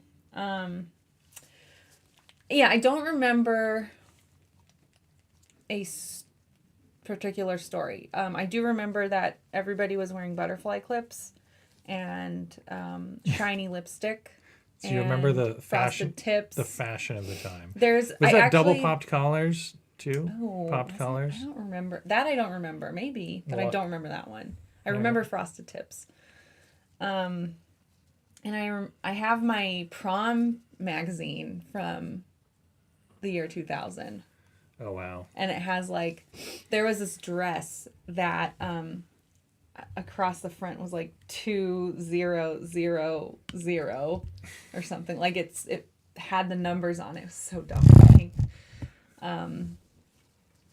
Anyway, so I remember more of the fashion, and then I remember thinking like, this is stupid. Nothing's gonna happen. Why are we being right? It was like one of my first realizations that like the adults don't know what the hell they're talking about. Like, this sounds made up. I don't think it was made up. I think you guys kind of talked about that, right? I have not talked about it yet. It wasn't made up, but it was That's why I'm excited to talk about it with you. Prepared for. Like, it wasn't a shock. It wasn't, though? Like, I feel... Yeah, because back in the 70s, when, like, all these, like, 30-year mortgages were being planned for, right? They're like, oh, this is going to be a problem. This should be worked on. And then they worked on it. Oh, okay. And that's why it was so minor. Gotcha. Stuff like, I don't know if that's the exact reason, but, like, they were aware of it, right? Computery people. I think... So, I hear you. I hear you. Anyway. I guess my only counter is like your argument is that, oh, like this is my first realization that like adults didn't know what they're talking about. But like the adults that were planning for this, they also didn't know what they were talking about.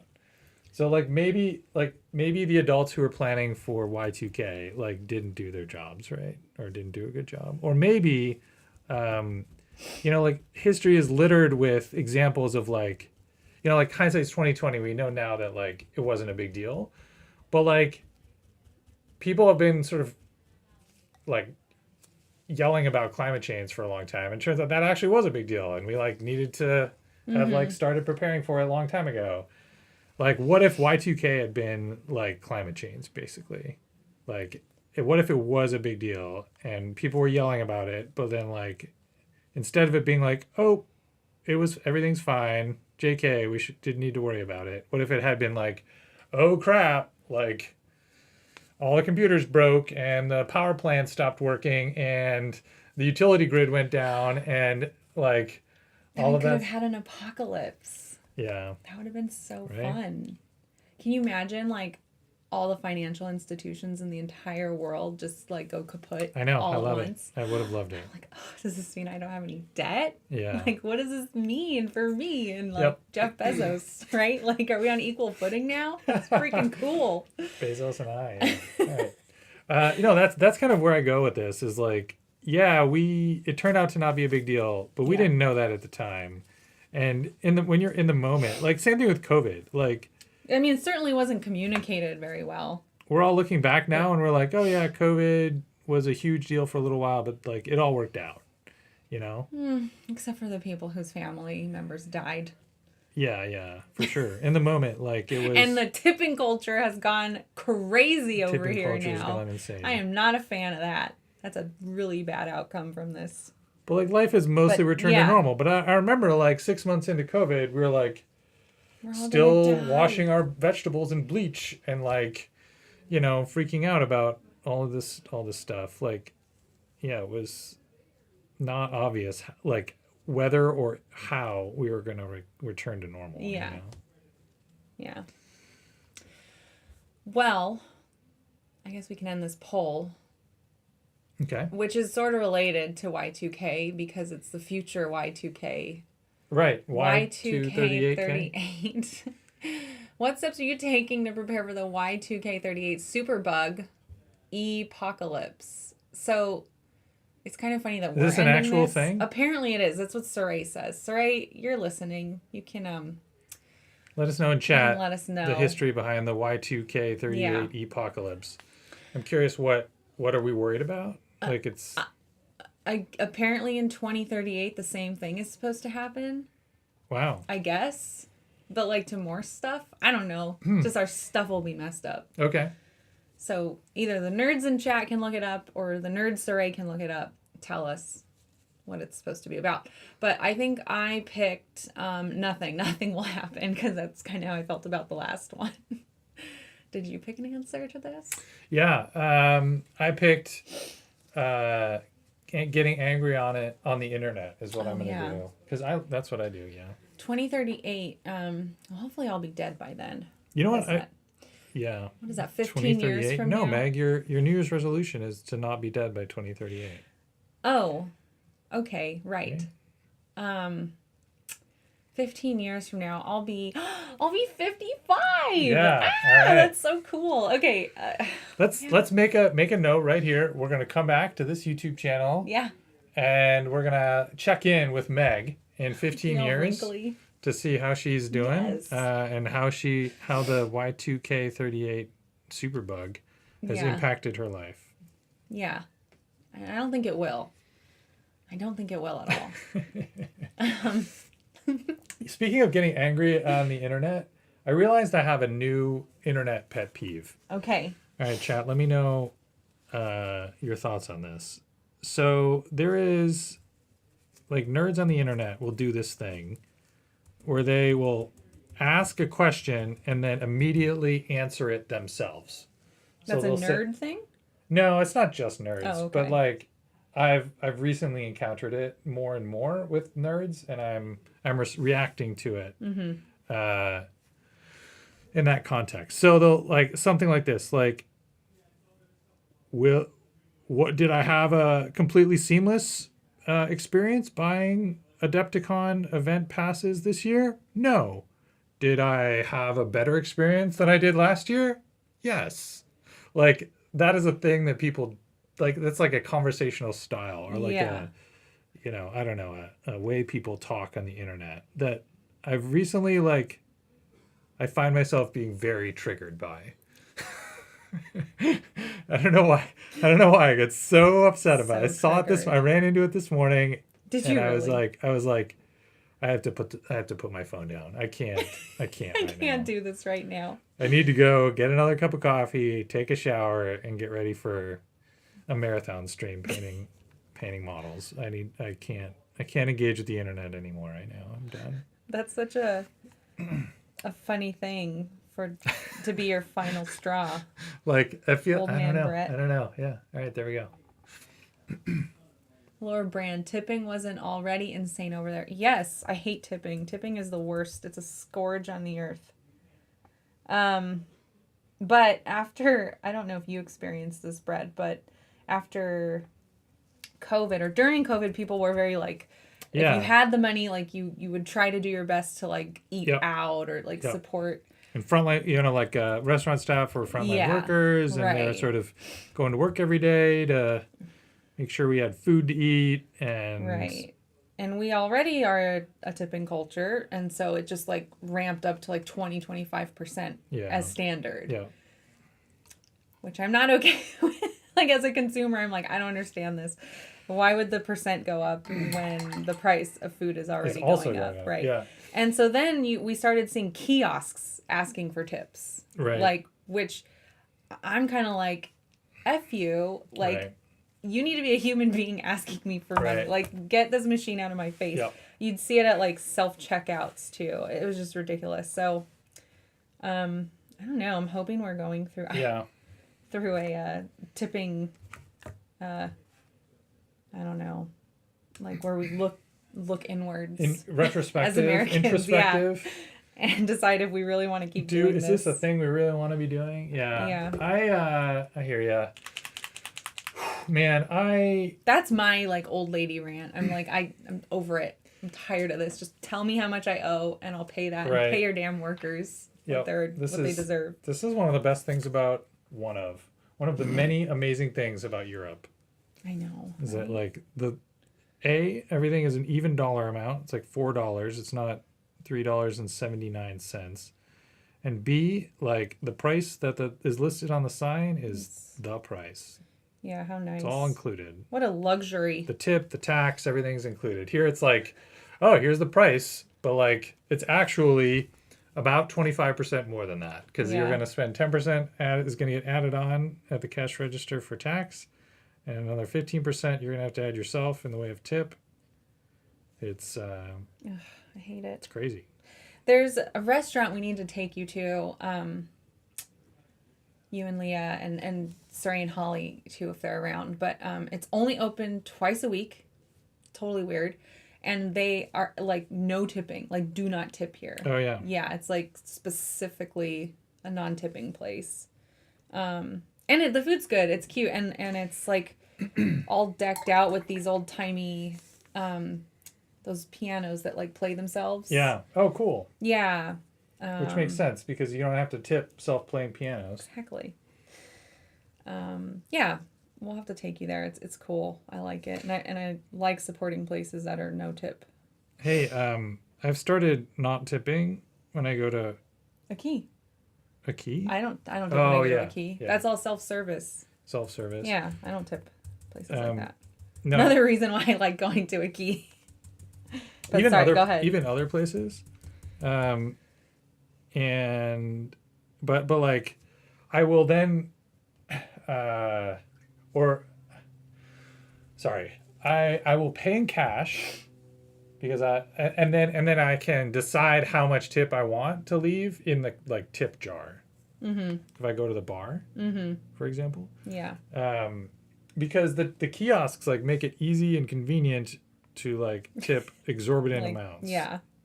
But like if you just want to tip $1, Yeah, you have to like go and for a type it beer. in, and then everyone knows you're not tipping the 25%. And I'm like, God, stop with the shaming. Like, I refuse to be ashamed about it. Yeah. It's really annoying. Pay your employees. Don't make me do it. Everyone else in the world has figured this out. Right. Yeah. Yeah. What? Yeah, Laura. Prices do not include tax. Yeah. Yeah, it depends where you're at. So, well, actually, no, it doesn't depend where you're at. But like states like Oregon and is it New Jersey? Hampshire? New Jersey. What Oh, about sorry. Delaware? New Hampshire. You're right. Okay, and I think Delaware Don't have sales tax. don't have sales tax. So yeah, what you see is what you get. So yeah, it kind of depends on what state you're into.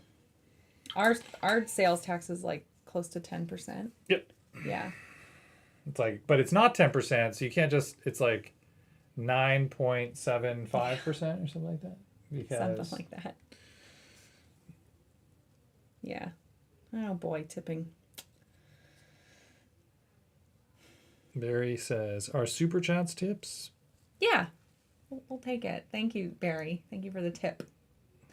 Only if you include a verbal tip with your. Yeah, go get a real your job, super chat. nerds. Look both ways before crossing the street.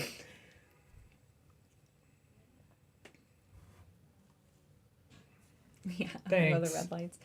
Yeah, I was gonna ask Soups. You've been over. What was that experience like for you? Was that weird? Like, that must be annoying to get used to. Like, I imagine the tipping thing is very obnoxious for a foreigner to deal with. It's just about understanding what the expectation is. Yeah. And then like nobody wants to be like doing the wrong thing, you know? Mm-hmm. No one wants to be caught out by there being a social expectation and then you don't comply with it just because you don't know what it is. Yeah. Oh man. All right. Speaking of how short time flies. Yeah. I'm going to hop out. Here's where I'm at. I'm going to go work on this a little bit outside. I'll be back at 3:30. Yeah. Cool. See you guys. Bye, Brett. I'll see Oops, you I in forgot my water. half an hour. Oh. I will also Well, be you right can back. use this water that's right here if you want. I just got new water. Yeah, it's full of I metallic. don't want your gross water. The water's not gross. These fighting words. Man, I brought like 300 paints in here with me, and I used a fair few today. I've been trucking everything back and forth with me. I have like my plinth stuff here. I've got my little animals. Like, I have it all. I just like I'm taking the whole thing, even though I'm not going to use it. Let's see. But I was also keenly aware that I was only ever buying. Oops, sorry, I forgot to paint on camera. I forgot where I was. Or touristy crap. So hardly the full breadth of purchases. I was only ever buying food or touristy crap. Okay. Yeah. They don't use dollars in Europe. You said even dollar amounts. Oh yeah. In my head, I was like quid. Euros. How many euros? Okay. Isn't euro short for European dollar? Didn't we learn that? I don't know. That was Oh, okay. It's absolutely Whoops, sorry. Brett's working on his dad's He's trolling shows. us. Well, didn't we learn out there that the euro was invented in 2000? Yes. Yeah, looking at 2000. my yearbook. We pulled out my yearbook to look at a bunch of like Y2K facts. Yes. And apparently that's when the euro was Put into circuit. Yeah. whatever word you use for inventing That's currency. that's when they invented Europe. Yeah. Yeah. That's Before when, that, it did not exist. Yeah, it was just the United States and United everyone else. States of big land. Actually, Europe's not very big. All right. Your turn. My turn. Look So at okay. you. That's looking so nice. So I have my impulsor here, and I realized I forgot to bring the back parts. But Oh, I take it back then. yes, I'll just hold it there so you can't see it. Go for it. Yeah, there we go. It has the little graph plates on. Oh. Yeah. So yeah, these are on. I forgot the back ones. So it's missing there. Pretty. Yeah, that looks nice. Thank you. So still need to do weathering, some recess washing, and of course varnishing. Of course. But there we go. Yeah, okay, Super 80 says, yeah, it was actually invented in 1963, but it took until 2000 okay. before it was like put into circulation. Okay. Okay, and here's my Cool. Vulcan Hestan proxy, I because don't I remember talking about that though. No, we didn't talk. Yeah, You no said one no. cared. Yeah, here's my Vulcan proxy, because I don't want to buy the resin one. Oh, it's resin. Yeah, so Okay. I just built my own. This is Vulcan Heston at home. Oh, nice. And so you added the cape and everything? So it's from another model. Okay. This is from, the only thing I really changed was the spear in the hand. And I added a little flamethrower to his hand. Okay. But, yeah, there we go. I love it. Sweet. So I guess I'll paint him. Okay. I'll come over here. Ugh. You know what? I probably need my palette. Oh, boy. This is the Meg show again. It's just like yesterday. I wish I had something funny to say, but I don't. Let's see. Tipping. Well, let's see. They free port, and if you tipped, you'd basically get a triple, so that wasn't so bad. I guess that's not terrible. But the idea is that, like, now they kind of just expect it. You just have to do it no matter what. You don't necessarily get a perk afterwards. Sweet. Did we address Barry's chat? What did Barry? Oh, yeah. Our super chats tips? Feel free to go further with it. I was like, yeah, sure. I don't know. Maybe. That's kind of how I consider, like, all of the donations you guys make, right? Yeah, It's like, they're tips. you guys are doing okay. Let me toss another $1 at you. Sorry. Like, what did I say? I was like, $1 at a time. Are we Yeah. strippers? Yes! I love it. Saray, you and I are always on the same page. Yeah. We already had the suggestion about shaving chests, Yeah. so. Yeah, and you were definitely down for that. Yeah, as I recall, I was super on board, Very I think. I don't really excited. remember. That was hours ago. Yeah. Let's do this one. Okay. We'll do no pick and pick, just to mix things up a little. Ooh. Why is there? Oh, that's snow. It's snow. Yeah, I was was like, why is dealing it- with it earlier too. I was like, Why is it this gritty? crap? Yeah. Okay. Here we go again. I like to start from the edge. And then just kind of make Oh yeah. a little... I love watching you do this. little... across, and then I like to make it thicker on one end, like that. There you go. And you guys little... And then from there, sometimes what I'll do is... where does it look like? I feel like I could use some right here. And you're so quick about it, too. Yeah. I mean, like, I don't mean quick like you rush or whatever, but just... Yeah, you can be pretty loose with it. Yeah, it's nice. Because at the end of the day, it's supposed to be random, so you can get away with a lot of it. You can make things look intentional, even if they're accidental. Which is nice. Yeah, okay, so... My head's not in the way. Okay, there we go. Let's go like this.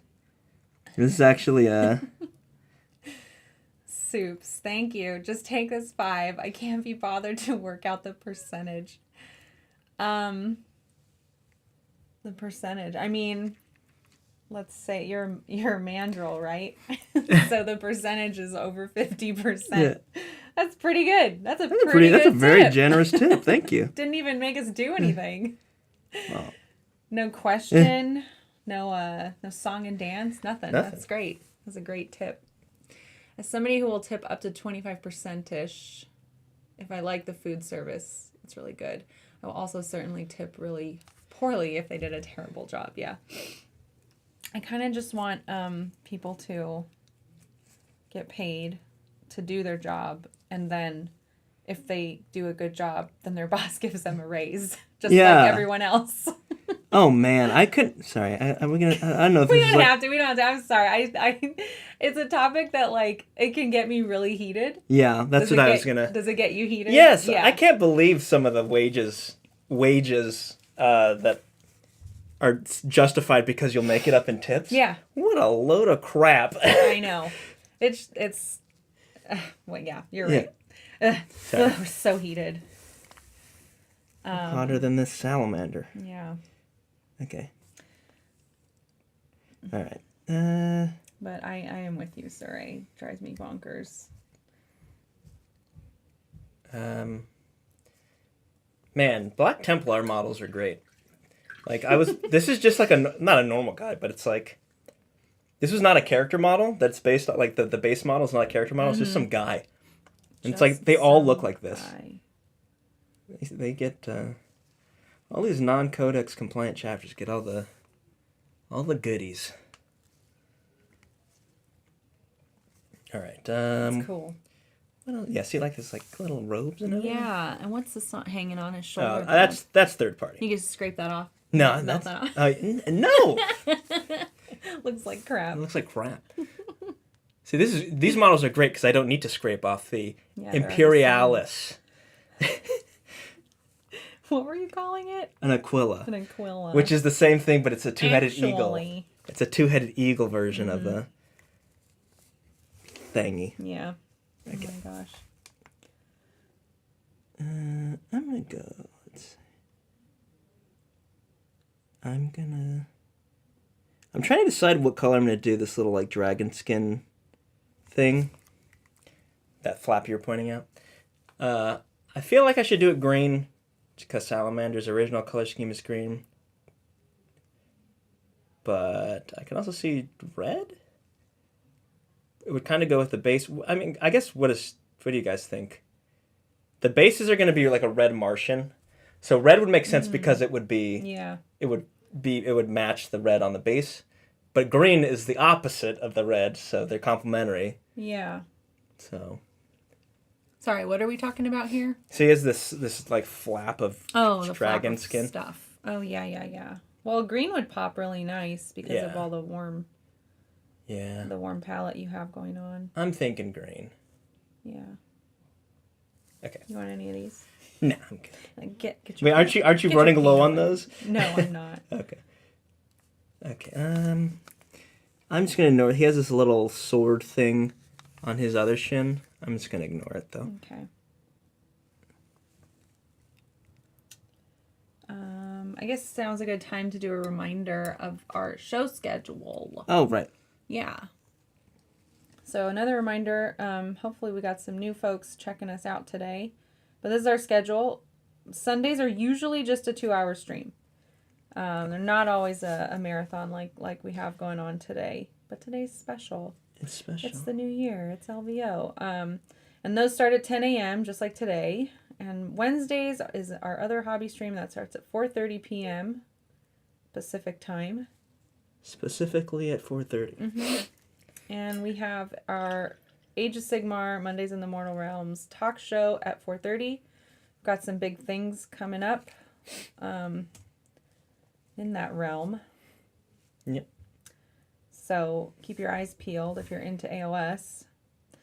And then Journeys is it's every week, but every other week is a different project. So it's been Brett and I the past couple of months, I want to say. Yep. I've been working on this plinth project. He's been working on his Tau Orca. So if you're a member, you get access to those. These are members only streams. And those will be wrapping up after LVO. This week you get a double dose. Brett's going to be on Friday. I'm going to be on Saturday because we're trying to get this stuff done in time. And then after that, we'll have a new journey started for you guys. So, yeah. Yeah. Sorry, Umi was asking a question and I was going to answer, but Super 8 already beat me to it, so. Oh, yeah. Oh, I see some gray names in chat. If you guys have a gray name, make sure you have your settings to accept a free gifted membership. We have very generous members. Benefactors. Yeah, who like to gift. Look, and there's one now. Thank you, John. Oh, hey, John. You summoned him. He's been summoned. Yeah. Thank you for the 20 memberships and the party lights. Woo. Getting us in the Vegas mood. Is this what Vegas is like? This is exactly what Vegas is like. I can't This go. is it. I'm going to cancel my ticket. Can't handle this. Yeah, it's too much. There will also be painting tables set up, so it will actually be like this. Oh my gosh. Possibly. There's people flashing lights while I'm trying to... It'll smell a lot more like smoke. Oh. I was telling Holly this. I don't know if you are aware, but every casino smells like smoke. You just learn to love it. Oh, okay. Yeah. It's like a throwback in time. Yeah. John McCardle, are you going to come out dancing with me? Come on, John Mick. Come on. That's my big plan for Vegas. I'm very excited. My big plan is to go to a narrative event, but secretly have a competitive list and stomp everyone and ruin their day. You're one of those. That's right. Oh, that's a nice lore-friendly Tau army you got there. Too bad I have the meta on my side. Yeah. Just Jupiter says I need to hand you cards with boobs. Oh, okay. And stars over the nipples. That's not fun. I don't know what... Wait, are you talking about like playing cards? No, that's like what club promoters would be like. Come inside. Thank you. Yes, that's it. Yeah. I was like, what cards? I've never even been to Vegas, and I know. And you know that. I know that too. I just was like, I thought, is he talking about a deck of cards? Yeah, exactly. That's how I'll find somebody to get on a list. Yeah. There you go. Yeah. I know. When you're walking around, they're like, they do become trading cards. We should have a bingo. What cards can you get? Yes. Well, We should just have an LVO bingo. Oh, that's a good idea. Yeah. Ooh. Oh, yeah, because there's like bingo card generators. We can like plug in all of our... we'll do that. We're going to make you guys a bingo card. We'll do that. That sounds fun. Game, yes, for LVO. Everyone who's going and just looking vicariously through pictures. We'll make sure to like take pictures and you guys might be able to check things off your bingo cards.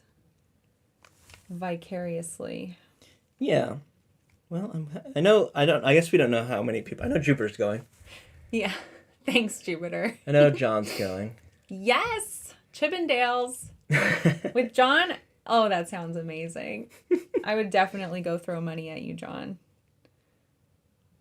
Oh, that would be fun. All right. This is getting a little tiring. You're like, I'm over it. Yeah, because I'm like having to like stutter my hand. I've been doing it like all day. So. What was your goal today? Were you hoping to be finished? Not finished. We'll see. Yeah. I wanted to have at least half of the camo done. But I ended up getting the tank farther along than I anticipated, so like that's kind of a victory. Mm-hmm. Even though I feel like I'm probably not going to get as far on the rest of the models. Yeah. What is the free space? Oh yeah. What can we do? Things that you're pretty much guaranteed to see. So like a fully painted army. Yeah. Or a model being entered in the Golden Demon. I cosplayed Space Marine. Oh yeah. Or Imperial Guardsman, because that's even easier. What if it's a Sister of Battle? Does that? That's not. I feel like that's not a free Marine? space. Okay. That's probably less likely. Okay. You will see at least one commissar. I remember seeing a chick last year. I think she dressed up as Sisters of Battle. That's cool. And I was like, ugh, I wish I didn't have this stupid cane. Should have leaned into it. You could definitely get away with the cane in 40K. Like, I'm an imperial man of high society, everyone. Don't look into my taxes. Yeah. Oh God, don't remind me. Oh yeah. It's that time of year. It is very nearly coming up. A shower window in the hotel room. Ah, it's so terrible. Oh my God, I hope you don't have one of those. Sorry. Oh, okay. So that is a thing, right? That is at this hotel, yeah. Why do they do that? Dude, I don't know. Because they're monsters. The way it was sold, I don't know if it still has this description. I'm sure somebody in chat could figure it out. A conversation with someone? It was like they were designed to be romantic or something like this. And I'm like, that's not romantic. That's disgusting. Ugh. And creepy. I mean, it's in the window looks into the shower. Yeah. But right next to the shower is the toilet. And also, like, not everybody's into that. No. I don't know. It's just weird. I hate it. Creepy It's window, so yeah. uncomfortable. Yeah. Vegas. Oh, Vegas. I just love Vegas. Yeah. Vegas, you monster. I have not been, but I am excited. Yeah. I'm excited to go to Vegas and then spend all my time in a convention center I playing with my know, Warhammer I know. models like I do here. I know. We'll figure out something fun to do. Ooh, okay. I think Sunday is probably the best bet in the evening Yeah. to snag a show. I'm working on his head here. And so I have to kind of change up my method here. Because it's... Sorry, I heard Brett say something. I think he's talking about bingo cards. Okay. Oh, yeah. Now they're coming up with ideas. yeah. Good. Thank you. Yeah, it's like I need the pattern to be slightly smaller. Okay. Even though that's like not how it would actually work, but... Yeah, there we go.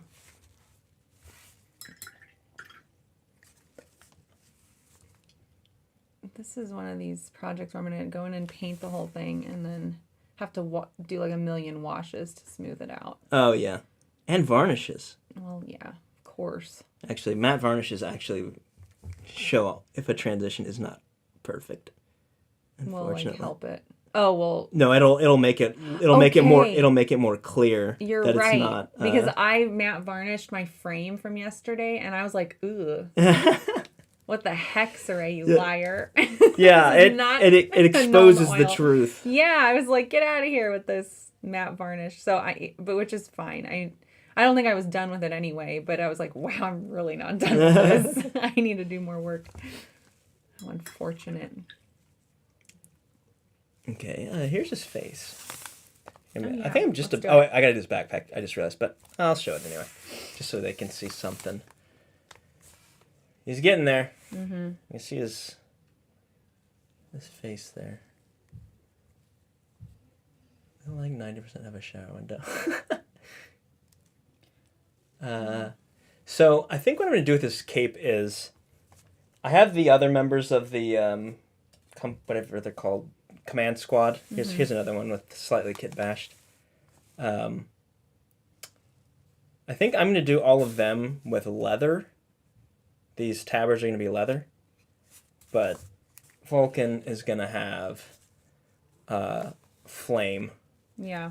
flames built, painted on some freehand flames on his cloak and tabard, with a bunch of those old salamander transfers with like the from Horus Heresy. Cool.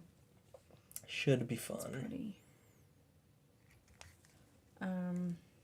Yeah, I'm just adding in this like purplish blue now. Ooh, that hair looks to the deeps. Oh, thanks.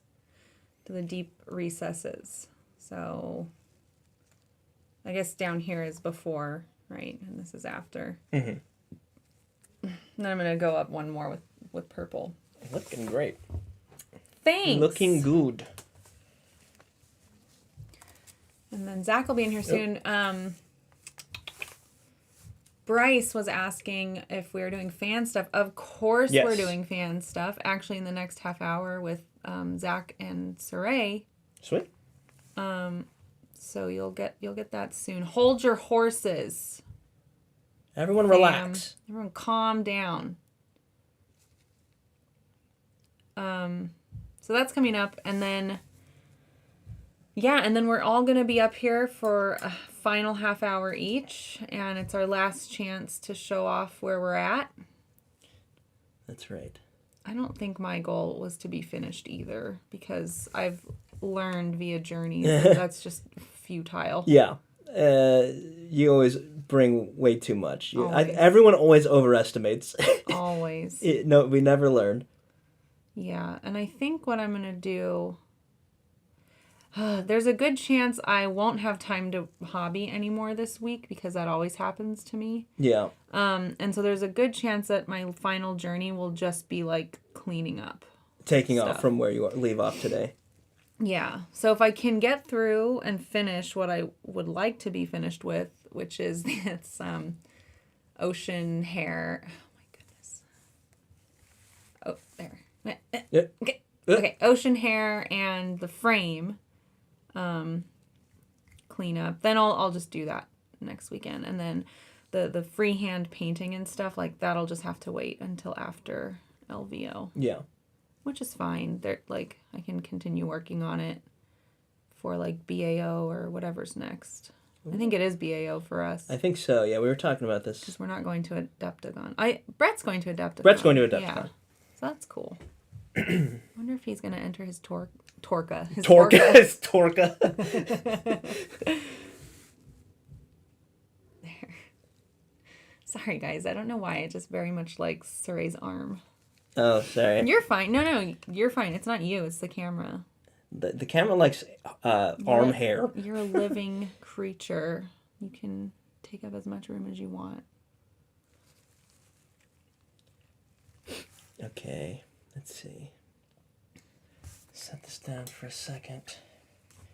I want a shirt that says matte varnish exposes the truth. That's a good shirt. I hate it. The truth is out there. Yeah. I want to believe. I'm never matte varnishing again. You got to do it. It's the only way to find out the truth. I was like, this is looking so good, and then I matte varnished it.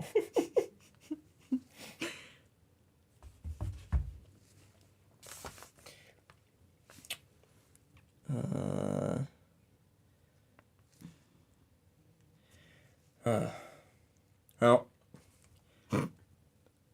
we're getting there. So yeah, we were talking about how far we thought we would get. Mm-hmm. I thought I would get more than this guy done in the 30 minutes, but I was wrong. Like, as far as the pattern goes, or do you mean like all his bits and everything? Just the pattern. Okay. That's all I've been working on. Yeah. Yeah. Okay, I'm liking these colors. Cool. Yeah, you know what? I should do a bust. I've never done anything that scale, so that would be fun. They are kind of fun. I like, well, yeah, it's nice because, like, I'm like, there's no real time crunch, only LVO, but also, like, I'm already saying, like, I might not be finished, and it's fine, I'll just take it to another show. But, like, when you're painting an army, for the purpose of playing with it, you're kind of like, okay, I need to have this done. Yeah, there's external pressure to get it done. Because I want to play with this unit, and if it's not done, I can't play with this unit. or whatever. Right? Yeah. Yeah. Yeah, that's why I gotta get my other Land Raider done before they nerf it. Before they decide, That's right. Everyone's stressing over that right now. It's too good right now. It's gonna get nerfed. Gotta just don't do it before LVO. Let me enjoy it for 5 minutes. I know. Okay. I'm always afraid I'm gonna ruin something. Now you guys are just getting her butt, which she doesn't really. She doesn't have just a butt. the butt of the model. Have you made the plinth yet? No, that's the part that I'm probably leaving. Oh, for after. For Okay. post. Gotcha. Okay. I will go over what that looks like in my last half hour, like what I'm going for, so that fam can take a look. But you mean like the painting and stuff that I've been talking about? No, yeah, that's just gonna have to be a nice to have, I think.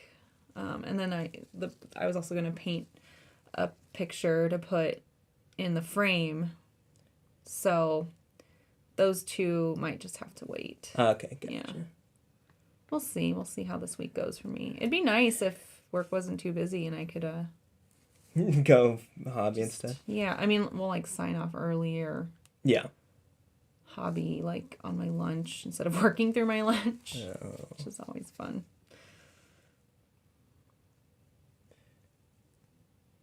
Yeah. Kind of also looks like lettuce leaves. Yeah, kind of looks like kale. Yeah, crispy kale. Who was talking about this? Somebody was it Barry? Oh yeah, Barry hates kale. Barry, you hate kale? Why? Something about it. He overcooked it or something. Is it because it tastes gross? I don't know. I don't mind. I like I actually kale. kind of like kale. Yeah. And I know what he's talking about with the charcoal thing, but I actually really like that too.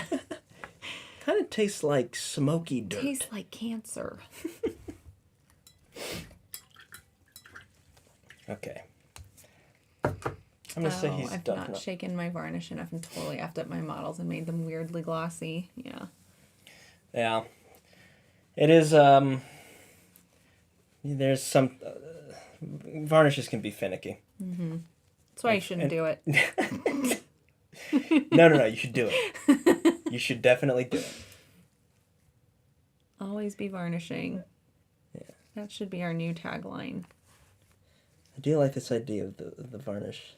We want the varnished truth? Yeah. As opposed to the unvarnished truth? Yeah. Oh, I'm being booted. Who's that? Hey, Zach. Hello. How are you, Zach? You're just gonna have to wait a second, Zach. Okay. I've got all this paint on my brush. Ugh.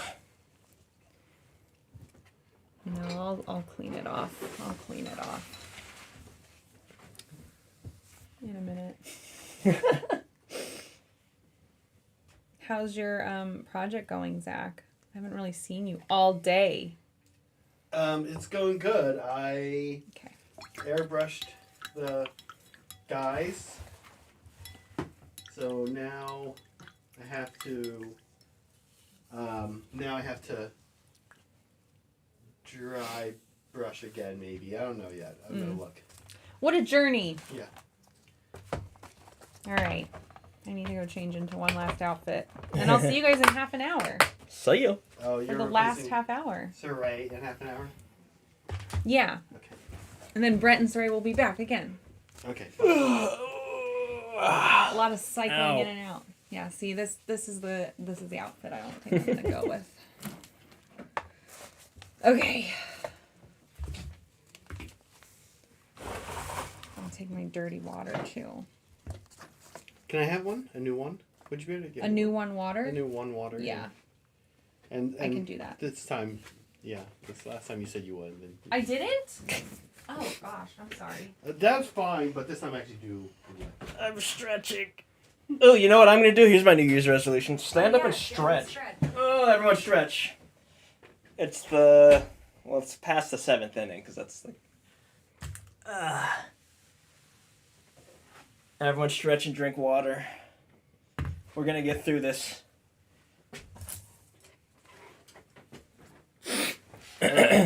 putting my guys down here. I don't know why you bring them all. You only ever work on one. What do you mean? No, I work on all of them. Okay. I've either been working on the big guys or the little guys. You said you're going to varnish these, but I noticed you have some metallics. You're going to go back over the metallics? So that's a great question.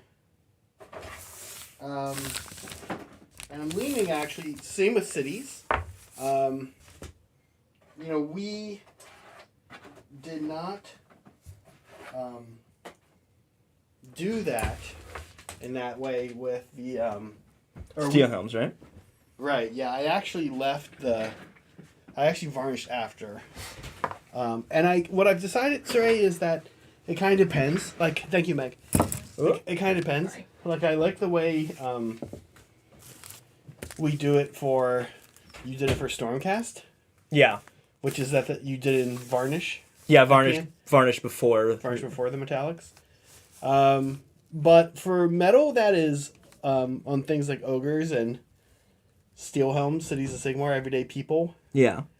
I think I'm gonna be okay with the varnish over the metal. Yeah, it gives that metal like an aged, slightly weathered look without having to apply like new pigments and colors now to it. And that's the look that they have right now, because these guys have been matte varnished. Yeah. Yeah, lots of metallic isn't actually that shiny. Right, Or right. metals in real life are not actually But that it shiny. looks cool, right, on Yeah. the right army, like on Stormcast Eternals. Yeah. Or Grey Knights or something like that. Yeah, someone who's like almost like above standard. Can I show Cire Yes. so here is a Thunder Tusk. He has not been had the treatment that we've gone through today with the other guys. And here is one that has had the treatment. So you can see Quite a difference. He's brighter, yeah. Yeah. But the effect overall is the same. Mm-hmm. Mostly. So, however, this has left me with a lot of cleanup I now need to do. I'm not going to be doing that today. I might be doing that today, but after the stream. But yeah, really happy with him being brighter, whiter. yeah, it fits really nice with the snow. Yeah. And yeah, I'm pretty happy about that. So the Thunder Tusk, I'll have to go back and do him some other time. Haven't really been using him a lot anyway, because he's, I don't know, people think he's good. I think it's better just to have more stone horns. So that's kind of where this guy's at. Now here's the thing, Cire. Oh. I'm giving serious consideration to one more dry brushing on him, though. Really? Okay. Do you think it's too? What do you No, think? why not? I don't know how much. We'll see if it even does much. With the same color or a brighter white? With Abtalong. Back to the Abtalong. Is that? I'm guessing that's a brighter. I mean, it's a pure white. Okay. I will say that if it's the same white that's already on there, Yeah. it might bring it down because varnishes tend to lighten up things. So maybe do it on a small patch first. Test it up. Okay. Yeah. Let's have a look. Well, this has been airbrushed though after the varnish. Oh, I see. So it's not like So what's happened on him today is this. First, he got dry brushed this color. yeah, Then he got gloss varnished. yeah. Okay, and then he got The recess. then the recess Yeah, with dark gray Tamiya. yeah. Then he got titanium white ink Spray. spray. Okay. Yeah. So we're gonna see if the first step brings him back up even more. Yeah, I suppose if that gray kind of gets dulled down, maybe it's spread a little. You might be able to bring the white back up. Oh yeah, actually it is. But I think it's actually, I'm gonna say, diminishing returns. Yeah, it's not going to be a huge difference, Yeah, right? so I'm gonna not do it. Yeah, diminishing returns. Sweet. Good to know. It's nice to find diminishing returns. You know. Yeah, it's like, well, we're already at the maximum. That's that. We don't need to bother with this step. So that's as bright white as this guy's gonna get, and now he needs his ropes and straps that got airbrushed over, cleaned back up, and I'm gonna see if I can. I'm gonna experiment with how to clean them up. I might be a contrast guy. Ooh, okay. And try to clean them up with some skeleton horde or something.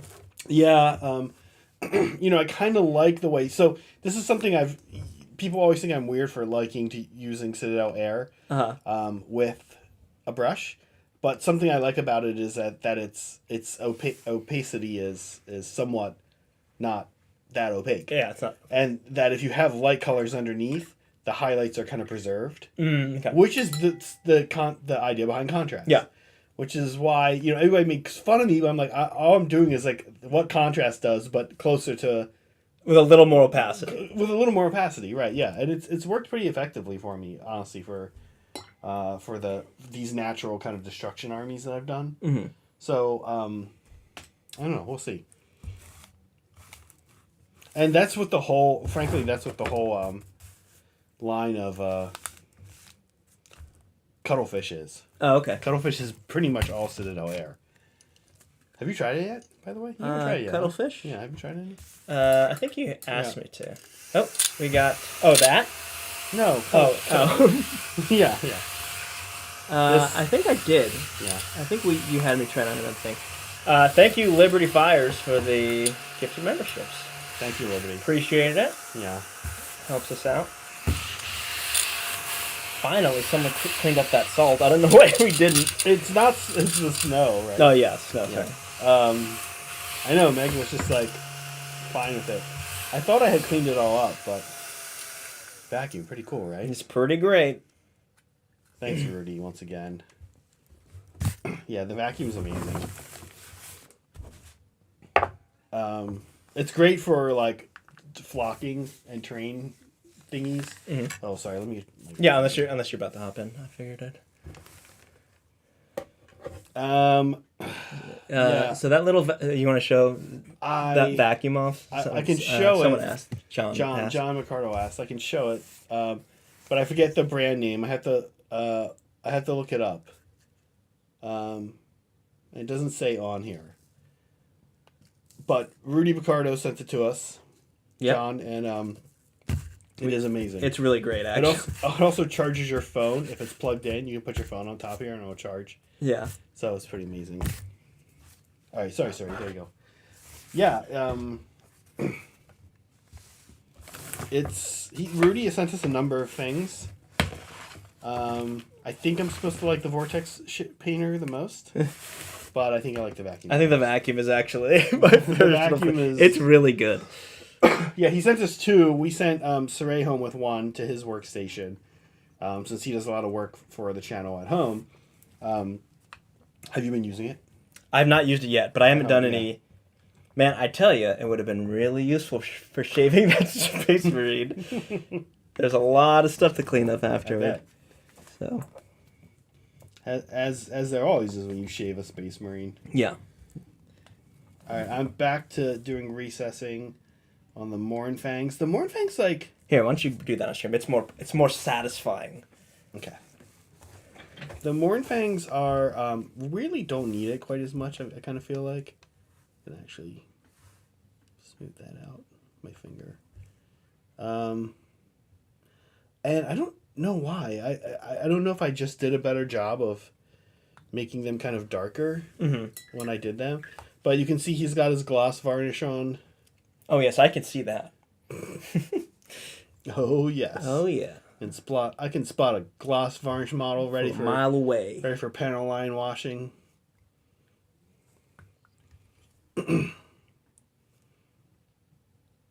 So, sinking in, building up the contrast once again so that we can then hit this guy again with the AK Titanium White with an airbrush and bring him back up.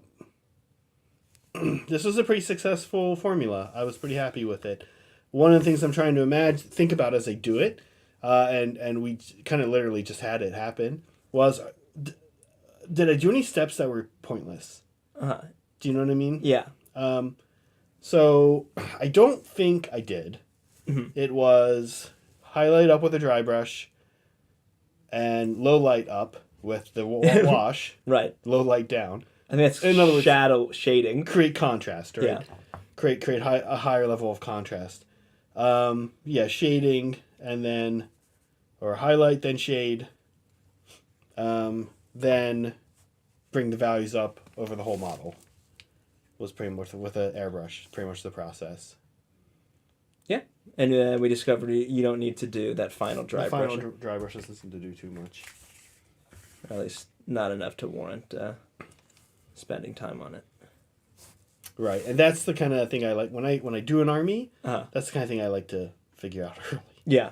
What are some steps? And so actually, like when I've been painting the cities of Sigmar, painting the Wildercore hunters first was kind of nice because as cool as they are, I'm probably not going to be using them for like any kind of competitive play. Right. Which is okay. I'll use them for other play. They're super cool. But they're also a one-off unit of 10 dudes with a lot of models that are kind of unique to each other. So it gave me the ability to test things out. And also at the same time kind of be like, all right, well, I didn't like the way that works out, but I can leave it like this on this one model. Yeah. Because it's just one model. It's in the Wildercore Hunters. They all have a lot of variation between them. They're a Warcry band. I feel like Warcry bands, or like in 40K, the kill teams, are like if you're getting into an army and you're like, how am I going to paint these guys? They're perfect It's test awesome models to do it. Yeah, grab like a Tau kill team if you're starting Tau army. Grab the new. Oh man, everybody's grabbing the new Space Marine Scouts though, huh? Yes, I'm trying to get my hands on some. Everybody wants those. Yeah. We have some fan stuff, yeah. Yeah, we do. Should we do it? We should do it. We should do it. I need a break. Because we have only bending over. right. We have only 15 minutes left together, basically. And you know how we can be here. Oh, you're gonna take a break here. Can I give you the mouse? Can you be a mouse guy? Sweet. Oh, there's a lot. Oh boy. No, this isn't that many. All right, I need you to tell me who's who though, because I did not put this together, so I did not. Oh, write down okay, his name. yeah. I have it here. This is Darth Maul. That's Darth Maul. Wait a minute. What? I thought Darth Maul had a double-sided saber. Why does he have two? Maybe this isn't Darth Maul. Maybe it's just another member of his race. Am I being Star Wars racist?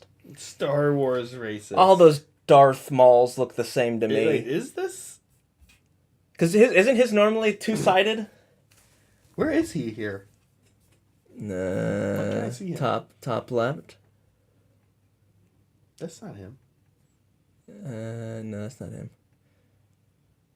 Hold on. Anyway, it looks great, whoever painted this. It does look great. We're going to figure out who painted it in a moment. Ah! Oh, here it is. I found it. Stop it! Oh, we're both using it. I found it.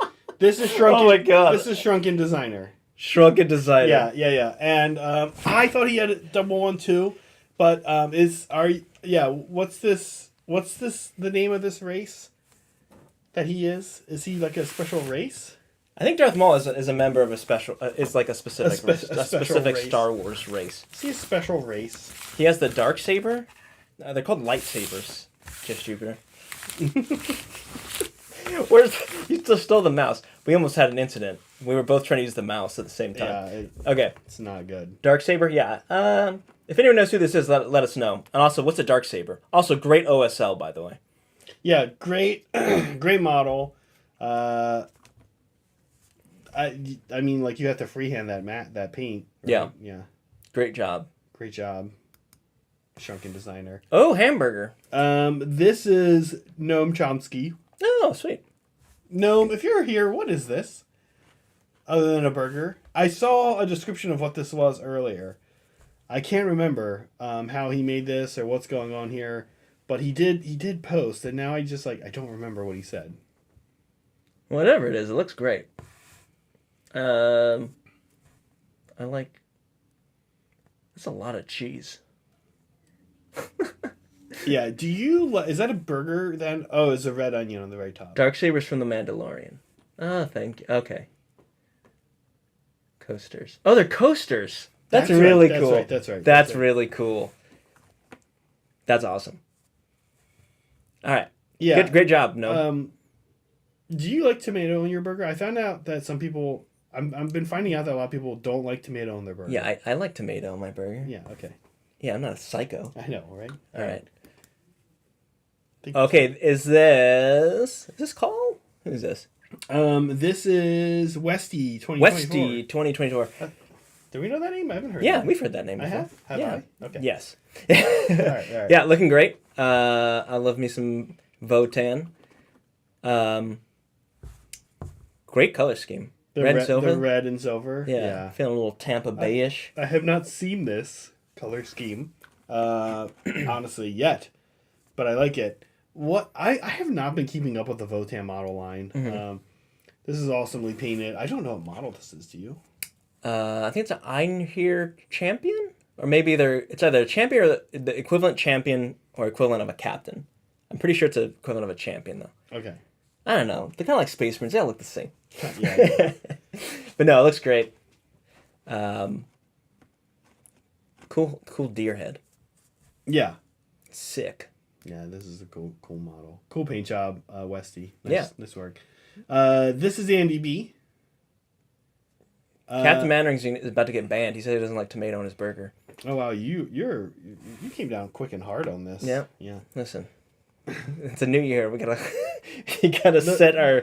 I can't remember. It's come up for the few people recently, but Steven is one of them. Steven's out of the Hobby Collab. Steven was like, it makes everything wet. Yeah. You gotta know where to put the burger. It's an order thing though. Yeah, exactly. The burger should not be touching the tomato should not be touching the bread. Bun. Yeah, I agree. You gotta have a barrier. Yeah. Anyway, sorry. Who's this is Andy B. This is a custody. Ooh, Andy B. Thank you. Yeah. Nice. Yeah, this looks nice. We haven't had a fan stuff in a while. This is also. Yeah, this is awesome. I love custodies. Yeah, all this fan stuff just looks great. I'm like, sorry, I'm like not seeing a lot of call outs because everything's just been like. It looks great. Pretty great, yeah. Yeah. Okay. Well, I will point out I really like that like burgundy red cloak. Yeah, it's the bathrobe. The bathrobe, yeah. It looks super. It's good with gold. Yeah, it looks really good. I'm actually curious what colors you used for that. That looks really nice. I always have trouble getting a nice burgundy. Beetroot. Oh my. What? I've had that. No, what are you doing? No good. Not necessary. Who's it? Bernie S? Yeah. Banned. They're just banning everyone today. Yeah. This. Oh, this is cool. This is Ethereum. Yeah, Ethereum Bunker. Ethereum, yeah. I know this because he sent me pictures, and I was like, "That's awesome." What is this? Is this Legion of the Dam? Okay. Look, it's so good. It is. Okay, so I didn't know. I didn't know if it was Legion of the Dam or something else was going on.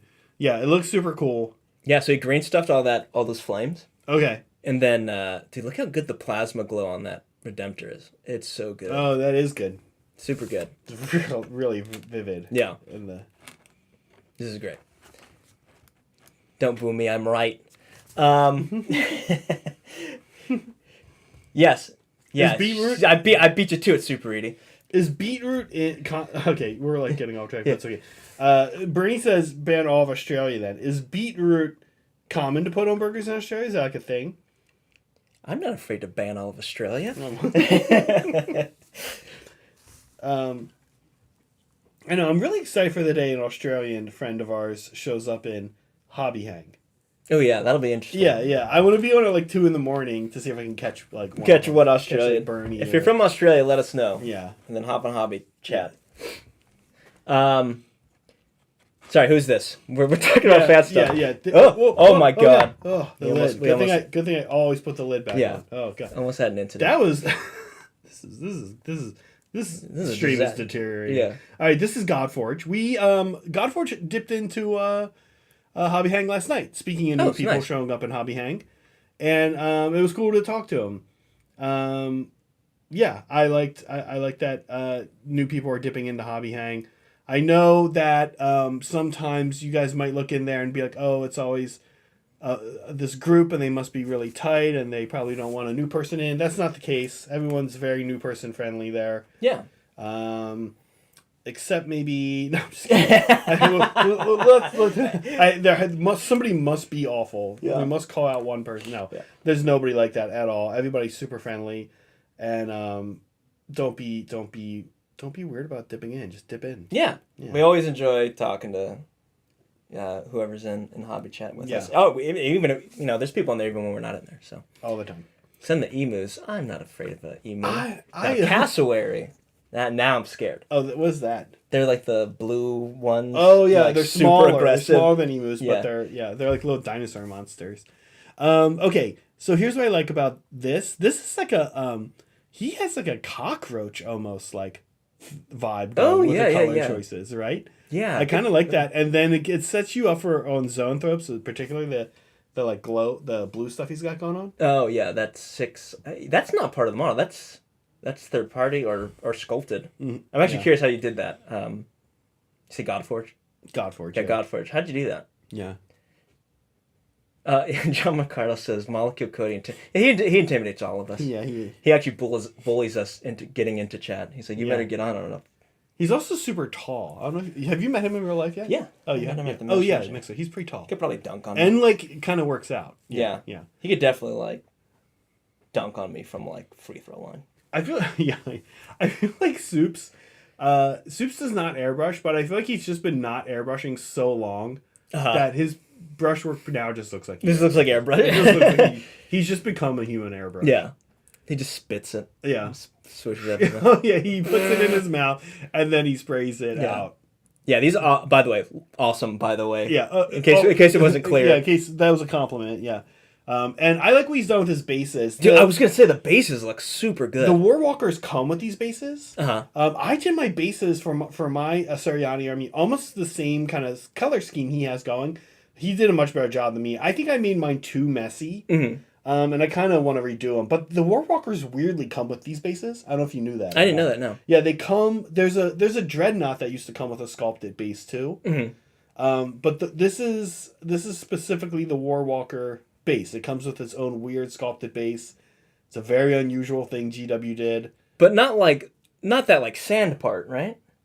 No, so I can show you one at some point for my army, but it's like chunks of concrete. Yeah. And he's covered some of it with sand, and this is also what I did, but I used like a AK product, Crackle Earth stuff. Yeah. Actually, I think I used the Citadel one, and it came out okay, but I kind of like what he's done better. These look, I'm very curious how you got that like almost like wavy sand look. Like that's how, if I ever do a sand desert base. Oh, because it's like the beach. Yeah. Or like really like fine dunes. Like dunes, yeah. Yeah. So like tell us how you did that. That's super cool. Yeah. And good job. Great job. Yeah, great jam. Really great. I'm guessing, Soups. Question for you. Are you doing the lid on these guys? The little cover on them? Ooh. They have a cover. It's more of like a shield. It doesn't go all the way around. Yeah, it it's like the front. like a partial canopy almost. Not a canopy, but like a windshield. Yeah. Yeah. So I'm curious to two things. One, are you doing that? Two, are you doing any? Are these done? Are you calling it? Which of course, like awesome. But I also know you like to do the rose, the kind of cherry blossom motif. Couldn't be bothered with it. Yeah. Yeah. Yeah, they're starting to act like space marines with no helmets on. No helmet, just hopping in. Hopefully, no one shoots me up here. Yeah. All right. Next up. Nice. Good job, Soups. Yeah. Awesome. We never get get nice pink. We can switch like fan stuff person. No, Whoa. Yeah, this is great. Who is this? Is this Cody? Is this Cody? Chris likes the paint? This is Cody. Cody, okay. Yeah. This is awesome. I haven't actually. He's been working on Sylvanet for a while. Wait, which Cody? We have multiple Cody. Cody. Okay, yeah, I thought so. Yeah, this is sick. This is very sick. He's been working on this army for a while. I have to confess, I haven't seen him. I've seen he's posted some pictures, but for whatever reason, I haven't really like pulled up the pictures and zoomed in and looked close. This is the closest look I've really gotten at the army, and this looks amazing. Yeah. Looks like he stole a Necron blade. Similarly drawn effect, but it's like it works super well. Super sick. Yeah. This is a cool mod. Now I want to go back and see some of his other stuff. Yeah. Take a closer look. Yeah. Great job. Also, interesting. I mean, the monitor's a little far away. Is his helmet metal? It's an interesting. I really like that, like brassiness to it. Yeah. Cool. Okay, who is this? I see some Death Guard. This is Thunder. Thunder. I haven't heard Thunder before. Has Thunder been around before? I don't know. Well, welcome Thunder if this is your first time. This is some grungy Death Guard, which is good. Some grungy, bloody Death Guard. I see. Yeah. Great job. Yeah, thanks. Now I feel bad for not painting my Death Guard. I so know. Yeah, thanks. These are looking good. I like the bone. Yeah, Bone's looking great. Green's looking great. What's the guy on the left? I think that's a Terminator? typhus corrosion. Typhus corrosion. That typhus conversion. Okay. Because it's definitely typhus with the upraised hand, but I think he didn't put I think they didn't put the flies and stuff on, like the smoke and flies, which I'm also I'm not going to do that because I don't like them. But yeah, good job. Nice stuff. Also, that's a pretty mid dice roll. In the back. Not a great dice roll. No, Thunder. not great. Come on. Do better. Who's this? Why are these in the same? This is Bionic. Okay. These are in like not the order they are here. Okay. So I have to find them each time. Good job, Magic cards. I can't read it. No, neither of us have the ability to read that. Embercleave. Not because of our vision, just because we can't read well. Yeah, it's because, as Zach really said, you don't like to read. We don't really read. Oh, this is sick, though. It is cool. Really cool. Is this like his own? Did he draw this? I'm guessing so. That's awesome. I feel like I knew that he draws. Or can draw. Yes, I think.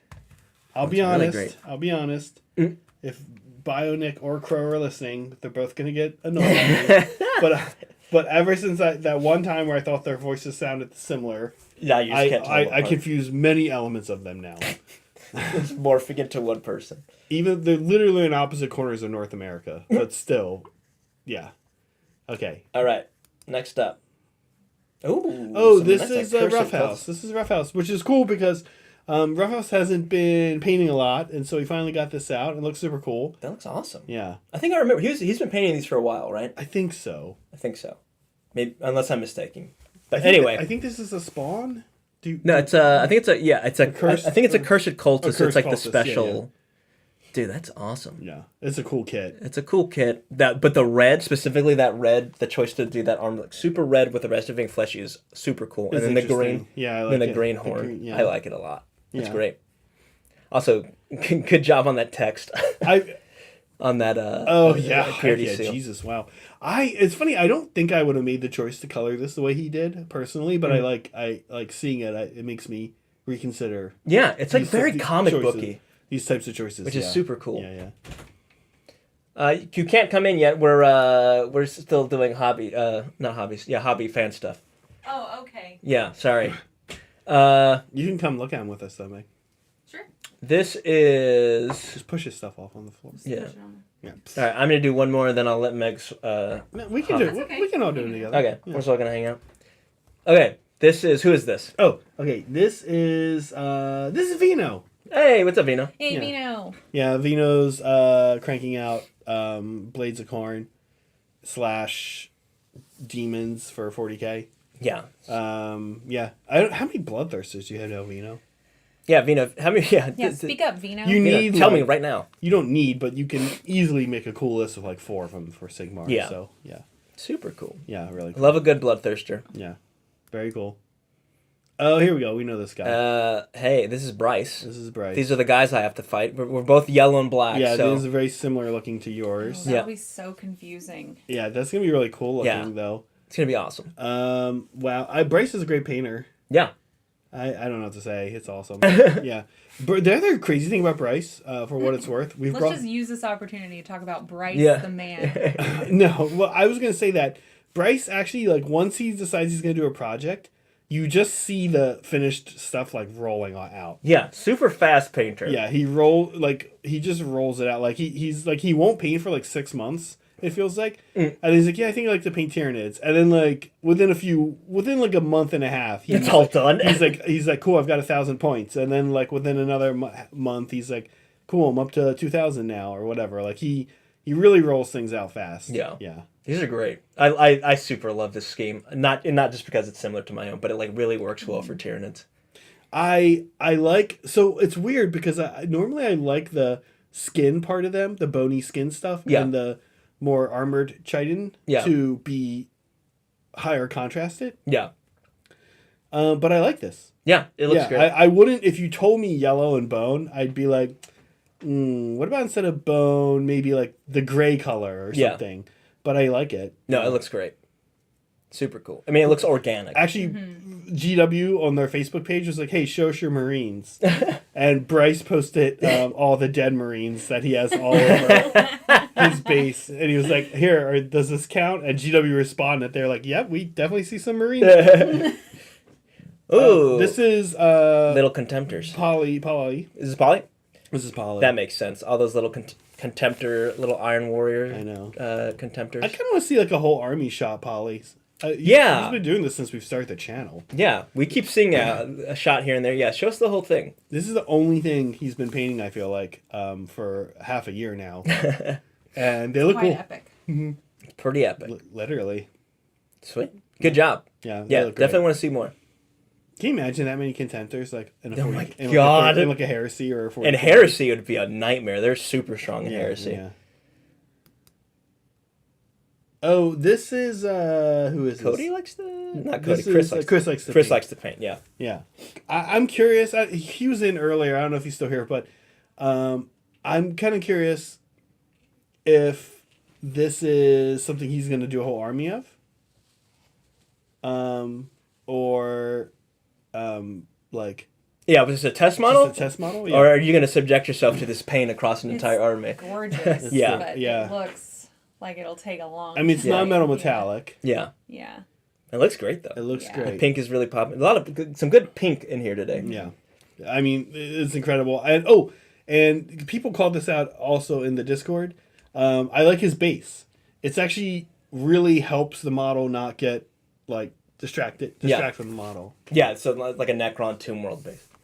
No, sorry, Polly. I mean that you've been working on Epic, not like necessarily just those. Imperialis, yeah. Yeah, but Yeah, you're definitely working on some you've small been working models. on this for months. Not specifically the Contemptors, but yeah. Okay, what else we got? Ooh. Oh, who is this? This is Yusuf, I This is, think. Hey, Yusuf. Yeah, this is Yusuf. Yeah, this is looking Good job. Yeah.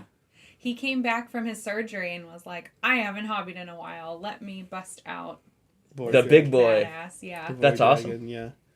Yeah, it's an incredible model, and it looks like he's done a pretty good job. The picture, I want to zoom in a little bit, look at it later, a little zoomed in, but it looks nice. The green looks great. Yeah. The lightning stuff. Chrome is This is awesome. that dragon, right? Yeah. Not Void Dragon. Dragon. Yeah. Yeah, I Super love it. cool. Yeah, I love this. Ooh. Oh, is this? I like it. Oh, this is Contra. Contra. This is Bill. Bill. Hey, I We like know a this good guy. Yeah. like a good old fashioned. None of that Land Raider Redeemer Crusader crap. This is like Bill's paint style right here. He does a nice clean job. He does his decals and he loves weathering. It's a classic Heresy Forge World look. He loves that. I was gonna say it looks like a classic, like almost like a historical Yeah. angle on it. He's Bill is also Bill kind of makes me sad though because he Bill the man. Bill the man. No, we know Bill. He's local to the area.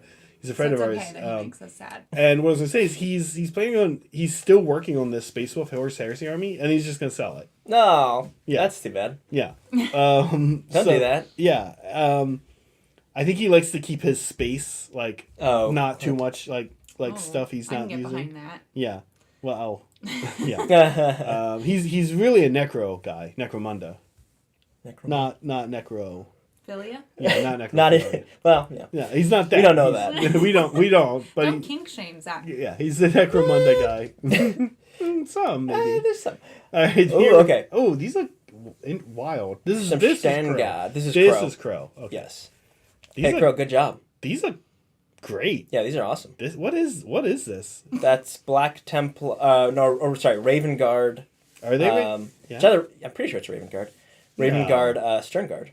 Are they Raven Guard or are they Black Templar? I think they're Raven Guard. The white helmet says Raven Guard, right? Oh, right. Yeah, these are amazing. Yeah, these are awesome. This is great black coloring, and the robe thing is... that's awesome. Yeah. Wow. Super cool. Yeah. Great job. And that's not airbrush, I know. Like he said. Remember we did a critique on his Phobos, or was that you?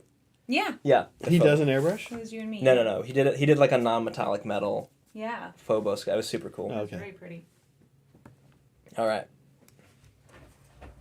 This is a Terminator. This is Super Slug. Super Slug. Yeah.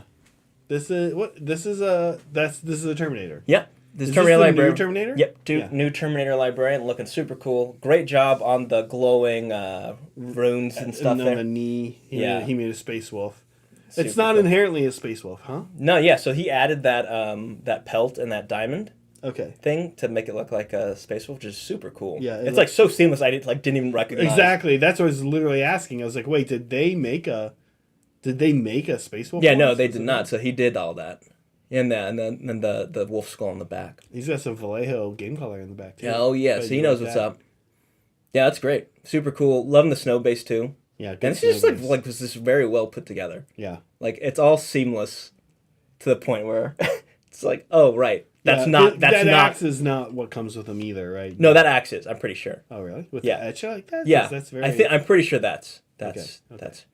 Although he may have modified the back, I can't tell. Okay. Okay, last one. Oh, this. Oh, I know who this is. This is. Yarnamite. Okay, I was wrong. I was wrong. Never mind. I don't know who this is. Yarnamite. Yarnamite. Yeah. Black and red Tyranid, pretty cool. Yeah, can't go wrong with the classic evil color scheme. This is isn't this a specific not Legion, High Fleet that is the black and red? Or no, they're like dark blue and red. Tiamat. I think? Tiamat. Is that them? I think so. No, I can't remember. I'm gonna leave this in. Tiamat might be Yeah, that one's mine. the really cool I just put it white and green one. Yeah. I can't remember which one this is. It's- Anyway, it looks great. It looks great. It reminds me of Alien, as in the aliens. Yeah. Like Ripley Alien. as in As in Is Alien even more- versus Predator. Yeah. Predator. we kept them on long enough, and That my mouth is not working. He's lost it, man. Okay, well I'll be back in like 20 minutes. 20 minutes, yeah. I love this wet palette you have going, which is just Black. Just black. just all black.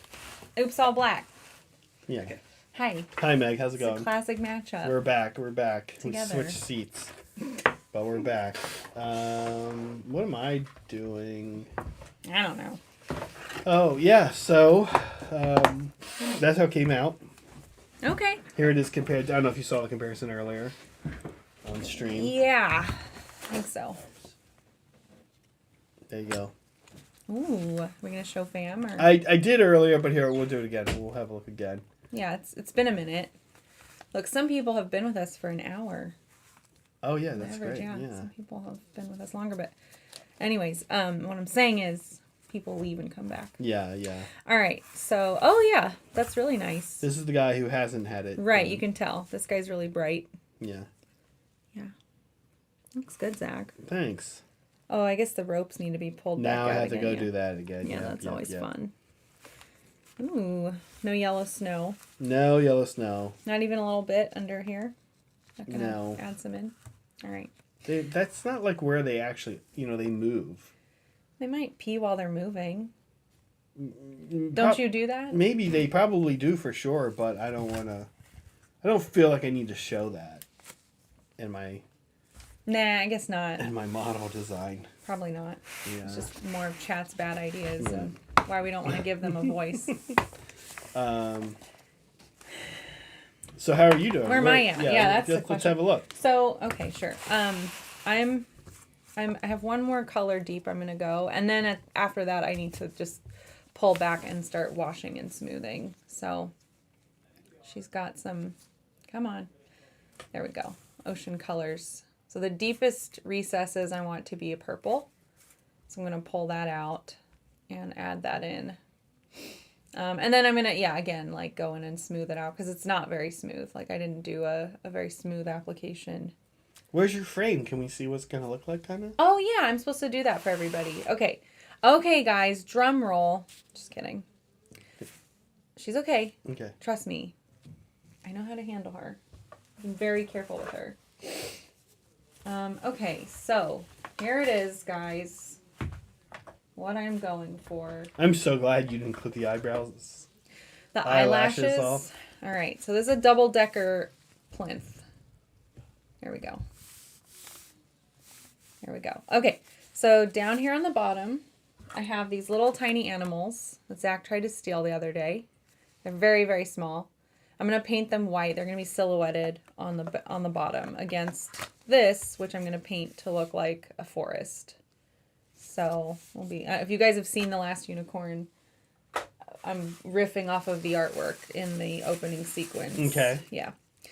So this frame is what I worked on yesterday. Looks great. Thank you. Except it did look great, and then I varnished it. And I was like, oh, now I can see everything wrong with it up close. Let me see.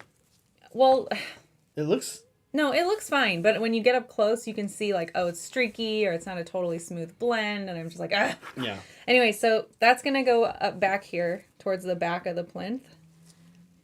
And she's going to be in front of it. Can you guys see that okay? Okay. And then in the frame itself, I'm going to paint, well, I'm going to insert a painting that I make of a unicorn. So if you've seen the movie, if you're familiar with the movie, there's this very specific scene that I'm thinking of where she's like walking down a hallway and singing, and there's a bunch of like mirrors, and in the mirrors are paintings of unicorns because this guy's more obsessed than I am. Yeah, so that's how it's gonna come out. That's how it's gonna go. It is pretty cool. Thanks. I'm very excited for you. I'm happy with it. I think you're gonna get yourself in that. I hope I get at least a category bronze. where they get there and they talk to you. Ooh. You know what I'm talking about? No, I don't know what you're talking about. Like they give you the feedback and stuff. And Oh, well, anybody can get feedback. oh, really? You just ask, yeah. Oh, okay. If you just ask. I thought if feedback, it was they'll give so to you. bad, they wouldn't even give you the feedback. They'd be like, It looks like crap. looks Thanks, like crap. Polly. I love it. That's the kind of energy I'm here for. Yeah, that's my goal. My goal is to get good feedback. Yeah. If I place, that'd be pretty cool. It's nice because they do like merit awards. It's not like there's only 1, 2, 3. It's like if you get gold, you get gold. If you get bronze, you get bronze. You know, there's no limit. Yeah. Yeah. Wait, Umi, he was just doing his funny. Does Umi not know looks like crap? Oh, Umi's been no. kind of Umi. gone for a while. Sorry, Polly. That's what you get. Looks like crap is the. Thank you, Umi, for defending my honor. Yeah, but it is the official way we actually We tell give somebody kudos, we yeah. like what their stuff is. We stole it from a great Yeah. YouTube user, Warthog. Yeah, I don't know if you caught this stream, Umi. It's fine. Polly will live. He's fine. We all love each other here. Oh, whoops, why am I putting her away? So I gotta paint her. Well, that's. I was like, okay, I'm packing up and going home, having a beer. Yeah, I don't know if you caught that stream, Umi, but it was hilarious. We had some mean comments on one of our shorts, and so we made like a joke of it, and one of them was looks like crap, and so you might see that a lot popping up. Looks like crap. Like, Yeah, we should have let our mods know. I know. Looks like crap has become a compliment, so heads up. I love it. Yeah, it's the new Hobby Collab compliment. Can we I saw somebody make a emoji instead of 100 of it was 50. Of 50, I don't know who made that or where that came from, but it was amazing. I forget where it came from, but it's very useful. It's Yeah. amazing. Can we get like a little text line, like a little looks like crap? Can we get like a little looks like crap block? Like in here? No, Like in our like a Discord. sticker? In our Discord, so we can react. Oh, yeah. So we we can can turn react it to- into a sticker. So like one of us can don't worry, Umi, it was funny. It was you couldn't have done it to a more perfect person also. Yeah, Polly. Yeah, we can get one of the mods to make a sticker or something, says or we looks like can do crap? it. They're better at it though. Yeah, Okay. looks like crap. Okay. Yeah. Let's zoom in on you for a sec, Meg. 'Cause Oh, okay. I'm I'm about to pour some paint. Okay. Then we'll put one of my guys here, and people can just look at him. Here, 'Cause they I can- want They to- can look at each other. It's almost like the same color I scheme. know. You know, Polly, I was thinking about that.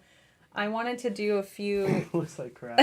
designs, like for us to add to our shop, like maybe stickers or something. And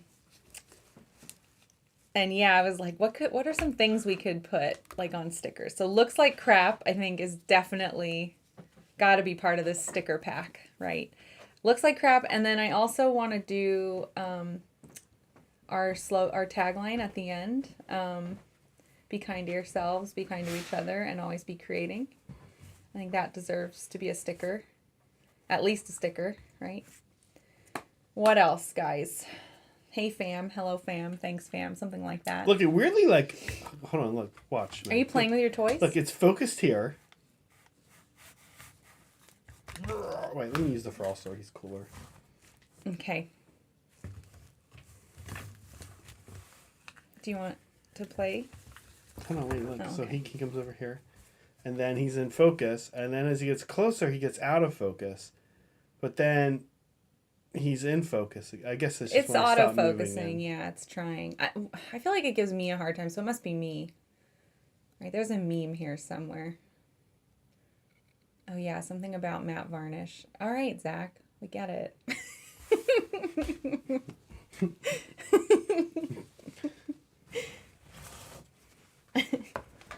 All right.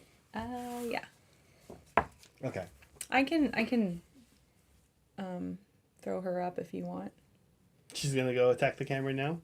I'm not gonna attack the camera with her, but I was gonna paint. with Okay, her. here we go. Just kidding.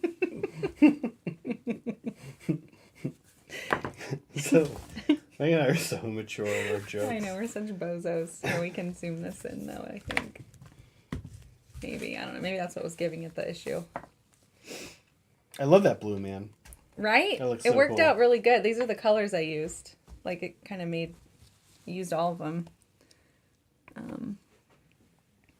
Alright, this part's going to be super sloppy and ruin all the good work I had done. Why? Because it's hard to paint on camera. That's why. I'll come back in and adjust it later. Yeah. But it kind of, gives you the idea, right? I wanted it to transition to purple at the end of the day.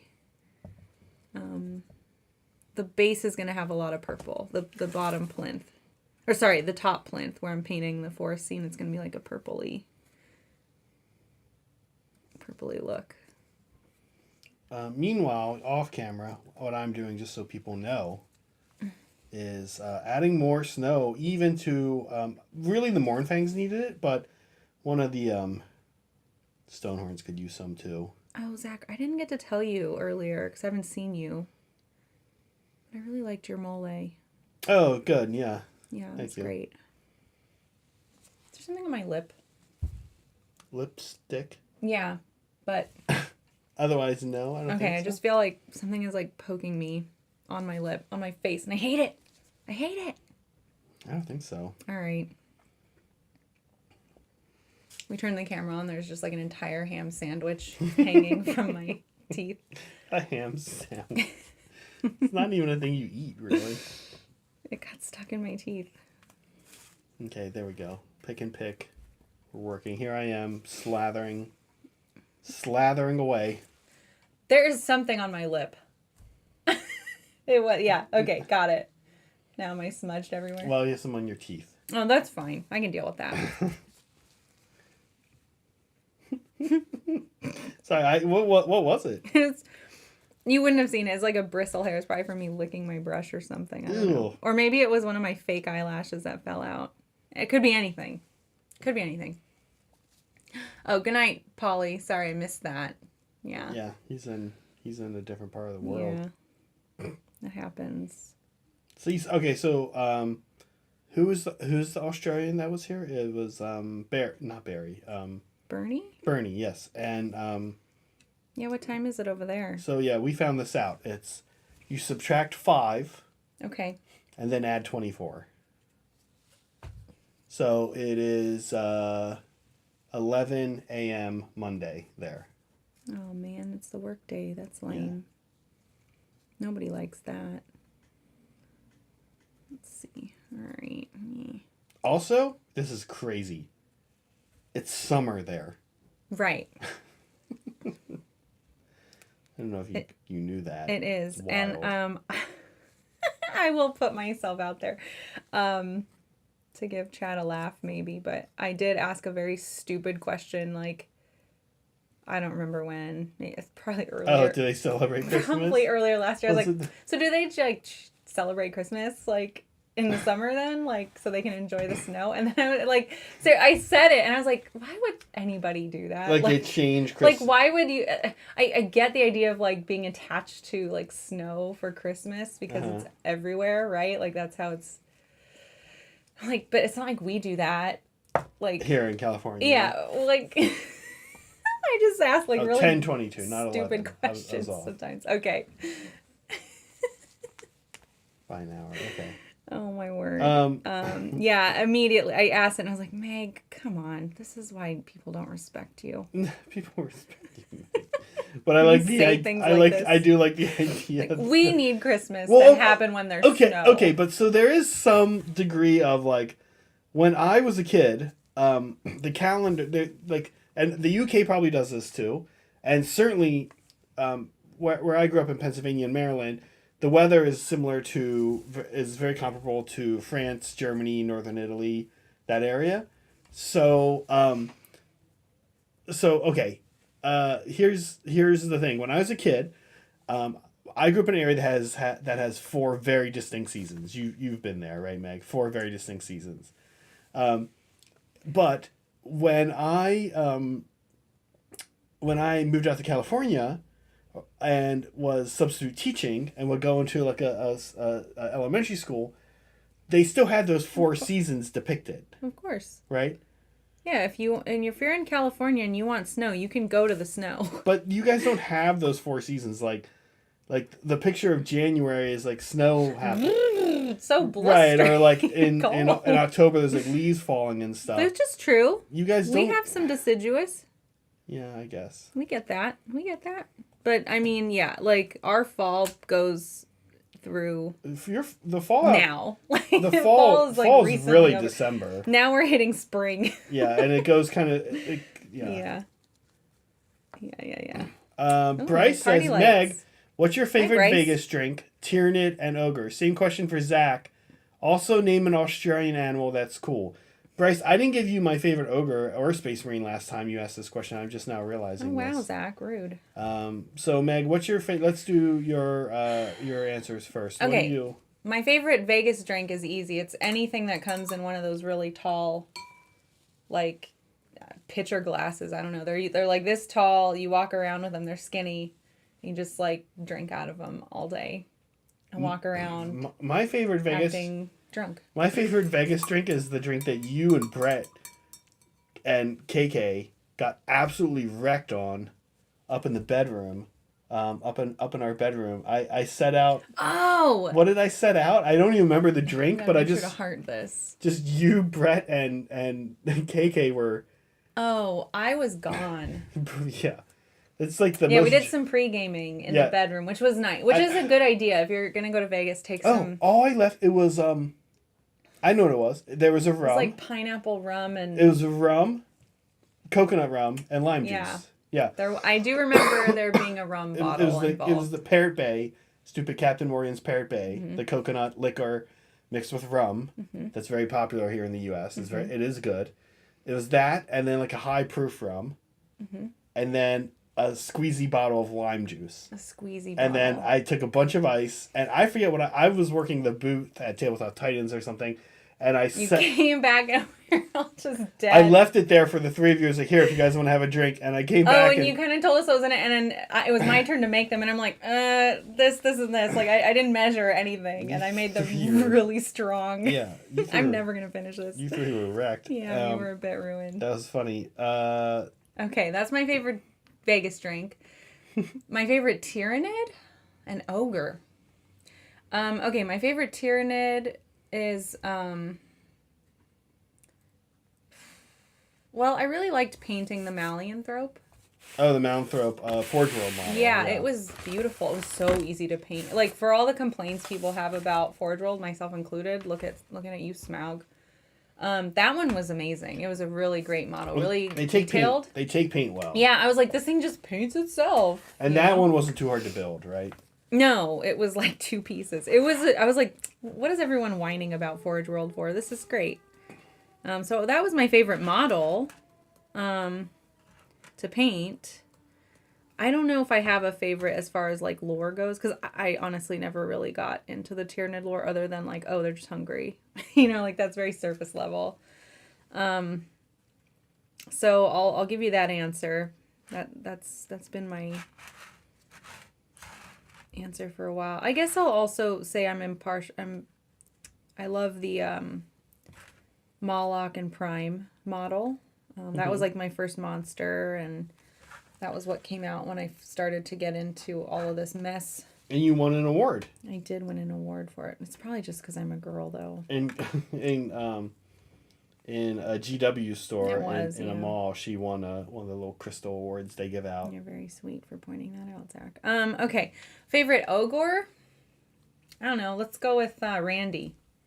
Oh, that's what everybody picked. Really? Everybody picked the Blood Pound Hunter. I realized I did answer this. Okay, yeah. I'm going with Randy. I like his little story that you've given him, and now he has a great hillbilly name, and I just think it's funny. Poor real Randy. I know, poor Randy. We now just said has a hillbilly name. Well... And by we, I mean you. The attacks I don't think it's really a hillbilly name. It just when you apply it to a hillbilly model, it's like, oh yeah, that works. It's like, not a bad. Think about Randy from South Park. Randy from He's South kind Park. of a hillbilly. He is kind of a hillbilly. He has some hillbilly tendencies. Yeah. The attacks on Randy though, on Poor the Randy, real Randy, just continue. Randy, you don't have a hillbilly. Just name. continue from I'm this so channel. Sorry, This channel. I mean, unless you look like a hillbilly, I guess, then own it, right? Oh my gosh. All right, fine, gnome. We've cut Randy no slack. Also, name an Australian animal that's cool. Okay, you have to give your answers, but I'll think about Australian animals.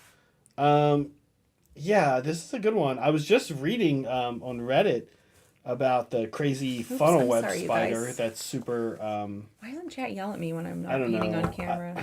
Or you? I need to. I do when I'm outside you yell at watching me. on TV, yeah.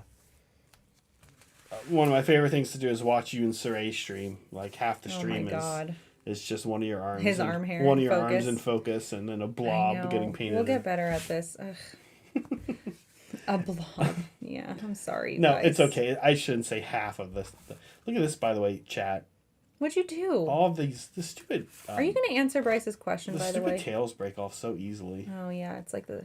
Yeah. And I think I've actually lost one now. I have one. That is sad.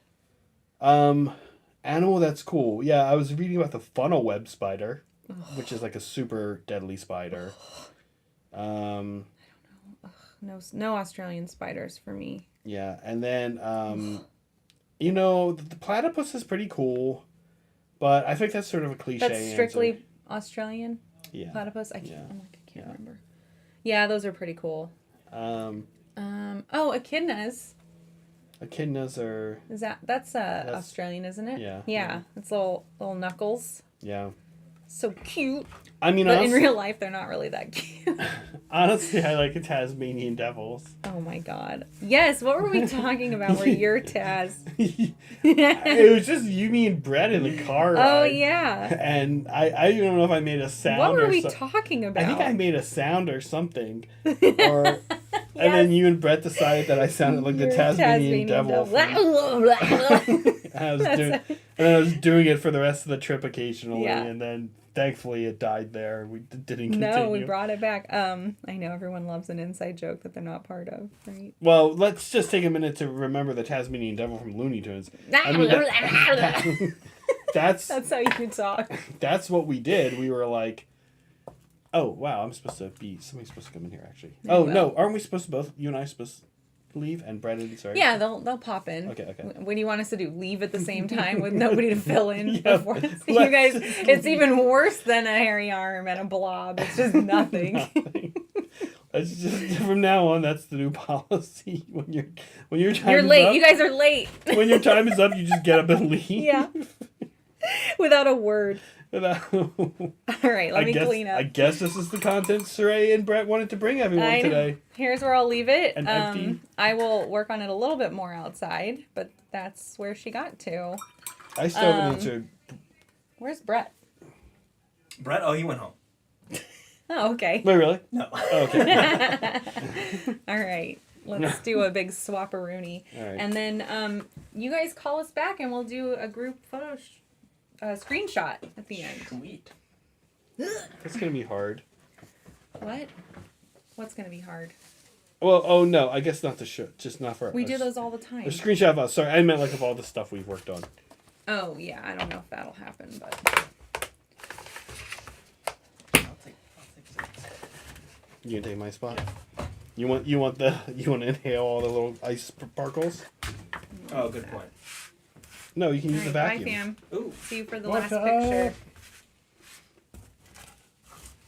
All right, let me get out of here. I was in no way readying myself to leave, as you can tell. Here, I'll do it. Thank you, Brett.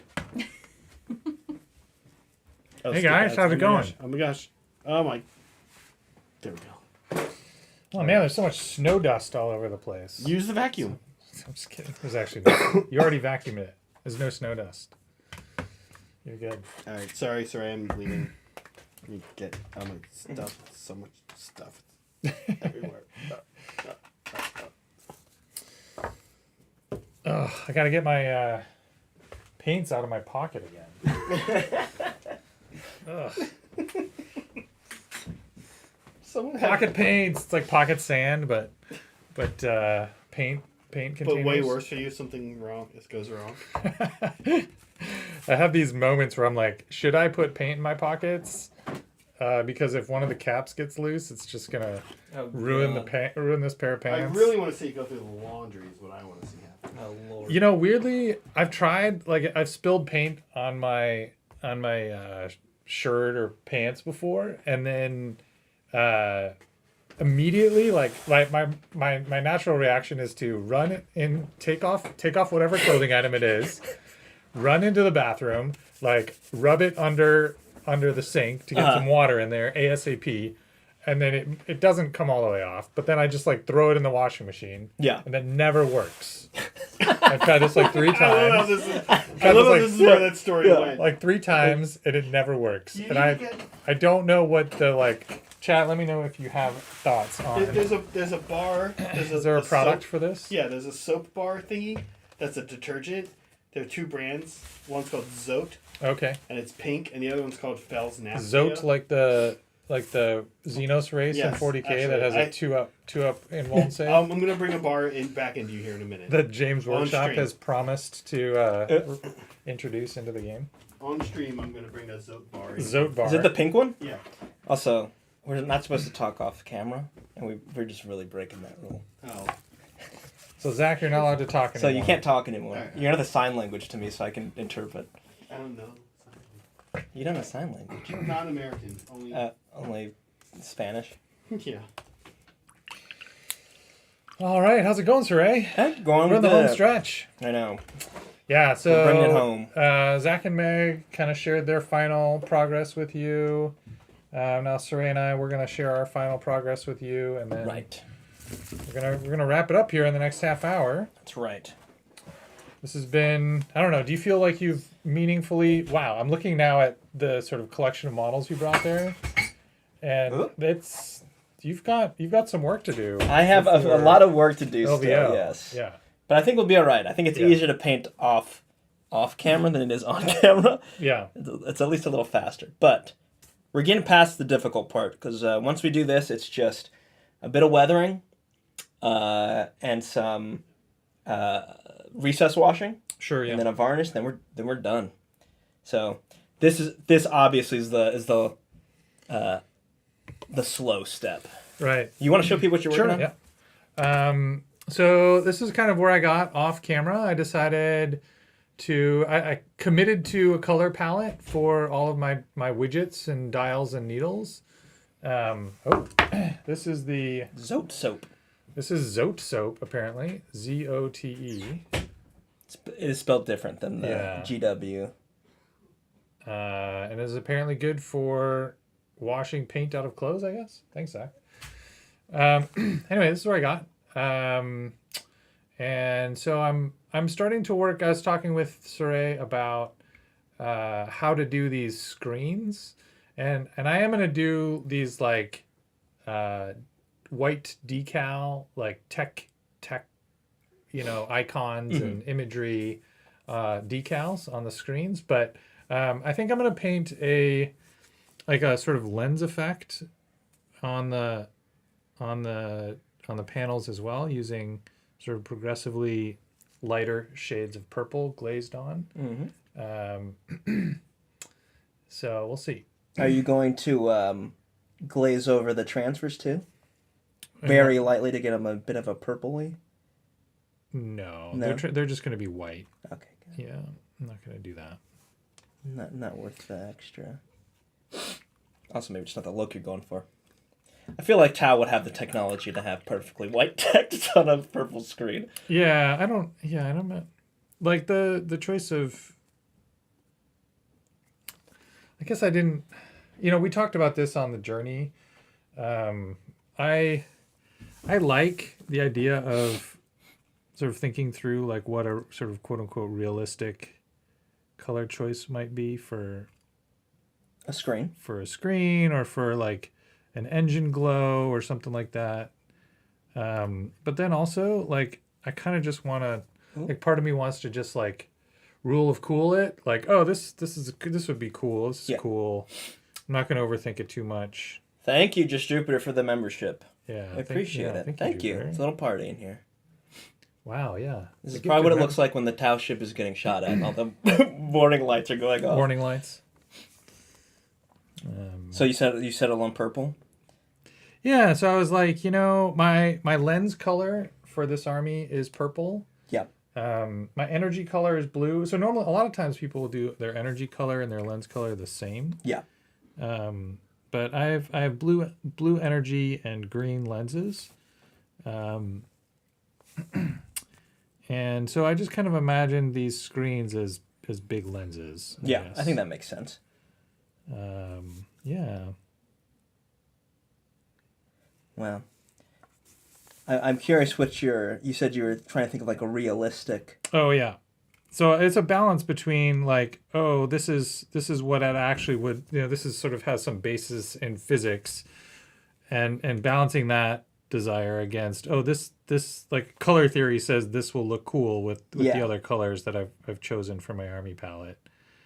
And so I try to balance those things. It's like I want there to be enough sort of variation in color for it to not just be all samey. Yeah. But I also don't want there to be too many colors for it to look, which would cause it to look busy.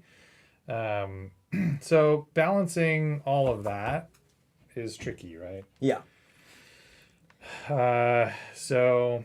Yeah, I think something you see, like, rule of cool is always the default. Yeah. But I think, I don't think I've ever seen, like, a realistically depicted sci-fi screen. I think we think of it as probably being, like, whenever they're painted, it's, like, one color, and it's got a little bit of text on it. Wouldn't a real screen probably have, like, all sorts of colors on it? Yeah. Like, it would probably be, like, have, like, windows open on it. A million windows and, like, 37 different tabs on their internet browser and stuff. It'd be very monochrome or very sort of heterogeneous, right? Yeah, exactly. I think there is some, if you wanted to do some realistic, quote-unquote realistic, colors, like red would be interesting, because red doesn't mess with your night sight. Right. Yeah. That's why you see Like night vision. Yeah. Or screens in. screens on like ships and planes are like red because it Right. doesn't mess up your eyes. But then again, we don't know how eyes work, so. Yeah. Yeah. Exactly. I don't think like you can start to kind of go down that path, and then very quickly you're like, oh, actually, I don't know how tau eyes work. So there's really no point in me overthinking this. All that we know is that this color was the correct choice.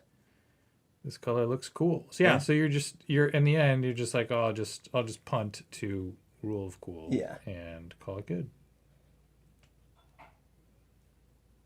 Okay. Got this. Yeah, where are you at?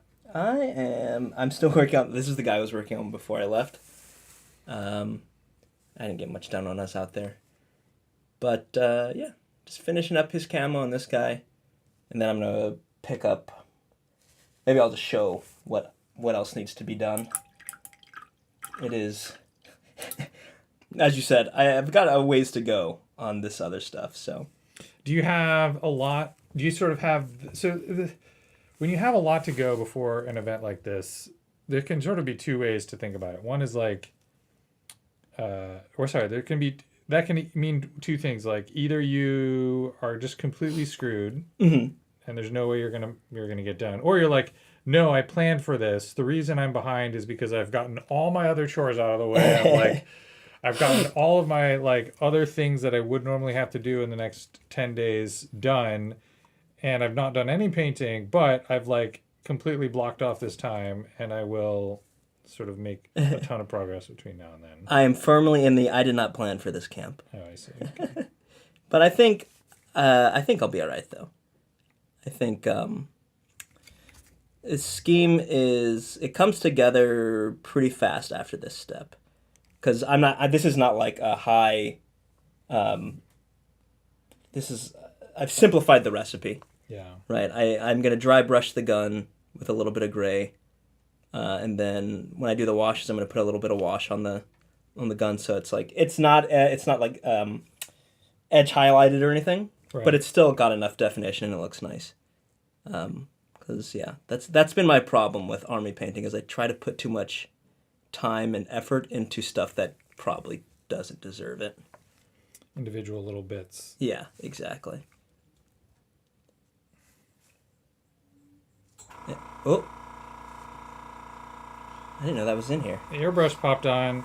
It's because we're doing so much airbrushing. It's got to refresh the all tank, the airbrushing we were doing on stream. All right.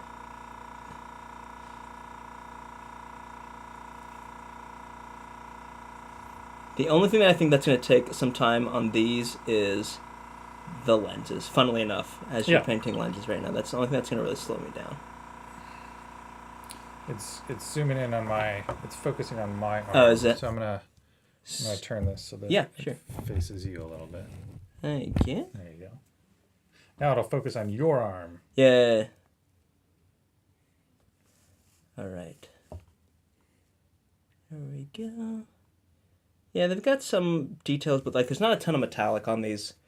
I'm going to leave a lot of it black. And the black cloak here is going to be pretty simple too. All right, so he's done. Let's grab an Infernus Marine. How have you played any games with the Infernus Marines yet? I've not. This is the first ones I've actually gotten to assemble. Gotten to build and assemble, yeah. Well, that's not true. The first for my own army, I should say. I did some Dark Angels before for a commission. I played against them this past week actually. And it was a small game, so I didn't really have I actually didn't have any crisis. No, that's not true. I had one crisis unit, but I didn't have any crisis. And it was a 500 point game, and I found them in a 500 point game anyway. I found them. I just didn't know how to deal with it. Oh, really? Yeah, I basically only had infantry. Oh yeah. Right. So in a 500 point game, you don't tend to have. I didn't have any vehicles. It was just all Fire Warriors and Kroot and Vespid. Yeah, that's kind of their ideal target, right? It's Yeah. like pretty low toughness infantry. And they, he was playing the Ultramarines detachment, the Oh, Gladius detachment, which have a way to advance and shoot. Yeah. So his threat range with these guys was significant. Yeah.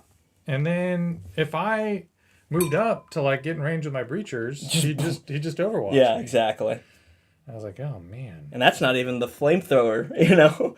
That's not even the firestorm detachment. They get even better. Oh, there's a flamethrower detachment? Yeah, these are the not salamanders, but they're totally salamanders Oh, right. Okay. detachment. What benefits do they get in that one? So all their weapons become assault. Oh, nice. Okay. Yeah, or again, the assault keyword. If they shoot at anything within 12 inches with flame or melta, they get +1 strength. Oh, wow. So the strength 6 and assault. Jeez. Yeah. Okay. And if you have Vulcan Heston, which is the guy I kit bashed over there, Yeah. he can choose a target, and anyone who shoots at them with flame or melta can reroll hits and wounds against them. Sorry, say that again? So if I have this one character, he chooses a model on an enemy model. Yeah. Or enemy unit, sorry. And any unit that shoots at them with flame or melta weapons can reroll hit and wound. Oh, so it's like super Oath of Moment. Yes, but only for one unit and only with flame and melta. Is it once per game? It's every turn. Oh, okay. Yeah. Okay. Yeah.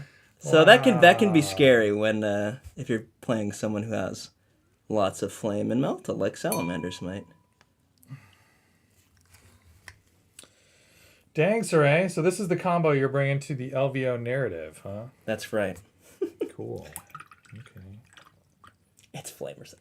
And I'm not bringing any. What do you call it? I have no melta, so. I'm not giving you shit. You're fine. I got. Look, I'm just being lore friendly. The Salamanders would totally you're right. kick your butt. That's right, they would. Yeah, I weirdly feel like like Space Marines. Were you around? Did you play 40K when they had the like movie Marine rules? Yeah. Oh, I wasn't playing, but I've heard of them. You heard of it? Yeah. I feel like at various points they've tried to lean into that direction a little more, making Space Marines like a more elite faction. And they never like really seem to nail it. I guess like Grey Knights and Custodes kind of make that hard. So like, how do you make Space Marines feel Like super elite when there's someone higher tier than them? When Grey Knights and Custodes exist. Yeah. I've voiced my opinion that, and I'll say it again, Custodes should be an army that only has like 10 Custodes in it. It should be 10 Custodes and then like the rest Sisters of Battle. Right. Or Sisters of Silence. Yeah, I agree. And I sort of feel like Custodes also should, like Knights maybe, like not a standalone faction, like an army that you add a unit or two of into your otherwise Imperial army. Yes. You know, an Agents of the Imperium kind of thing. Yeah, that's I agree. I think that the ship has sailed on that, unfortunately. Right, no, it definitely has, yeah. If I could change one thing. Go back in time and say, all right, look, you only need to... Custodes should only be... they should all be like the Blade Champion is now. Yeah. It's like 7 wounds and is a murder machine. Yeah, 10 attacks. Yeah. But, you know, they're expensive. T8. Yeah. They're surprisingly slow, though. That's actually one thing I haven't... But that's in the lore. Space Marines are like super fast, right? Yeah, Space Marines are super fast and Custodes are super fast. It's weird that they all have 6-inch movement, which is as fast as a guardsman can run. Right. Yeah. Oh well. Maybe one day we'll make our own game. Yeah, let's make our own 40K. We call it 41K. Yeah, we'll call it Rebel Moon. We call it one more K. Yeah. Oh yeah, we could call it We'll Rebel call Moon. it Rebel Moon. I love it. Rebel Moon, the miniatures game. It's No. like 40K, but But we changed the With- movement. That's it. that's right. Space Marines move 7. That's right. Instead of All the 6. other rows are exactly the same.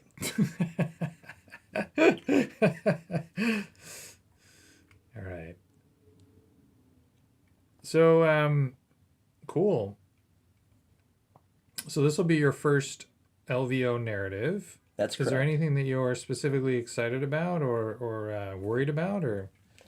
So I've never done a team game.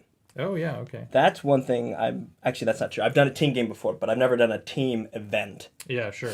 So, it's I'm not. It's nice because I'm only bringing 1,000 points of models. Right. Or I'm not bringing, but that's all I have to bring That's all you have to worry about. per fight. Right. But yeah, just working with another person. Sure. It's going to be interesting, especially because I haven't met this person in person yet. Yeah. So. Have you guys sort of done any? Yeah, we've talking about lists to make sure that you're bringing complementary things and that. We're definitely bringing complementary things. He's bringing Iron Hands. Yeah. So we're both doing the heavy infantry. Theme. But he's leaning a little more into like heavy infantry with vehicle backup. Yeah, he's got some dreadnoughts, right? Yeah, and I'm doing the heavy infantry with a heavy transport focus. Cool. So thematically in line with each other and can support each other. And so you're doing the Salamanders detachment and he's doing the Iron Hands detachment? Yeah, that's correct. Okay, cool. But he's Crimson Fists is the model. His are painted as Crimson Fists. Yeah. That's cool. Man, I think the cat hair's getting to me.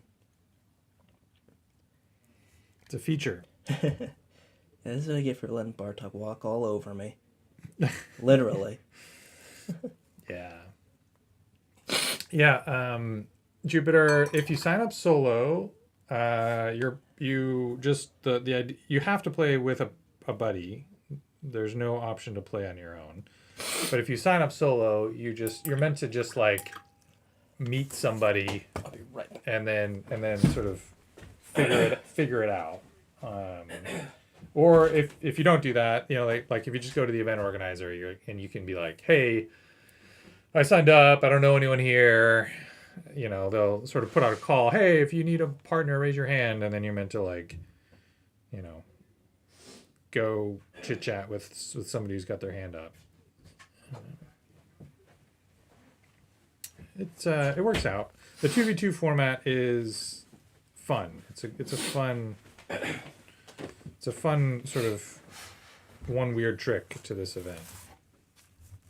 Oh, you just got like taken over by sniffles all Yeah, and I didn't want to subject anyone to dripping nose in HD. Yeah. Yeah. Adding my own slime to these models. Okay, so we have 5 minutes left. Shall we showcase? Yeah, shall we showcase a little bit? Yeah. Do you want to? Maybe I'll showcase mine. You can go grab yours. I have to do some setup here. No, Okay. I'm not gonna go get the You're not gonna get the whole thing? I am gonna set Okay. up. I'm gonna give you guys a little set up a little show here. And Zach and Meg, if you guys want to grab your things and bring them in, we can. We'll zoom in. Can do some all four of us showcase action. All right. Don't worry, I'll tilt it up in a second. Cool. So you guys. They're looking good. So this is what I managed to get done, which is not very much, frankly. So I still have quite a bit left to go. And Wow. everyone, get in there. That's looking great. Yeah. I think. Let's go like that. Oops, sorry. Everything's backwards. There we go. Maybe I'll go Lumix Snowpick. There This we is what I go. managed to get done. Look at that. Pretty cool. These guys are looking good. Yeah. And still have quite a bit to go, but I'll let you take Cool. over. Yeah, and so then after this, you've got the other aggressors. Yeah, so And I'll first, show the whole box. Yeah. Show what I've got left to do. Here, just do that this way. This is what I've So got. that's the box. Yeah. Yeah. This is the done over here. Okay. This is not done. Is that your whole? Oh, are we interrupting? Is No, that yeah. your whole thing that you're taking? No. What, This what I've got some other stuff that's. Those are the models I have a that, Land Raider and some other stuff. okay. that need but, to be painted. You guys happy with your progress today? Yeah. I Definitely have a am, lot more to go, but. yeah. Yeah, me too. All right, you want to show what you're. Yep. So here's where I'm at. I love this. It's a little. Can you zoom in a little? Sure, yeah. Yeah. So got the chairs there. At the start, I worked on the two guys in the chairs. And Whoa, they look great. I know. Yeah, they're I not love glued this down, panel. so I gotta they're falling apart a little bit. Oh, what's Ah, that? There's a stored horn. Hungry. So yeah, I gotta do some more work on these guys and then glue them into place. But coming together. Yeah. That ethereal looks great. Yeah, it's looking good. All right, who wants to throw their model Oh, in front? sure. I still have a lot of blending to do on the colors, but that's pretty much the color work. Come on. All right, yeah. It just needs to be blended. Yeah. But the colors are there. Yeah, it's looking She great. looks like a little That lettuce looks leaf. so good. Looks so good. All right. That's her. All right, and then you're gonna show off not your whole thing, but you're No, I've made This more guy. work for myself actually. I did get them brighter, which is nice, but now I have to go back and redo the straps, like I said earlier. Yeah. So here's the Frost Lord, and they're all kind of in this spot. So I have to do some fur now. I have to Yeah. do more work for LVO. It's great. All right. Yay! All right. Well, All right. are we gonna Stay post for tuned. our screen cap? Yes, and we want to remind you guys, anybody going to LVO, we have fun stuff planned. Yeah. Thursday we're hanging out, so come find us Thursday. Find us in our Discord. We'll post to in get the all Discord. all the details. And I think Friday we have plans. Friday we have a set plan for at Sundry. Yeah. We'll talk about how we're gonna get people over there. Yeah. It's spoiler alert. It's just take an Uber. It's gonna be but so yeah. fun. All But yeah, right. check out Discord if you want to kind of hear the latest up to the minute like hangout plans for or what what we're up to in 2 weeks, which is LVO 2 weeks. Yeah. 2 weeks. Coming up 2 weeks. fast. Yeah. All right, Zach, you want to take us out? Yep. Oh no. You Yeah. No, you got it. Well, okay. let's do our. Someone take a screenshot, our please. screenshot. Soups. Brett, look at the camera. Probably soups. Okay, bye. And that's right to say, be kind to each other, be kind to yourselves, and always be Always creating. Bye. Yeah, that one. Bye. Great. Bye.